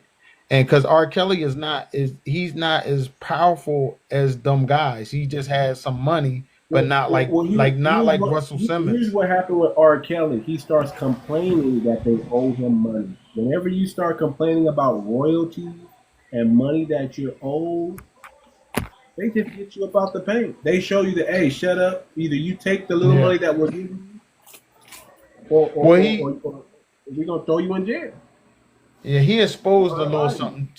He exposed a little something too when he went on Gail, that thing. He exposed some stuff, but most of those women he was actually dating, and his cook had vouched for him, saying that he messes. He says he has a wide range of women. It's from the 19 to 50 years old. And he says he always been a gentleman. Same thing like Bill Cosby. I was waiting for somebody on that show. Because when they say that you're a super predator, same thing they said about Michael Jackson. You don't have no picks when you're a super predator. So that means eventually he would have messed with somebody on that show. Same thing like Michael Jackson. He walking around with Emmanuel Lewis on his arm. And Emmanuel Lewis said he never touched him. Alfonso Ribeiro said he never touched him. Macaulay Culkin said he never touched him. Corey Feldman. None. Yes, and they said all he did was joke around with him, play with him, and people forget that Neverland is a business. So you got a bunch of maids walking around, you got a bunch of chefs, Hmm. you got security. When he said he gave him the bed, they set him up. That dude, that Indian dude, set Mike up. He let him in his house. He said some things. They set Mike up because Mike thought he could be open with this guy. And Mike said when he gave him gave the kids the bed, they slept on the floor, and the kids were in his bed. They said he got a bed that's so huge he could put a bunch of little kids on the bed, and his assistant was with him. So he wasn't in the room by himself. He never went into any other rooms with any other kids because the whole place was ran like a business. You know what I mean? And that's why he was mad.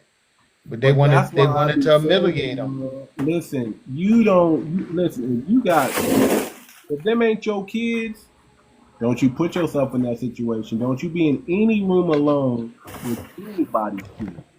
Right. Anybody. If you But that's what alone I mean. with somebody's kids, you setting yourself up. You might just already assume if someone says, "Here, watch my kid," and leave, you say no. You take your kid. No. You say you vehemently say no, and you walk out the room. But that ain't your Right. responsibility, and you got to assume it's a setup. Especially if you're doing something prominent, you got to assume that Mm-hmm. everybody's out to get you, man. So Yep. that's you don't leave yourself in a room with a woman alone, especially if you're married. You don't do none of that Yeah. because all of it, the moment you got something that the dominant society want or need, assume everything's been set up, family. Assume it. Yeah. I mean, look at all the black men entertainers. They've been set up to either be, taken out or, you know what I mean, or either it's always. Remember, it was different type of charges if they didn't take you out, but now all of a sudden it's always about these women. You know what I mean? You got Bill Cosby would have been thrown under the jail in the time that they said he did all of that. And you know what's so funny? When Beverly Johnson came out, she didn't even look right coming out saying that Bill Cosby gave her a pill. The funny thing about that, all of these women were grown women, and they said he gave them a pill. You just took a pill. Even a family member give you a pill, you're gonna be like, "What's this?" Before you take it. But if you read the transcripts, he said in 10 years, if you read the transcripts 10 years before they had the other case, he said he gave the girl a Benadryl. It's in the paperwork. He gave her a Benadryl. And they try to make it seem like he gave her some drug because he was on the Tonight Show and he was joking around and they was talking about Spanish fly. And he was like, "Yeah, you remember back in the day they used to talk about the Spanish fly," and then they took that and they ran with it. Mm.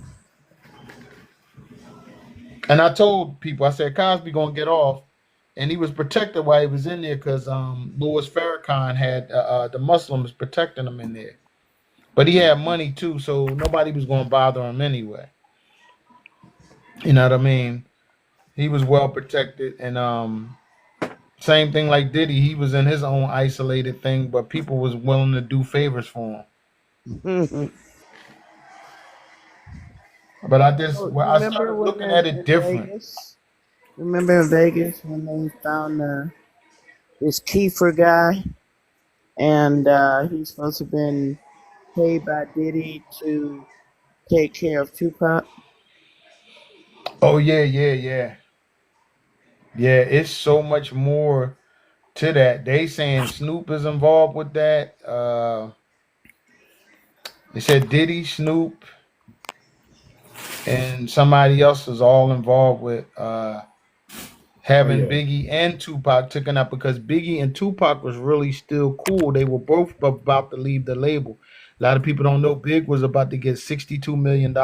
Somebody's supposed to be doing a movie about that. He was getting ready to get $62 million.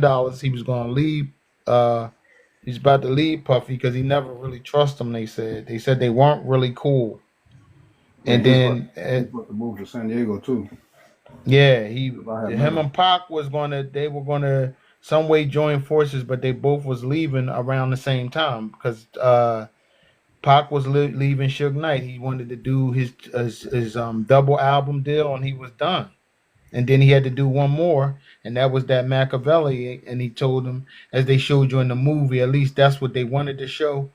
that he was going to leave, but then Suge Knight offered him to have a label on the label that they were on already, so Pac wouldn't leave. But people forget that Snoop was the biggest artist on the label at the time. So he was the biggest. Matter of fact, he was the biggest rap star in the world was Snoop Dogg. And then they brought Pac over, and then it turned into a whole mess after that.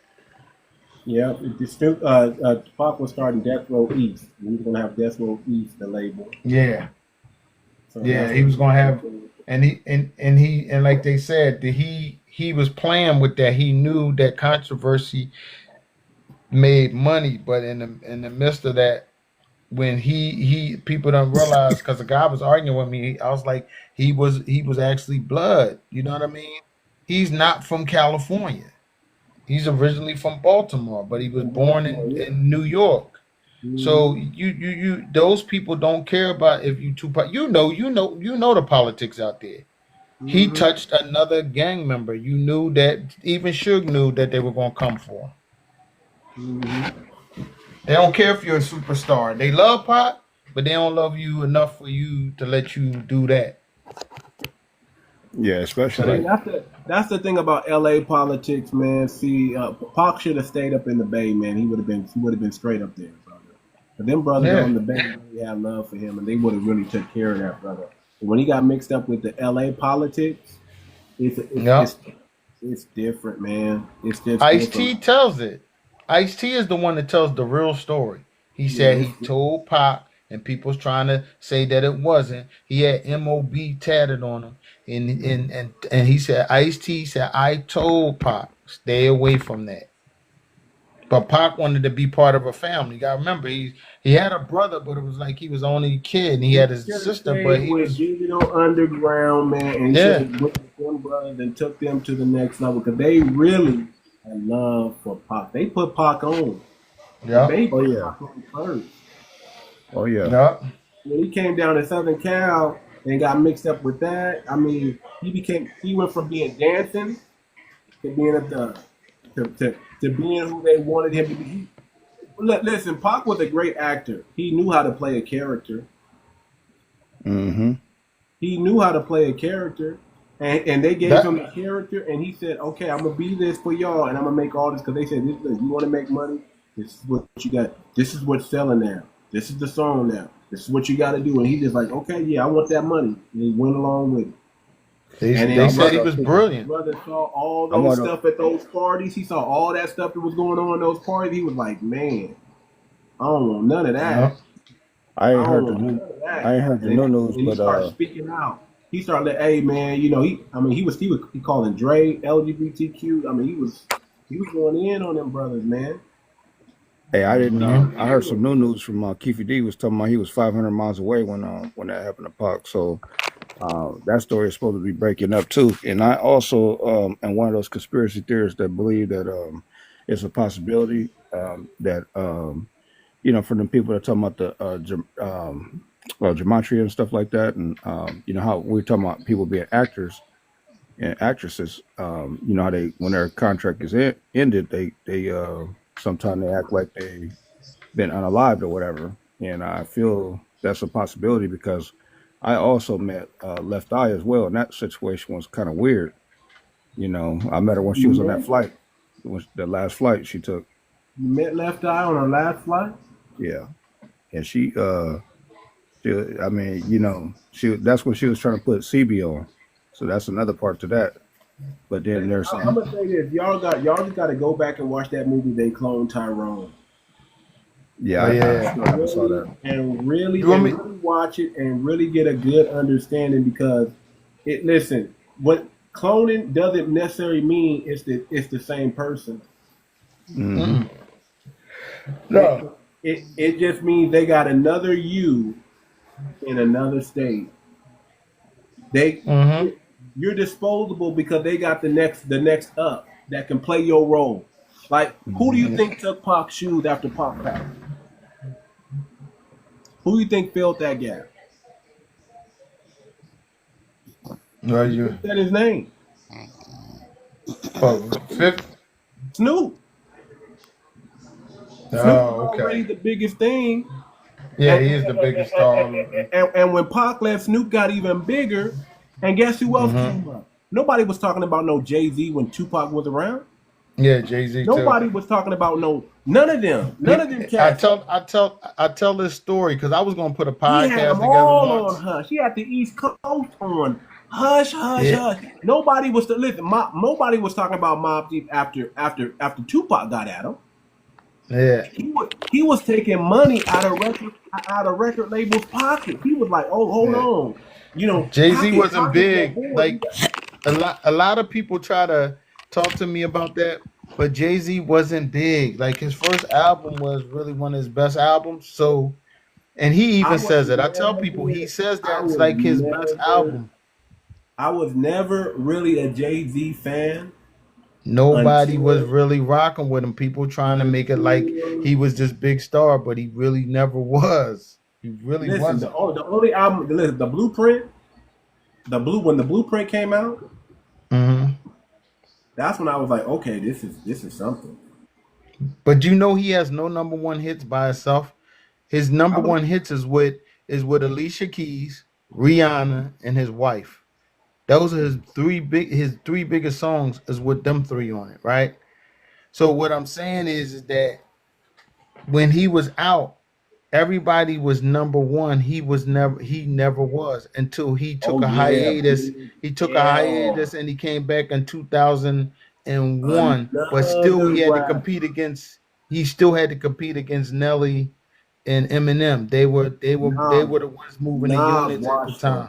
Nas watched Jay-Z. Everybody knows that Nas won that battle. But Big L, nobody talks about Big L. Yeah. They said he did something to Big L. Jay destroys people's careers. And like a lot of my cousins, they like him. They like, oh, that's strategic. No, it's not. If you taking food out of your mouth, hip-hop was about competition. Friendly competition. He's taking food out of the mouth. Now, if you hear LL say it, right? You heard DMX said it, and him and DMX, they were a group at one point. But hold on, a lot of people was compromised though. A lot of people say LL was a plant. Listen, we got to understand, and this is what LL's up there. I think LL's up there, and he's the one that's hiding it the best. You know why? Because whenever they give you one of them gold medals at the president thing, you somebody. He one of the I don't know no other rapper that I can think of. Plus, he owns a lot of stuff now, and he's been on these TV shows. And he went the same route Will went. Now, I know Will. I know Will personally.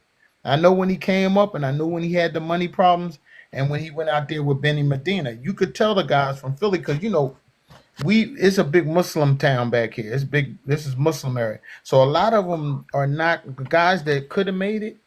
They not gonna go out that route. Okay, so. You knew Will went out that route, and you knew Kevin Hart went out that route. Even though Kevin said he wasn't going out that route, he did go out that route. That's how he got everything he got. But any other celebrity that came from Philly, they're Muslims, they not going out like that. Just like people tried to argue with me about the Gilly thing. I said, just like, see how you in LA and you know what's going on there?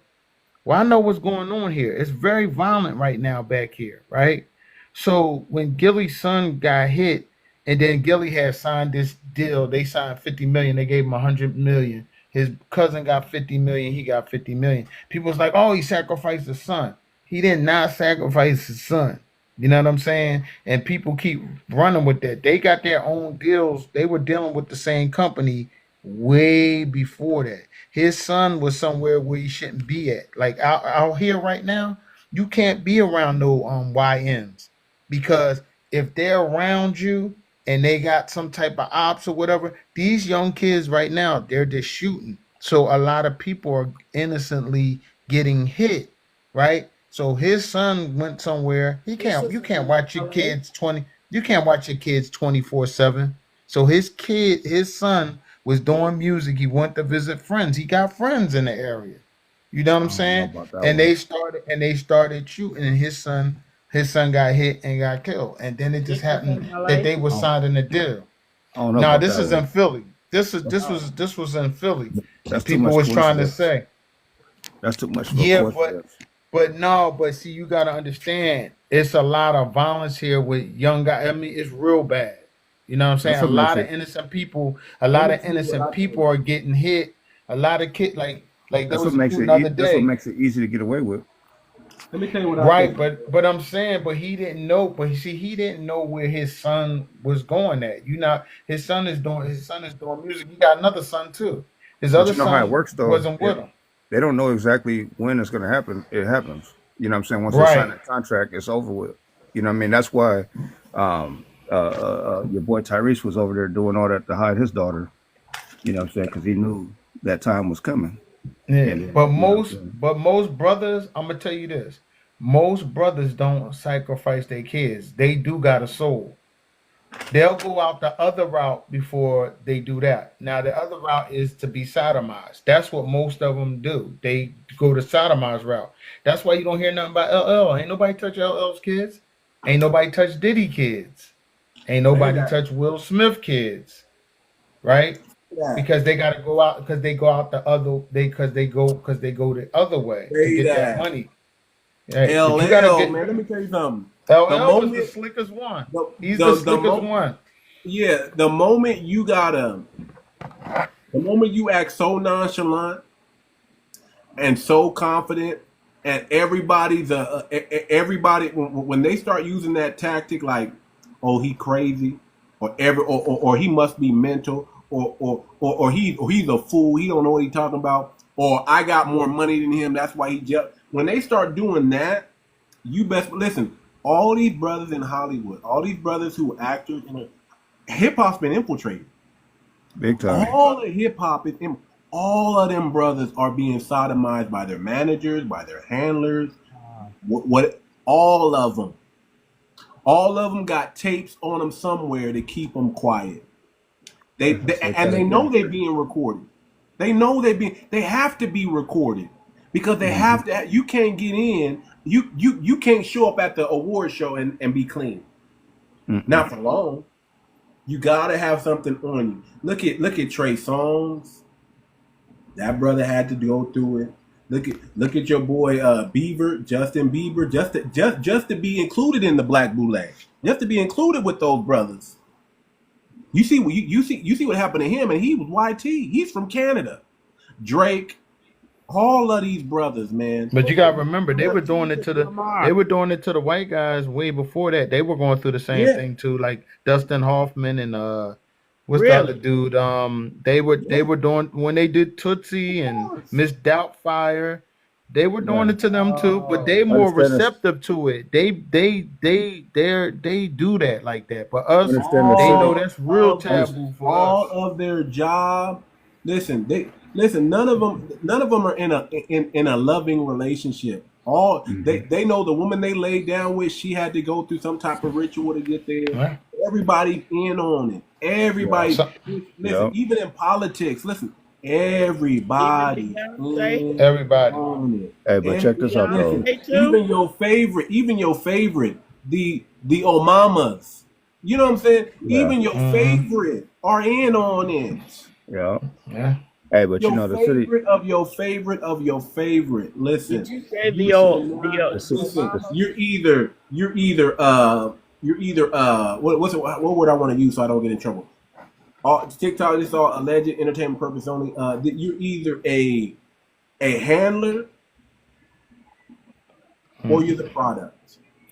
Most women are the handlers. They use women as the handlers a lot. You're either Diana Ross. You're either a Diana handler. Ross was a handler? You're either a handler. The Oh, Michael Jackson. you never heard that song, Dirty Diana? Oh. You never heard that song, Dirty Diana? Michael Jackson. That's definitely for her. You Oh. ain't never seen them at the awards. I Okay. mean, Yeah, he was upset. He was upset with her. He was really upset with her. listen. Okay, let me. The reason, one of the reasons why Michael Jackson was so into protecting kids because it happened to him. Okay. All right. Got it. All right. And you know So the whole industry with people the feel whole feel the industry. people feel Listen, the okay, people feel okay. the Listen, this is what it really is, and they might try to mess me after I say this, but I'm gonna try to say it as delicate as I can. For entertainment So, purposes. so entertainment purpose only. Let's just say there's a book out that's a fictional book, but Okay. if you read it, you be like, this sounds too close to the truth. So hmm just imagine in this book that a bunch of well-off people who are powerful and run this world. Right, gotcha. You know what I'm saying? And they're bored of power. Yeah, I know So they about them. decide to have they decide to have playgrounds all over the world Wow.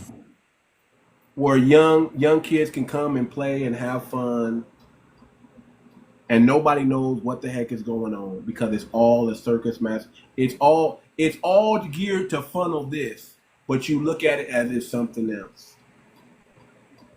Hollywood, sports, basketball, entertainment, all music industry. It's all to serve one purpose, just to funnel the playground. hmm Okay.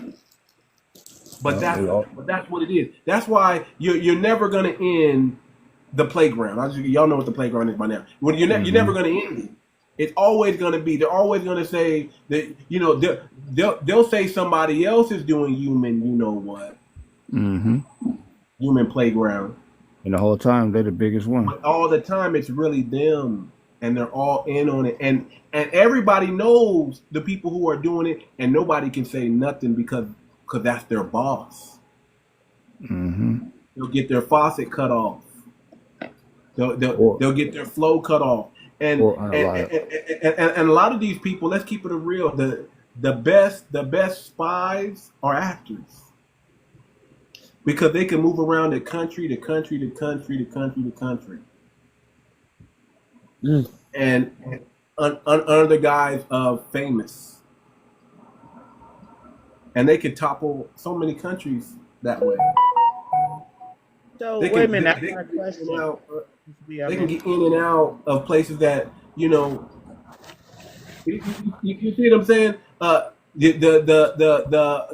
I mean, it came out a little bit during the Diddy trial, but a lot of that was all about trafficking or moving drugs in Bingo. private That's what. planes.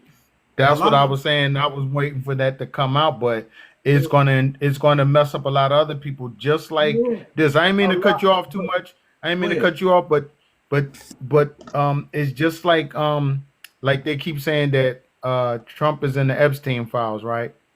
That's all game. He's trying to act like he don't want to put it out, but they really don't want him to put it out because if he puts it out, that's going to expose Obama's and all these other people. They really don't. So what you're seeing on TV is the opposite of what's going on. So what people need to know is there's two things going on at the same time. That's what people don't realize. It's what he's doing and what somebody other parties are doing. They don't want him to put that out. He's just playing games right now and saying, "Oh, y'all don't want to hear about it." And then people is running around saying, "Oh, Trump don't want to put it out because he's in there." The man went to one of his parties, and like he told you on TV, said when he went there it was a cesspool. He's one of the first people to reported him. People don't know about that. hmm The other thing is that they put him in a Photoshop picture. It's a Photoshop picture. It's a picture with him and Epstein, and it's like 28 little girls in the middle of the hmm floor, and then there's some Yeah, I other saw white that. guys on the other. That's a Photoshop picture. And then it's another Photoshop picture saying he was on an island. He's sitting down, right? You got to pay attention to the pictures. He's sitting down with Epstein, and it's these girls that are supposed to be sitting on their laps. But if you look at the picture, Trump don't have any legs in the picture. Like Well, it's you another can't. Well, the Photoshop one I picture. seen, you can't see legs with the girls that are in the middle. Right, Okay, right. but now that I go back, I did kind of. It struck me strange about the photo. It just someone right with it. He was at parties. He was at parties with Diddy too, and so was Denzel Washington. Because people was trying to say, "Well, Denzel Washington was at the party." A lot of celebrities at the party, but it's 3 parties. It's one party, then there's another one, then Going there's on another at one. the same. So let me give you my experience. It's 3 parties going on at the same damn time. So the moment you go up in, like, okay, I'm sitting there chilling. Somebody invited me. I'm sitting up there chilling, and then somebody comes over. Who's this dude? Oh, he's with me. He's cool. Get him up out of here. That's what happens. The ones who stay are the ones that know what's going on, Right. or the new recruits, because it's Right. initiation. So there's 3 things going on. There's a party, there's an initiation, and then there's an after party. There's a crossing over. It's like a Greek fraternity. It's like, think of it like that. Yeah. There's a hazing period process that you go through. If you don't go through the hazing process, you can't get to the initiation process. Right. They don't want you to be there. They saying, "Hey, if you know better, If you're don't not be from out there, oh, he's cool. No, get him up out No. of here. They had the guys from Wu-Tang say, No, the dudes I'm from so Wu-Tang was in thankful. I'm there, so and they said that. thankful for the people that looked out for me. Mhm. I'm so thankful for the people, because they was in on. Let's keep it real. They were inside, and they were looking at like, nah, man, I don't want you. You maybe they saw my spirit. I don't know, man. You too innocent, man. We can't. Whatever it was, I'm thankful. My I'm boy, thankful. you know what? Too much. I got a boy. He made a video about BET. That was his dream job, and he got the dream job on BET early on, and he worked with a lot of artists on BET. But he told this story. He tells it on the tape that he went out one night. He went out with Stephen Hill, one of the big producers there, and he said he had a long stretch limo with him. He said Stephon Marbury was in the limo. One of the baseball player guys, I forgot, one of the big baseball players from the New York Yankees, and he said he was driving with them to this party, and when he got in the party, he seen things in those rooms. But after a while, he realized that he was Stephen Hill's date. You know what I'm saying? And he said, you know how women feel uncomfortable around when there's a lot of men? He said that's how he felt. And Stephen Hill kind of approached him lightly. And he was like, you want to stay in the background, or you want to be in the front? Like, he could be on 106 and Park. Like, that's when you get in the front, you could be on 106 and Park. But he was like, nah, he said he was They good got with to playing the back. feel you out. They Yeah. always got to do that. They got to be careful. They got to feel you out. It's a hazing process. They Yeah. got to make sure you really want it more. If you really want it, they gonna give it to you. Just put it that way. Stephen Hill Gonna give it to you. Boy, Cat, See, we what say your cat to tell I'm Diddy so no. thankful about is the moment you start standing on business, they start getting them whispers, and you got to get up out of there. Yeah. If they think you That's got what they a had to do strong now. spirit, That's if what they they think you had to got do a now. strong spirit, they gonna get you up out of there. They're gonna get you. But they really, if they know you really want it, that's you what know they what? thought. But that's what they thought with him. They thought that he wanted it. Stephen Hill kind of looked kind of stupid because now he exposed himself where he didn't even look at him that way. But he realized after that. and And they don't then he like put out the that. video. Then he went and made the video, and they blackballed him after he made the video. Yeah, And he still do interviews they now. don't He like just that. did one recently. He just did an interview recently. He said he looked Did this y'all stupid see? after he did that. Did Well, y'all what's see up with that that video? Kendrick Lamar song? Did y'all see that video of that girl who maced that dude? No. What was that dude? She said, "Do you know about what happened to me?" And he was like, "No. What happened to you? You don't know what happened to me? You don't know what you did to me?" And he was like, "Girl, I don't even know you." And then she walked up and she was like, Wow. and then they were joking about it when he got on one of the he got on the show. They're like, man, come on, man, you know you tapped that. What you do to that girl? They were joking about it. He was like, man, I don't even know that girl. I didn't do nothing. But he exposed himself because then the moment he said he didn't know that girl, then he said he knows that girl. She's the one that been stalking him. Wow. She's the one that vandalized my building. Listen, man, these kids grow up. They grow up whether they have mental issues or not. They grow up and they still remember. Yeah. And they you get older and you become they coming for you. That's why I said you can't have no skeletons in your closet. I don't care what I don't care what that dude says. Man, you did something, brother. You did something. And they tackled the mess out that girl. They tackled the mess out of her. She looked like she was young still. She might have been of age at that time, but whatever he did to her or had to do to her or was something, whatever type of she came back for that, brother. Well, I know it was a 21-year-old. Yeah. Well, I know it was a 21-year-old girl. She was doing very well for herself. Doing very good. She moved out on her own and she was talking to somebody on the internet for a while, you know what I mean? Then they finally went on a date. She did everything right on the date. She called her family, said, "Oh, we're here. We went here, now we're done with here, now we're getting ready to leave from here." She did everything right. The only thing she did wrong, she went to the guy's place, right? She gets to the guy's place. He must have drugged her or something. Don't know what happened. Family was calling her. They couldn't get in touch with her the whole night. Now, this is a young, beautiful 21-year-old girl, and this dude is a white tea guy. Must be didn't like people. And he took her and they found her leg here or found her arm here. They never found her head. Now, imagine that as a parent. You got this beautiful daughter that was doing good for herself, and this man just cut her into pieces.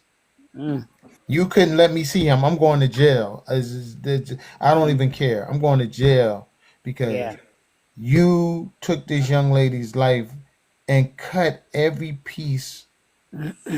Her leg was in the park. Her arm was in the water. Where was her head? They didn't even find the head. Like, you really did that to that girl. Trophy. And that's why I tell people you gotta be careful. Even though she did everything right, only thing she did wrong, she shouldn't have went to that man's place. And let me say this: y'all gotta watch out for a lot of these Africans and Caribbeans. I'm gonna tell you why, because their religion, what they believe in, is not necessarily what we believe in. Do y'all know that there was a young African woman that was on that we they got her on this post. She was saying, "Hold on, something's coming in real quick. It want me to do the little thing. Can y'all hear me?" Yeah. Yeah, I hold can. on. Let me do this. Let me do this thing real quick. Hold on.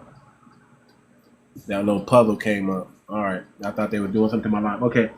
So there was a woman from Africa that says, "I don't black people. I use them for money rituals."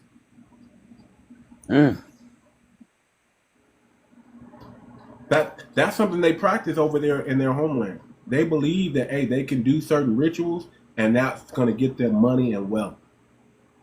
And then they come over here and you don't know that's what they did to move up over there. That's probably how they got their ticket. That's probably how they got the blessing. They did some type of ritual over there to get over here, and they're doing more ritual. They believe the way to move up is not really working hard; it's doing rituals.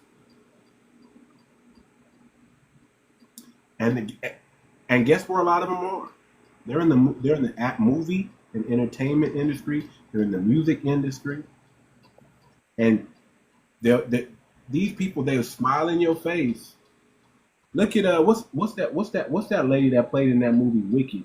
And I like that movie, by the way. I watched that movie. I like it. I'm not a fan of her though personally, but she did a good job in that movie. She's just weird. Yeah, the brown skinned girl. Yeah, lady? she's weird. She can sing, and she can act. They painted her green for the movie Wicked. She plays the Okay, but witch. how she's getting these parts and how she got? Okay, What's her remember they name? was doing Judd Aretha something. Franklin. Remember when But they was doing Aretha Franklin? Olivia, is it Olivia Griselle? I think it's Olivia. It's something like that. I thought How it is was she getting strange that all? she How is popped she on the getting the scene doing iconic Aretha role? Franklin Yeah. movie. How in So the I said, hell? wait a minute, something ain't right with that Oh, lady. She just wait popped a up. minute. Oh, that lady. Oh, the chick that played Aretha Franklin in the TV Yeah. series. And I mean, Yeah, that TV the series way was it was really done, it good. wasn't even done. She didn't remote. You know how they try to match you to look like them and all that. Yeah, Something yeah. off She did about get a this lot whole of parts. setup and how she came right after the first one they did. She came boom right, and I'm They like, we keep don't need two Mm-hmm. Aretha forcing Franklin these stories. people on us and making them stars and making us think that they're greater than what they really are. And then let's chill Well, and she let's sold something. yeah. I'm just saying these people they Sold were something. doing money. She's They part were of doing a money rituals to get these underground clique. certain roles. You ever notice we be getting flooded with a bunch of UK actors and actresses? Yeah, Samuel Jackson mentioned that. He We're getting mentioned that. flooded with them. Like, you mean to tell me there's no? You know why? Because FBA we usually stand on business. They cosplay. They using the cosplayers on TV shows like They Idris play our most Elba. iconic movie. They Yeah, play us in Cadillac Records. They play us. yeah. What's his name? The dude that played in Snowfall. You don't know until they start speaking. Yeah, he's a good actor. Don't get me wrong. He's a good actor. Yeah, I they're like good him in actors. Snowfall. He did his thing in Snowfall. But you mean to tell me that there wasn't one of us that could play that?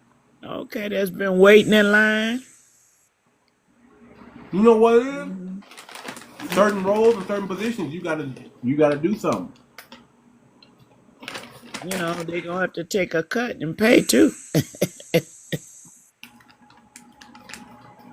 As opposed to Yeah, America. and this is why I said that even Pac, when he was in the ministry, he was more known for his movies than his music, because people don't remember the very beginning. I said he got more popular off his music. I mean his movies once he was Bishop and then he played Birdie in the other movie. He was real popular. If you do a movie, you're going to be more popular than somebody in music because the Juice movie and goes above the more rim. worldwide.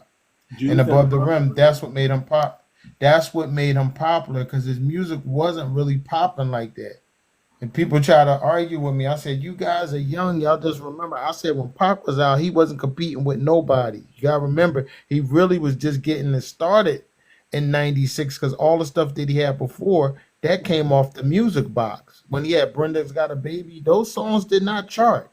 They were just popular on the And box. You had they to were pay for that. they were more like Opium, and that was made in Oakland. Those were more songs that were like for us. He was more political because if you ask, when you ask people, you ask your peers, you go by what your peers say. If you ask any peer, they don't put Pac and Jay-Z in the top five, but Biggie and Nas is always on there. And this is coming from Big Daddy They don't put a Kane, Pac. Nah, I don't know Rakim, about that. They put and Pac. all. Pac is always It interchangeable. depends if it's on the West Coast. If it's on the West Coast, like a Cube and them, they may put Pac on there. It's the same thing with Jay-Z. I'm not saying Pac wasn't good, but when you look at it, you look at what the peers say. The peers put Eminem on there before they put them guys on there all the time. But if it's a West Coast, more so the Southern rappers definitely, because they all act like they was liking Pac like that, and that's a lie. They might have liked him as the person, but I'm talking about the music because this is how I look at it. If Nah, Pac got strictly for my 2,000 ears. followers, Strictly for my no, earwords. That was good. It was but I'm very looking at his political. It was following. very like it was very much like what you call He it was political. He was yeah, more very political. very political. Political rapper than when he first came out. He's wearing the dashikis and Yeah. all of that before he came Thug Life. That's why people said it's Tupac. when once he came out and did 96, that album was his best album. You know what I mean? All Eyes on Me, because he had All the eyes music. on me. Yeah. He finally had the music to match the vocals. I'm not saying that stuff early on wasn't good, but the beats wasn't the hottest. You know what I mean? He had Dear Mama. Yeah. He had Dear Mama when that came out, and that's like one of my favorite songs by Dear him. You know Mama what I mean? was a That hit. was my mother's ringer for my mother. When my mother called Yeah. me, that was my mom's ringer. But you know, I don't try to diminish Pac's legacy. I'm just trying to tell people, y'all weren't around at that time. When you take the artist that was out when he was out, he wasn't touching none of them. You had Wu out, you had Onyx, you had all of the street rappers. He wasn't, because he wasn't even that. If you ask the people that was out at that time, the new Pac, they're like, oh no, Pac was, he was a conscious rapper. Then when you get down later on towards late 95, 96, by the time he got locked up, people said that's a whole different Pac. When you talk to the right people, talk to Ed Lover. Yeah, they got to him and they said, "Hey man, you Yeah. want to get the money? This is what you got to rap about. This is what you got to talk about." And he said, "You know what? That's fine. If y'all want me to do that, I'm gonna do it my way. But I'm gonna do it. But I'm gonna do it my way. And here's how I'm gonna do it." How about this though, Too Much? How many people you know they get somebody out of jail? How did they get him out of jail? Yeah. Nobody never talks about that. He was in jail serving time, and then Suge Knight came with some money, so you know there was some kind of other back deal for that to happen, because Wait a minute, you don't Suge just Knight get out out of of prison. No, he got 28 years. Oh, okay. And they wanted to get him. Caught You know up why with they him. wanted to get Suge? Suge gets the bad rap because Suge was really doing a lot of good things, and they were scared of this guy because he was getting people contracts. That's why Jodeci went over there to him. Mary J. Blige went over to him. Everybody was going to Suge because they know Suge was Hey, going to get them their money.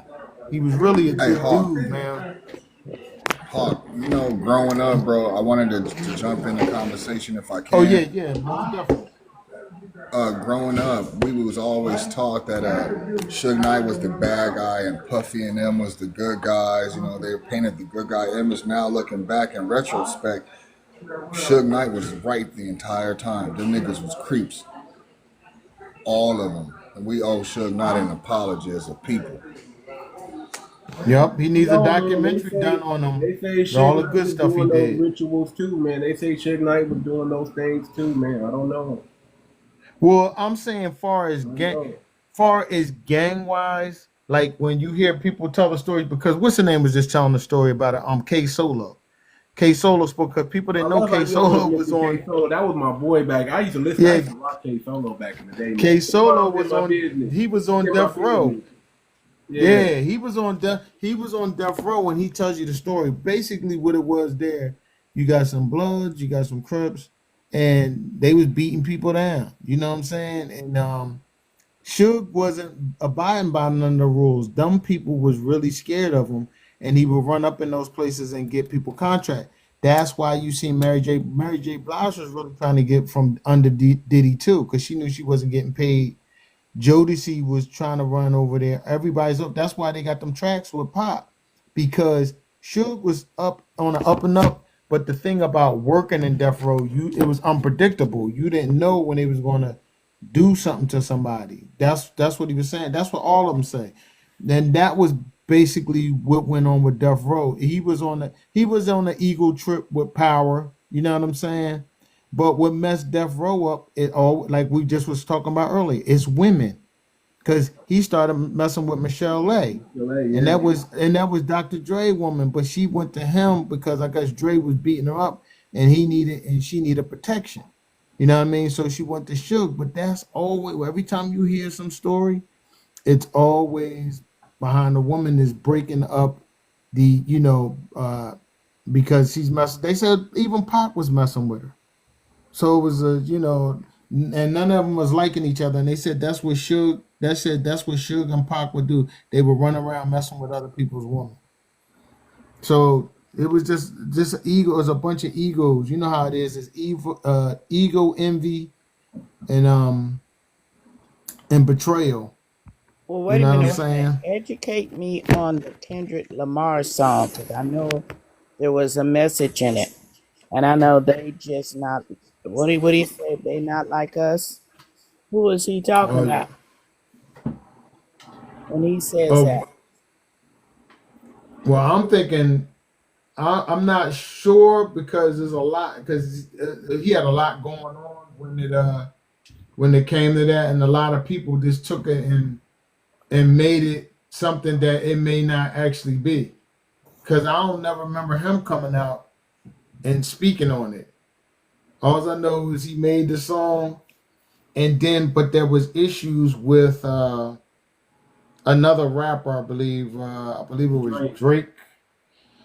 And I think a lot of these songs are subliminal messages towards other rappers, but Right. other people took it and said it was about a bigger thing. I really never It was actually dug directed into at it deep. Drake, but it also can fit so many other types. I'll say Right. that. You It can know, fit a lot of people. hey, It's broad enough. It's a broad enough stroke that it can touch everybody, anybody. yo, too much, man. I saw an interview where Gene Deal was talking about, and you know, you was popular growing up just like I was, right? But I was in the hip hop really heavy, and you know, you would go to these clubs and you go to these sections and you get into VIP. These dudes was really awkward thinking like they did not want chicks to be around them. They didn't want to share their bottles with these girls. It was always, oh, let me hang out with as many dudes as possible. And since I was in hip hop, I was like, I witnessed some of that stuff, and it's like, bro. Yeah. And now that I'm grown and Their I job think is to about it, pretend. Their job is to pretend that they're not. That they're. Listen, it's all a ring. Okay, it's all to see who really wants it more. As long as they find out that you want it more, that you'll do anything, the hazing process begins. They start doing oh yeah, they start doing little LGBTQ stuff to you. They start playing with it, and as long as you cool with it and you laugh it off and think it's funny, okay, next thing. You know what's so funny? I'm telling you, I had a seat to just kind of peep the scene. Like for a while, you don't know what's going on. You just see a lot of people stuff, and then they come to you like, "Hey, man, I don't play like that." Yeah, I mean, you want me to tell you something? And it's either you go to war with everybody up in there because they got homies. You know, it's like a mafia, or you leave. Yeah, your best bet is to just get up out of there. Your best bet is not to stand up and fight them. It's just to okay, cool. Hey, listen, I don't play like that, and then you find your exit up out of there. I start peeping the scene, man. You start looking at dudes, and you start, they start whispering a little close, getting to your ear, and you're like, man, what's up, bro? You know, it ain't that loud. What's your problem? Oh, nothing, man. You know, I just wanted to, that was the accident. I'm drunk, homie. Oh, homie, I'm just a little chip. They try to do all these little games, man. You be realized, like, man, I'm not hanging out with this dude no more. You know the guys in it. They're all pretending, brother. I mean, they're pretending. Yeah. I mean, you watch them sometime, and their mannerism is kind of like, you're like, man, that's off. Why he posed? Why he posted like that? Why he sitting like that? Oh yeah. Why he keep doing this with his shoulder? What? You just start noticing little stuff, and it becomes evident, and you were like, everybody's in here gay, huh? Well, everybody's in here. Oh shit. Where all the women go?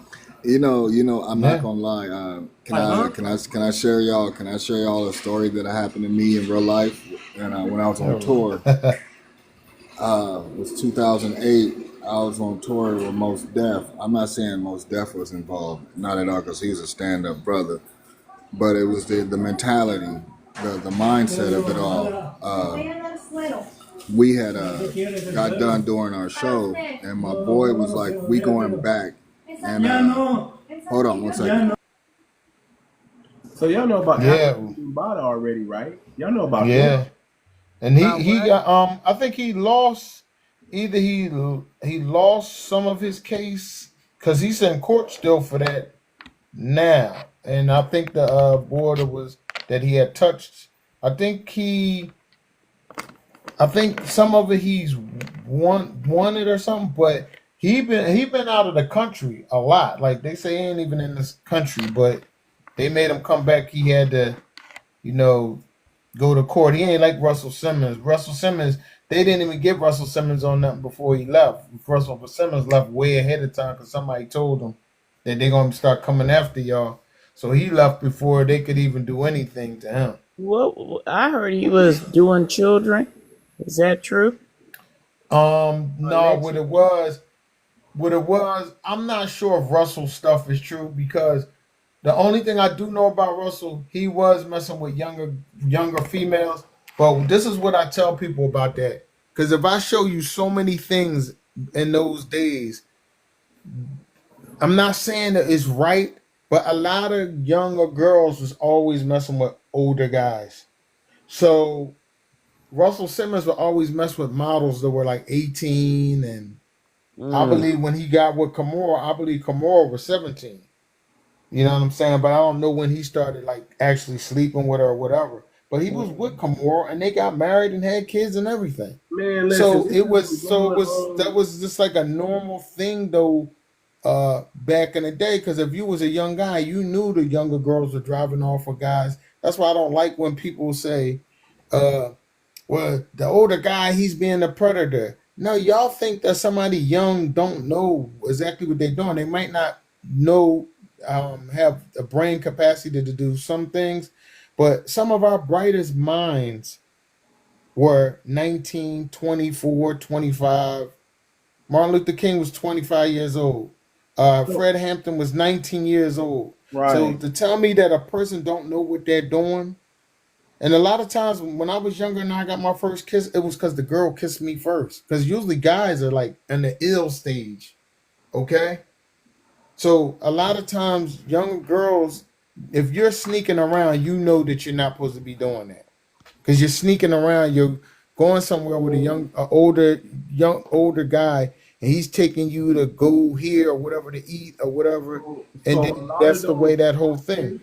So a lot of That's how that whole thing happened, because young guys are not with the girls that are their age because they're with the older guys. Right. You're left out. A lot of those actresses were like 15, 16 years old back in the... Little Kim was 15. Foxy Brown was 15 when they was in the fold. Entertainers. Foxy Brown, yes, she was there. Aaliyah. Yeah. And then Dame Dash cracks me up, and Dame Dash talking about Jay-Z and R. Kelly was she was still young even when you was with her. What are you talking about? So a lot of these women are young, but they dress up to look older. But they start out, a lot of them start out at 14, 15, 16. Yes. And here's the crazy part. Especially in the music industry, you could have been around like Aaliyah. I'm pretty sure I can't say for sure, but I'm pretty sure she was being developed when she was 14. Right. Developed to be Aaliyah. They were playing around with songs and hits and making her sing different songs, but not putting them out. But she was getting paid, but under development and under the closeful watch of her parents.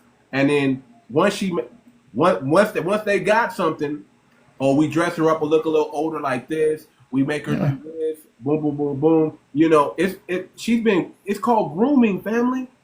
Right. Groom you into the story. Look at the young girl from South Africa. Look at the young girl from South Africa.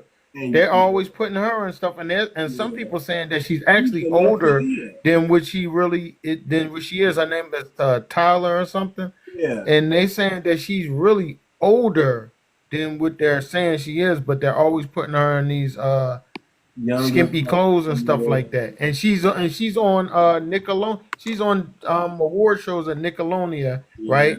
And then what they do, they get all these young girls to come on Nickelodeon, and then they spray them with all of this gooey stuff. What do you think that's all about? Why are you spraying them with this gooey stuff all over their face and all over their body? It doesn't even make any sense. What are you doing that for? because it's all based around a sexual thing. You know what I'm saying? They do that every year. They get girls to come on there. And it was funny because they had Tyler. They said she was appropriately just, but she had these tiny little shorts on, little top. And the other girl, this Ice Spice, that always show her behind, she actually had a dress, like I actually had a dress on, which was funny because you would figure it would have been the opposite way around. But somebody said, you got to dress this way because y'all in front of a kids on an award show. But then they got to stand in front of this thing that shoots out all of this gooey stuff all over their body. Yeah. Yeah, they got to change clothes in front of adults. Y'all know that. Y'all know how that. Right. You know, so it's, man, listen, everything is character development. Everything, especially, and once they groom you into that star and they know they can make money off of you, they're going to ride that until, they're going to ride that until the money dries up. As long as they continue making money off of you, you're good. But the moment that money, so that in that term, you're better unalive than alive, and you're worth more unalive than alive. You ever heard that term before? Yep. Yeah. That's when you find out they got that insurance policy.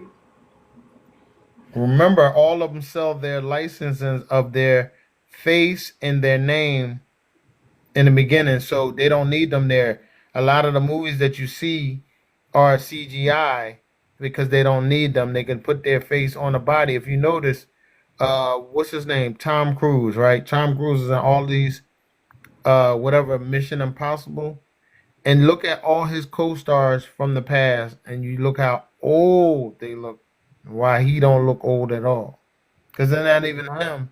They're using CGI for him to do all the stunts. They're saying he's doing stunts and all of that now, just trying to make him like he's an extra big star. They sell their likeness and the license, so the Hollywood owns all of that stuff. How do you think Kevin Hart made, I don't know how many movies? I know for a fact it take at least 2 to 3 years for a movie to come out, because I remember when Idris Elba did that movie back here, and then it came out in 2020. I remember he was here in 2017, so 18, 19, 20, like 3 years before it came out. So how did Kevin Hart have like 5 movies? The Rock, he had 5 movies, and if you look at that dude that's supposed to be The Rock, he don't look nothing like The Rock. I remember Rock had a dark pigment because his pops was like dark skin, and this person, and he's way bigger than he was when he was in wrestling. So that's not even him. Same thing like Floyd Mayweather. You think that's Floyd? Somebody said, "Well, he's boxing." I said, "Is he boxing? He got a lot of money, right? So why was he doing exhibition fight?" Then he grew hair on his head and he grew hair on his face when he was always bald. But if you look at the dude that they got now, they're trying to say that he's going broke, right? But if you look at the dude now, he don't even wear TMT, what is it, the money team? MTM, whatever it is. He don't even wear any of that stuff, right? And he's way smaller than he is. Floyd is a show-off. He wear nothing but designer stuff, all his cars and all that. So now he's always overseas somewhere, just overseas for no reason, just walking around, going here, going there. Same thing they did with Rick Ross is the same thing they did with Kevin Hart. And I know Kevin Hart personally, just like I know Will, like I know these guys. And when he got in a car accident that was out there, they said the car accident was so bad, he was supposed to have broke his back, right? But when the police and everybody came on the scene, Kevin Hart wasn't there. That's what they said. So they said, what happened? They said Kevin walked home. So the 2 people that was in the car with him, they stayed there and he walked home. But then when they asked his wife gave a different story. It's like 3 different stories. And then what did they do? They put him on TV showing him working out, like saying he's getting himself together. They said the same thing with Rick Ross when Rick Ross had a bad seizure, and they said it was real, real bad. Like he could have died or whatever. Next thing you know, he comes back out. They showing him working out. He used to have a bald head. Now he don't have a bald head. Now he had like a short fade haircut. He was a whole different person. If you look at the earlier Rick Ross and you look at this Rick Ross, they're not the same people. You think they clone Rick Ross, huh? I'm not saying like it's a clone. Um, it definitely could be a look like, but whenever you get a chance, you go look at his earlier videos. You can see his head shape is different. I believe he passed away when he but they still was making money off him, because if you see this Rick Ross now, he don't really make music, and you got to remember they got AI now, so a lot of people who's making songs, they sound like crap. They're not the same, like they're not making the same type of music. So you can use AI and they can do appearances and they sing off the tracks now. So if the tracks are running, they just use the tracks to run. But this guy is not the original. He's not the original Rick Ross because he don't make music. Same thing like Gucci Man. There's two Gucci Mans. If you look at him, one you could tell he works out, and then there's another one. He's like skinnier than the other one. But you know, a lot of people don't pay that much attention, so you wouldn't know. Now they gave him all this money, right? Now you gotta look at this. Rick Ross got all this money all of a sudden. He don't do nothing. Now he buying all this cattle. He's buying, his main thing is he does a car show every year now. That's his biggest thing, not music. Doing a car show and just bragging about all the money he got, right? So you look at Gucci Man, he was locked up. He comes out of prison. He's skinny as hell, but every time that dude went to prison, his stomach was always big, right? He comes out, he has a woman who is the handler, saying she put some money away. Now he got two Rolls Royces. He comes out with two Rolls Royces, this big mansion. He starts a record label. He signs all these people to the record label. Then he dissolves the record label. He never does nothing with it. He hasn't made no songs. And if he did make a song or a feature, I guarantee it was AI. Because Gucci Man always made a lot of music back to back. He ain't making no music. Rick Ross ain't making no music. See what I'm saying? A lot of these people they just got money. And a lot of them really don't got money. All their money is on the black card. That's why I said earlier, Michael Jackson and Bill Cosby is one of the two of the few people that actually have money. That's why Michael Jackson said most of his heroes died broke. So what's up with Kodak Black? What's going on with Kodak Black? That one I don't know. They're saying he's on drugs and stuff like that. They say he's strung out. He's saying he's strung out on drugs. I'm not sure if that's the real him, because people were saying that wasn't the real. I've never really followed him like that. But I just knew Rick Ross was. I just knew Rick Ross was different. I knew Kevin Hart was different because I know Kevin Hart. So what's up with Jeezy then? What's up with Jeezy then? Oh, Jeezy the rapper. Mm-hmm. Jeezy right now he's just falling back because he had that divorce with that chick that he was with. So I think that's still I think that's the real Jeezy. That's the real Jeezy? Yeah, I believe that's still the real Jeezy. He just in on it now, huh? Yeah, he's doing shows and stuff like that. And he got money in real estate and all of that kind of stuff like that. But I think with Rick Ross, what happened was he was making money for him, and he still was marketable. So I think he had a seizure because all of them was having seizures because they never was smoking weed like that. Him and Lil Wayne, all these rappers were having seizures because they were smoking and drinking. That's the real Lil Wayne, or Lil Wayne got taken up out of here too? That's I don't know if that's the real Wayne. This guy look. You don't really. We just talking mess. Go ahead. Yeah. That guy looks. I don't know if that's Wayne. I mean, he looked like he's like strung out, like almost a junkie. The way he talks, and I don't know, man. He can't remember none of his rhymes. He gotta. They ask him to recite his rhymes. He can't remember none of them, and he said he has to look at it over the night before and rehearse it, and then he comes out. Yeah, and they said he was real good at with doing it, but I noticed they had the tour and he's not on it, and then they kicked the other guy off it. So I don't know. I just know that don't.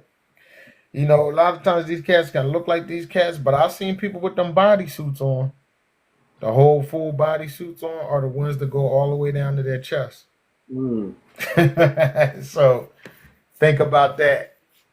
I don't know. He's some of these characters are real weird. Like these drugs messed them up. Or the promethazine that they take. A lot of them drinking that promethazine. They missing teeth. They have liver and kidney issues. All these dudes is like in their late 20s and early 30s. They got kidney and liver issues because they're drinking all of that promethazine with soda. Missing teeth. Livers are messed up. Having seizures. I just don't know who's who. But you notice right now that our music is coming back. It's making big comebacks. Got Public Enemy got an album out. You got Rakim got an album out. You got L did the big tour, but they're supposed to do a super group. They're supposed to make a super group.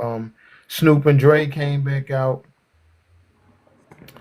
But yeah, they saying Rakim, Big Daddy Kane, KRS One, and Cool G Rap is supposed to be a super group. Not sure how true that is, but that'll be dope. And but a lot of the music is making a 360 because we can't stay on that same frequency. That frequency, that trap frequency is dying out, and all of the old school rappers are coming. MC Lyte got a decent album. She came back out too. A lot of old school rappers are out, and the albums are nice. Boot Camp Click, they came back out. The Boot Camp Click came out. Yeah, they got an album. They got videos. Let me go to Apple Music real quick. I can't play none of their music, but let me go to it. Yeah, the Boot Camp Click. The Boot Camp Click.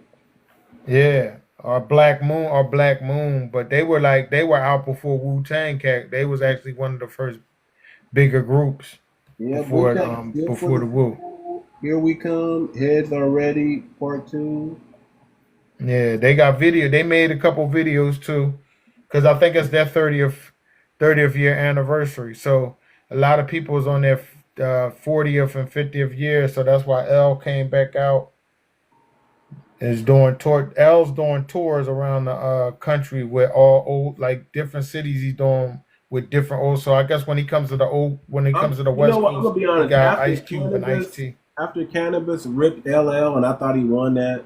People say LL, but after Cannabis ripped him up, I've never been a fan of LL after that. I'll be honest with you. After Cannabis, and then I saw how hard the industry went after Cannabis and trying to, take him down. Yeah. They should have never hooked him up. Pretty much blackballed. Cannabis and Wyclef should have never got together. That was not. I think it was a setup. in the long run. Yeah. I keep hearing things about Wyclef. But Wyclef's part of. He's down with that. Oh yeah. Oh, he's definitely down with it. Wyclef. You ain't seen him in a minute, but he's definitely with him. They tried to get Lauren, but they wanted Lauren to give up her child, and that's where Lauren messed up, and they got her later with the R&B. Remember I told you, like most black celebrities, they don't give up their kids. They tried to get Lauren to give up her first child, and she wouldn't do it. And that's why she was pissed off about it too. She was like, she's not coming back out no more and doing nothing. That's why you didn't see her doing nothing. She made that album, that whole acoustic album. That whole acoustic album is really about the industry, and they was pissed off about it because she wouldn't do it. She wouldn't even perform none of those songs. That's why she wouldn't go on the road with Fugees. She didn't want to perform any of the songs either. Right. You know what I mean? So it's just kind of like what Prince did. I think her and Wyclef was messing around. Yeah, they were. She was a young girl. He was a talented guy. And, younger females fall for her. Stuff like that. She fell for him. And then he was married the whole time. You know what I mean? He was married. And he was messing with her. And she was the younger, she was the young girl out of that situation, and her feelings got hurt, and then she got with Rohan, and then had all those kids except for the last one. So she got like a real rough story. You could see she was messed up for for a while she was messed up. She just starting to seem like she's like the old Lauryn Hill, but it took some years, man. She was I on don't stage know there why. looking like she was a clown, man. Yeah, I don't know why nobody ever realizes that. You know, I mean, we can go all the way back to Marvin Gaye. Why nobody ever realized something's going on. David Ruffin. Yeah. They get these little handlers around them, and they chain DMX. Yeah. They gotta get you addicted to something. Yeah. They gotta invite you to a party, and they gotta drugs you and put you in a compromised situation. Yeah, they knew And DMX. nobody seems to figure out why none of these people get to come out clean. Why none of these people get to come out, and if you do, it's because you follow everything you were supposed to do. You didn't pull away. That's the only way you get out. And a lot of the YT people are getting out clean because they're using one of our faces, like I was saying earlier, and I said this on the other line. They use our faces. They use our own people to bring them down. Every person that you seen went down. When Martin went down was because of Jesse. When Garvey went down, it was one of his close friends. When Noble Drew Ali went down, it was another black man. You know what I'm saying? They used another black man. When Malcolm went down, they used another black man, brother. Who was behind it? That's another story. Who's behind it? But still, that's what they use every time, and that's why their hands be clean. Just look at the ones that we were talking about. Then you gotta, people feel funny about those stories, but just like I tell them, I said Garvey was working with those people because he was a man that had them ships. But he never went to Africa, not one time. But he trying to get you to go to Africa. Them ships never touched Africa. He never went to Africa. So I was trying to like, damn, at least he could have went to Africa one time. He never went to Africa. He went to Britain though. He went up there in the UK. Yeah. He studied. He went to school out there. Yeah. But in order for his movement to work, when people keep saying. Because people want to say, well, we had Marcus Garvey over there. He's from the Caribbean. That's cool. I don't have no problem with the brothers over there. But what I'm saying is y'all didn't mess with him like that. That's why he came to America to start the movement. He couldn't start it over there because y'all ain't rock with him like that. So you had to start his movement over here. And that goes back to, it was an African guy earlier was trying to debate me. How he's saying that doing a boycott would shoot y'all in the foot and it wouldn't matter anyway. And I was like, see, that's what we're talking about. You're saying you're not respecting the black dollar. You don't think all the people that go in your braiding stores, most of them are black women. They're not your women. You saying y'all thinking y'all can support yourself in here? Y'all don't realize what kind of numbers we got. So I started breaking down all the boycotts, how we save everything, just to show you how big our numbers is. I started off with the bus boycott, right? Then I took it to Cadillac in the 70s when we saved the Cadillac. Then I took it down to Wesley Snipes. People don't know Wesley Snipes saved DC Comics. They was getting ready to go bankrupt until he put out Blade, and then they did him dirty with Blade, okay? Because Blade saved them, right? Then when you get to Arsenio Hall saved late night TV. People don't know that. He saved late night TV. Then BET made it so you can have cable viewers because they catered to the black people. Then Coca-Cola and Pepsi marketed all of their commercials towards black people so their business could grow. Okay. Think about this. And why don't they can go on and on and on? Why don't they? Because there's not a lot of them. Because it's not a lot of them. They do not put. Why do they always need the black vote? because Right. we really Our numbers is dictate way when higher. things happen. They'll Right. never want to admit it. They'll never want to say it, but we are the biggest. That's why they don't. That's why they don't try to rattle our feathers that much. You see what I'm saying?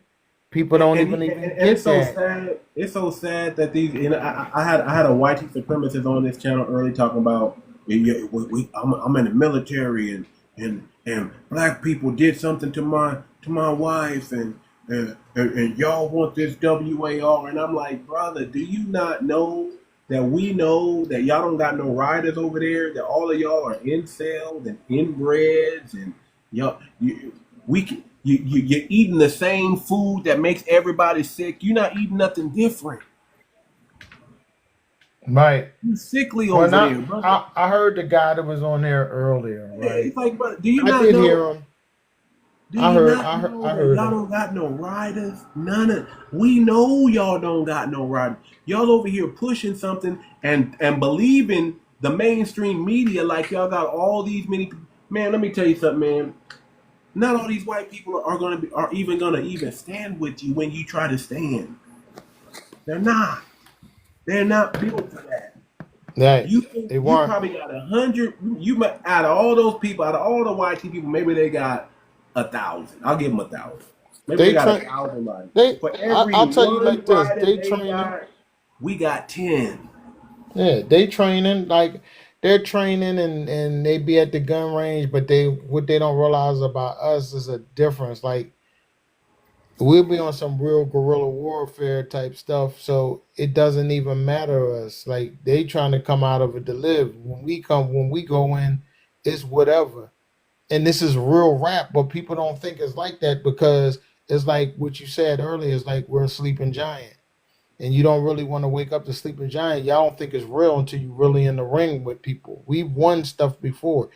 And the dude was trying to use color as a thing, but then he was trying to use that he was like a big dude. And we've been chopping down big dudes. Yeah, I I mean, mean, this dude from go Kansas hand to City and hand, if we go Missouri. hand to, if we go hand to hand battle, unless like he said he's military, he's Green Beret, he know his little tricks. Listen, it is not like what you think it's going to be. Your Yeah, numbers is not big. Your numbers is only big because everybody is white on the census. Everybody is white on the census, and that's why your right, numbers is big. right. And Other than that, here's the thing. Here's the that's why thing. I'm glad you gave them Y'all numbers. big. That's why I'm glad you Yeah. gave them numbers. You think you're big, but here's the problem. You got one big guy, and then right behind you is nine little brothers that we can just do, like we can thump them on their head and they out. We Yeah. all you gotta do is Let look me. at all the look at the Montgomery Brawl. That's them. The Montgomery Brawl. That's their Yeah. so-called army right there.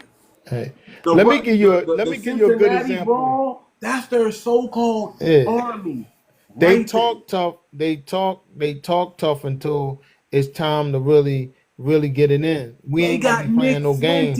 Nick Yeah. Fuentes. That's people like people the size of Nick Fuentes. Well, let me That's give their you a better army example right of this, there. and I'm gonna give you a better example because I used to live in Cali, and you're gonna know what I'm getting ready to talk about. Go ahead. So you know that I used to live in Ocean County when I was down there, and you Okay. know that there's some big Samoans down there. Now, when Right. they tried to do a racial thing down there, and the Samoans they huge, like they big as hell, but brothers was knocking them out. Okay. That don't mean because you big, because you can't fight. I mean, you know how big them boys is. They cock Brother, diesel, and I mean that listen. their They sisters are big are. boned. The sisters is Listen. big boned. Listen. Okay, but Listen. They are. brothers is coming to rumble, and dudes in California is different. It's a lot of big dudes in California. I don't know if it's because of the sun, but it's different out there. Man, You know we what I'm saying? 6 foot and up out here, Because baby. I mean, you got the one dude on the board, Big U said he was rumbling like 10 of them. You know what I mean? And he said he came out, he ain't hardly had no cuts on him. He said he was rumbling no like cut. 10 Samoans. Listen. Listen. Here's what I can tell you about Samoans. You'll never see them one at a time. There's a reason for that. They're never going to fight you. Samoans are never going to fight you one-on-one. There's a reason for that. Yeah. Because they'll get washed. And they don't got a lot, and there's not a lot of them. It's not enough of them. And it's not, and at the end of the day, it's exactly. You can get all the Samoans in California, and it's not gonna do nothing. One of us is gonna smash like 3 of them, and that's just the truth. One of us is gonna smash. And they some big boys, like I said. Their sisters is big, okay. But they some big boys. But they big targets. That's what they really are. They big. But that's why I said when that other dude was saying, because he's saying like he's big and he's cognizant, and I'm like, we got skinny dudes in our community that just know how to knock you out. I got that skinny strength, don't they? Yeah. They just skinny They knock but they you right got out. that strength, and when they touch that chin, it's chin music. You're going to sleep. You're going to sleep. Because you're gonna be arrogant thinking like, oh, this little skinny dude, and he drop you. You know what I'm saying? So we already know what that is. I just always say to people, the big boys know not to want to wake up a sleeping giant. Y'all just don't want to. Y'all just don't know it. One at a time. It's always going to be them and their family, and they know why. Not only they don't just stick together because it's fact. They stick together because they know if they're alone, it's a wrap. Yeah. And a lot of them I know. A lot of them I know. They passed. A lot of them passed away.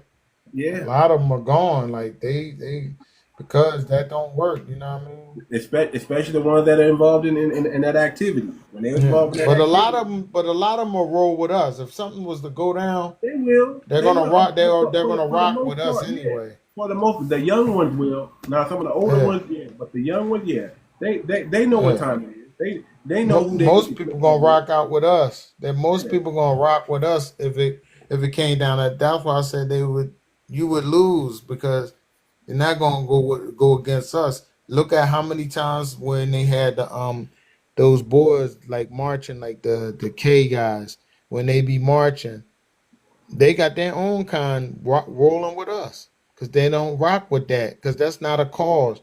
Why are you marching thinking that you can march through our cities? And that's not no real cause. You just want to run through our city just so you can say W power? Come on, man. We're not allowing that kind of activity. Cause we don't even do that. But you just thinking that you could just come to the city. Look what happened to them when they went to Cincinnati. And then they tried to say that, but then they tried to say that group was a militia group. No, that's a group that's been around out there that they protect their neighborhoods. And they just wasn't allowing them to be in there, and they ran them up out of there because it's not a real cause for y'all to be there. What is the cause for you to be walking up and down their streets? For what? So that's why I was saying it's different. You're on the East Coast, we deal with Puerto Ricans and Haitians and different people like that because people in the South don't understand it. And then on the West Coast, y'all have the Mexicans. You got California got everything. You know what I mean? You got Mexicans, Samoans, and if it was really that bad out there, it would be a war zone out there. But people are in the same neighborhoods out there, so for the most part, they do get along. As far as the corruption, that's a whole nother story. And do they have that green card? Because as long as I was coming out in California, even back in the 80s, they used to have trucks to ride around and make sure they come up to the bus stop to see if you had your green card back then. Okay. That was the only place I ever seen that was in California. Let me end it on this, family. Did y'all hear that story? Because somebody said, did anybody know the Anunnaki are here? Okay. Did y'all hear that story? Where the black guy, the YT guy said that he was on a base in NASA. Now TikTok, this is only entertainment. This is a fictional story. TikTok, did y'all hear the story about the YT brother who works for NASA said that an alien race landed on their base at NASA? No. And when they came out, they were Black Americans. He specifically said they were Black Americans, as tall as 7 foot, 6. I heard about them before, but I didn't know they was at the NASA base. They had advanced weaponry, and they were a militant group, and they came and they were talking with the people at NASA. They were Wow. 6'5" and up. This was recently? Yeah, he said the tallest was 7 foot tall, and they looked like black Americans. He didn't say Africans. He didn't say Brazilians, Jamaicans, Caribbeans, Haitians. He said they looked like black Americans. So is that ship that they said it was racing? They said it was a ship that was racing to get here to prevent something from happening. Prevent something from happening. I wonder if that's what that was, because you saying that recently happened. Yeah. Yes. I wonder if that's the ship that they said that was coming here. You got me cracking up. He said that aliens came down and visited NASA. And Wow. he said they looked like black Americans. Militant, advanced weaponry. Hold on, let me see if this is the yeah. Come on up here, Goddess, because you put it up in there. That's why I invited you up here. Come on up here. Is that what you're talking about when you said the Anunnaki are already here? Got it. They saying that's why all the weather is bad everywhere like it is. You put it up in there, so we're gonna end on this. We're gonna end on this. Good morning. Good morning. Right. So you said, do we know the Anunnaki here? Is that what you're talking about? No, I was asking, do y'all know why? The reason why they was here? Oh man. Oh, I'm sorry, I didn't read it wrong. Anybody knows why the Anunnaki? Okay. So why? So did that story ring a bell? Did that sound anything true to that? Because this brother said these he said they were aliens. He didn't say Anunnaki. He said they were aliens, and he said they looked as tall as 7 foot. Immortals. I mean, they got a little power or whatever. They still taking our peeps out. They out here looking for. You gotta talk on the camera because we can barely hear you. Or on the mic. I mean, we can barely hear you. That's the reason why they're on here. the camera. I'm sorry because I like Can you living in talk on the country. mic? I can't listen to people, so I'm like in a country surrounded by. Can y'all hear her? Woods. Can y'all hear her? No, I can't hear her. Sound I muffled. hear her, but I can't make out what she's saying. Real muffled. Are you at work or something? Or you? Let me try to move into You got another somebody, room. your husband laying next to you in the bed. You don't want to wake him up. Oh no, my husband on the road driving truck. He drive Hold a on truck. second, I'm just trying to move. Yeah, he All drive. right, just try to Greg, you know what's going on right now. Cause I want to end on this note. I gotta get some sleep. Yeah, I gotta get some sleep. But I want to entertain this. Cause she said, "Do we know?" So tell us. I want you to tell us why the Anunnaki are here. Who you asking? They are here looking for the chosen ones. Only. It's all entertainment. We just giggling over here. Go ahead. I can't hear her though, y'all. Yes, they are here looking for the chosen ones. Yeah. They're here looking for the who are the chosen ones? That's the reason why they are really here. I mean, I can't hear her, y'all. What is she saying? I don't know who the chosen ones are. You don't know who the chosen ones are? They not. I'm gonna tell you right now. They're not looking for the small hats. This land. They're not looking for the small hats. If you want to know who the chosen one are, there's only one group of people that fit that description. They're not looking. There's only one group of people that fit that description in the world. You know, to be the chosen ones. The only chosen ones I know. There's only one lineage that I know that are the chosen ones. Oh, that really? Everybody in the world got main actor envy, main character envy. that everybody in the world gets on code and comes against. Oh. Only one group of people I know that fit that description. They don't want to get at us one at a time. They always gotta come at us with a group. Okay, yeah. There's only one person I know that fit that description. The only one chosen people I know. Yeah, well, this young lady, she said her better half is a truck driver. You know what's happening to them for entertainment purposes, right? What's going on? Yeah, I pretty much know. They coming up missing. Yeah, Yeah, they are. Right now. especially in the sundown towns that they travel through. Why are they allowed? Why are these truck drivers? They know that they know not they. I wouldn't even want to go. I'd be like, no, I'm not doing it. I'm not doing that delivery. Yeah. See, but some of them, they must not be aware. They better be. I See, know that's this why we need bus that. truck That's why we need that driver green. that ended up he came up Then missing. I also thought some of them are coming up missing because you know how they like to, for entertainment purposes, they like to do stuff. How would you explain that? They like to, what's the word? Down low. Mm-hmm. Out there on the down low, and a lot of the truckers be doing stuff on the down low. By the road, and so yeah, and see, they might be getting unalive that way too. But some of these stories are straight. You know, it's connected with YT. Some of them. Oh yeah. Yeah, they had a female that got beautiful female that was she had a YouTube and she was posting on YouTube all the day, and they had found her unalive. Somebody did something to her at a truck stop. I don't know how, but they did. But what's happening with the truck drivers?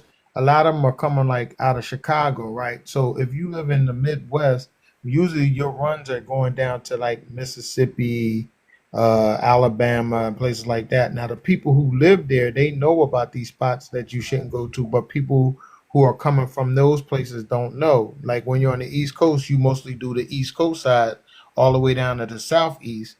So you'll do stuff from New York all the way down to Florida.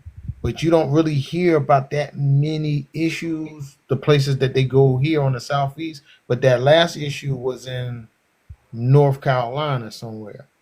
And that guy, he came out of it, but them dudes took his semi and they flipped it over while he was trying to get out of there. They flipped it. They took a forklift and they took a forklift and a loader and flipped his semi over. Yeah. That's now crazy. the other guy that they said they was missing. It's too many stories. One person said it was a false story. Then somebody said he was by a tree. Then somebody said he was caught with one of those prostitutes in a room. That last one is real iffy because it's like 500,000 different stories on that he was found. Then somebody said it was a false story altogether. But it's a guy that has a channel on YouTube. He'll show you all the stuff that's happening to drivers, and the most of it is in the Midwest, even all the way, even in Louisiana. Like you got to be careful about your truck where you park it at and where you leave it. But a lot of that stuff happened in Mississippi, Alabama, like it's all down south. But the Midwest part for the Midwest drivers are the ones who are coming up missing. One guy told his mom came because they said he left a store. Somebody called the sheriff on him. They say he dropped a piece of paper or he threw a piece of paper on the lawn or something. And they came and got him. They locked him up. His mom came to get him and he couldn't get out. It looked like he was exhausted, like they beat him up like real bad or whatever. Mom couldn't get him out. So he told his mom, he said, if you leave and you don't get me out now, they're gonna off me. Yeah. And it's his daggone shame because his mom was there and he told her right. Like they off this guy. And and what they did just like they did Sandra Bland. They said he hung himself. Yeah. Knowing daggone well he didn't hung himself. So they found two young boys. They were supposed to go on the trip. They was 21 years old. They was going somewhere from Atlanta. they never even made it out of Atlanta. They found these two boys on the rock somewhere in Magic Mountain. Not Magic Mountain. I'm talking about Magic Mountain. Something mountain in Atlanta. Found both of them away, and they talking about they offed each other. Like somebody did that to them. They was excited. They was going on a trip to the West Coast from Atlanta. Yeah, you talking about those? Yeah, them two twins. They was twins or something like that. And they gonna say they offed each other. So that's why I don't feel nothing about what the Latinos are going through right now. Yeah, Because they get to live. They get to live. Listen, y'all. Got on the line. What you say? I couldn't hear you. I said it was like 3-4 different sets of twins that got on the line. Yeah, it don't make no sense, man. That's somebody's children. That's why when I really feel for stuff like that, because these kids is young, they ain't really get a chance to live their life, and they trying to do a cross country trip. My daughter did a cross country trip. You know what I'm saying? And when she came, she was coming back from Cali because her husband is in the military. And I told her, I said, man, that's a dangerous trip. But I didn't let her do her trip. I could have let her do her trip like where you go through Chicago and you come back this way. But then you could do your trip where you go through, like, the most dangerous is going through like Mexico and Texas and all that. It's really dangerous down there. So I just was letting her know like what to do and what not to do on that trip back. Because, you know, people come up missing or people see you by yourself. You know what I mean? Start knocking on the window of your car and all of that kind of stuff. It's dangerous out there. You just got to have your people prepared. I tell women, keep elephant spray with you, not regular pepper spray. Elephant spray. And there ain't nobody going to stand there. You spray them with that. They're praying with the elephant spray. Yeah. All right, hey, I'm gonna give everybody a chance to speak, but I got to get up out of here, man. I got to get some sleep, y'all. No doubt. I gotta get some sleep. Oh, DJ, you got anything you want to say? I wanted to go back to the alien, which you were saying. Did you finish that? Did you finish that on the alien? So all I was saying was that the YT man. TV off or down. I think that's you. That's you. Not me. Oh, hold on. No.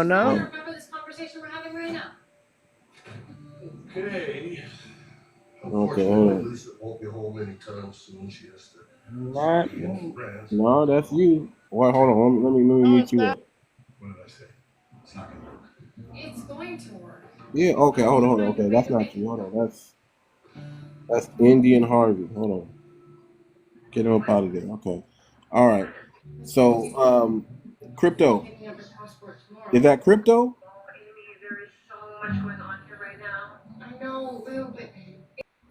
I'm sorry, I done booted everybody off thinking it was somebody else. I didn't mean to boot y'all, man. I thought it was somebody else. It was crypto. Crypto had the TV going on in the background. Go. So just to finish up real quick, yeah.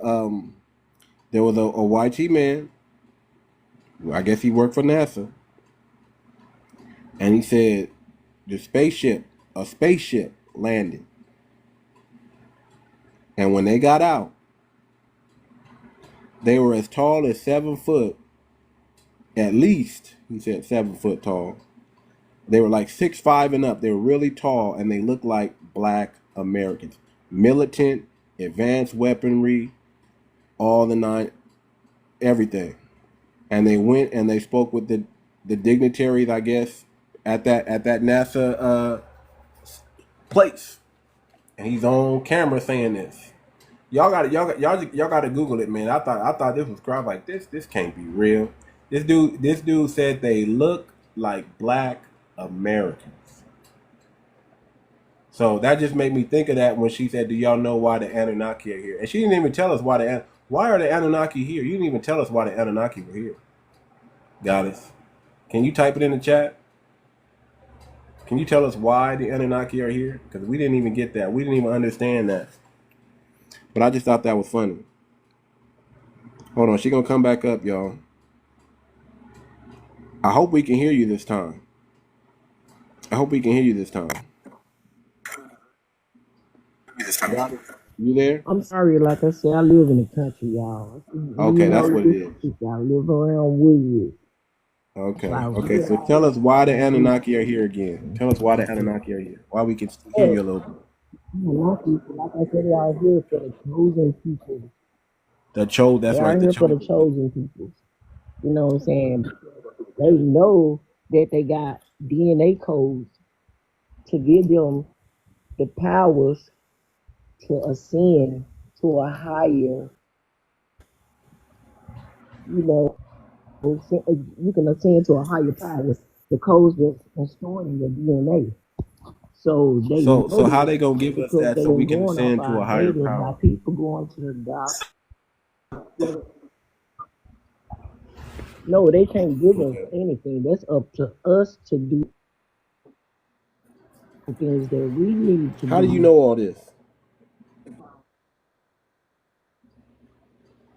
How do you know all this? Into a higher power.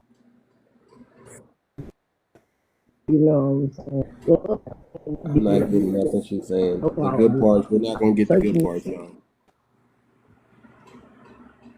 junk head. And Nothing. I'm not getting nothing. It's all good. Yeah, it's all good. I couldn't understand nothing you said. It sounded like you were underwater. It sounded like it's just you were coming in and out. King, you got any last words for us, brother? Oh no, that was it, man. All That's right. it, man. It's a All good right, one. It's y'all. a good one. Yeah. And it's good chopping up with you guys, man. I haven't been on in a while. I wanted to make sure I come, chop it up with the family. Man, all I gotta tell y'all, man, listen, y'all. Listen.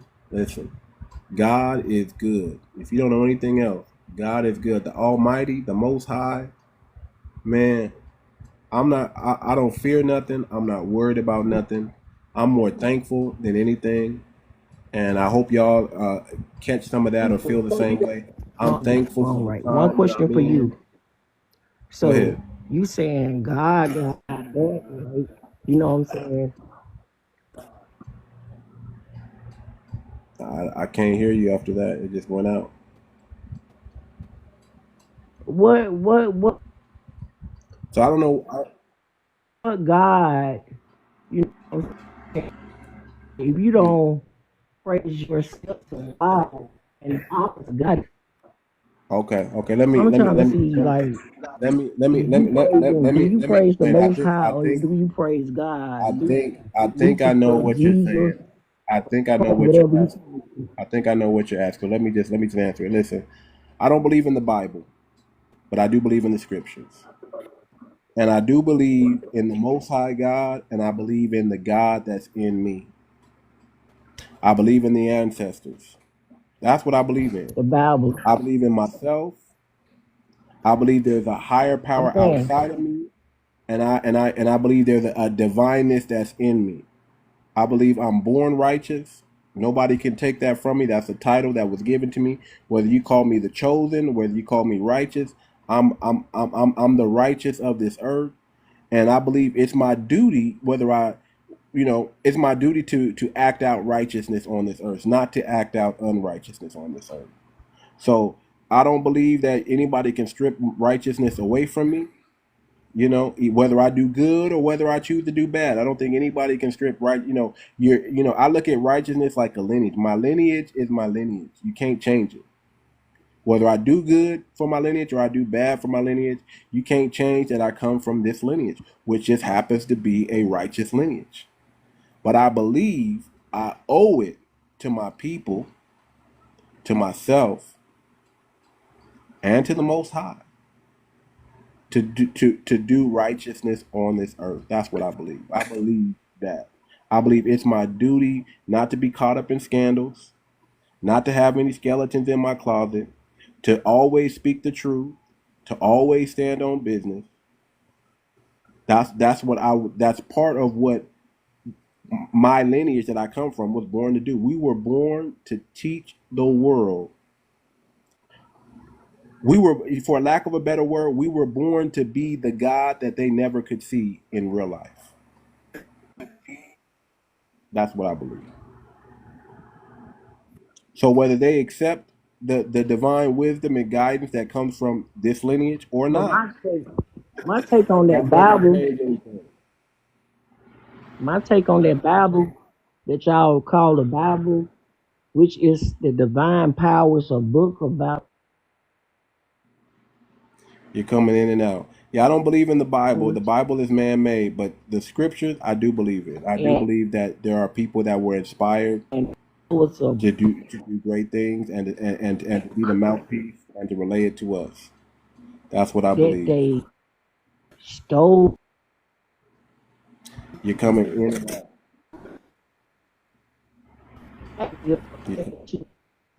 I know you're trying to talk. I know you want to say something, but we really can't hear what you're saying. We really can't. We're trying to, but we really can't. So I need to close out this live, y'all. Listen, man, I always have fun with the family. I always enjoy I'm sorry talking. about that, y'all. No, it's all good. I always enjoy talking with the family. You know, I've been gone for 3-4 days, and I said, man, I got to come back and chop it up with y'all. And I'm glad that the family was here and we got to chop it up. Stay tuned, man. I got some stuff in the works, and I can't wait to share with y'all. I got more stuff I want to talk about. I wanted to talk about the Shannon Sharp. You know, I wanted to talk about the xenophobia that they're trying to hit us with. I wanted to talk about the boycott that we're doing right now, and you know, I just allowed it to get detoured from that because I always want to deal with white supremacists and anybody that comes in and challenges FBA. I want the family to see how to handle that and how we do that and how they really don't have a leg to stand on. You know, they really listen. When you talk to a YT supremacist, I want you to think of them like you're talking to a young African. They're very ignorant. They don't know their own history. They don't know anything. They can't teach you anything. They're going to try to intimidate you and say we invented everything and we this, we them, we this our country and y'all got they listen. They have been weak for a long time, family. They have no strength. They have no power. They're drunk off their own insanity. Uh, you're dealing with adolescent children. You're dealing with old children. Their IQ level is listen. They've been powerless for so long, family, that all they can do is lash out at us like children. And I just want y'all to see it in real time and understand that they are not our equal. They're not. And we don't have to treat them like that. These YT supremacists, we do not have to treat them like they're on our level, family. They're beneath. They're beneath us. And our job, again, is not to debate with people who are not our equals. We don't debate with them. They're not our equals. We teach them. We educate them. They're little children, mayo mad children. They're just mayo mad.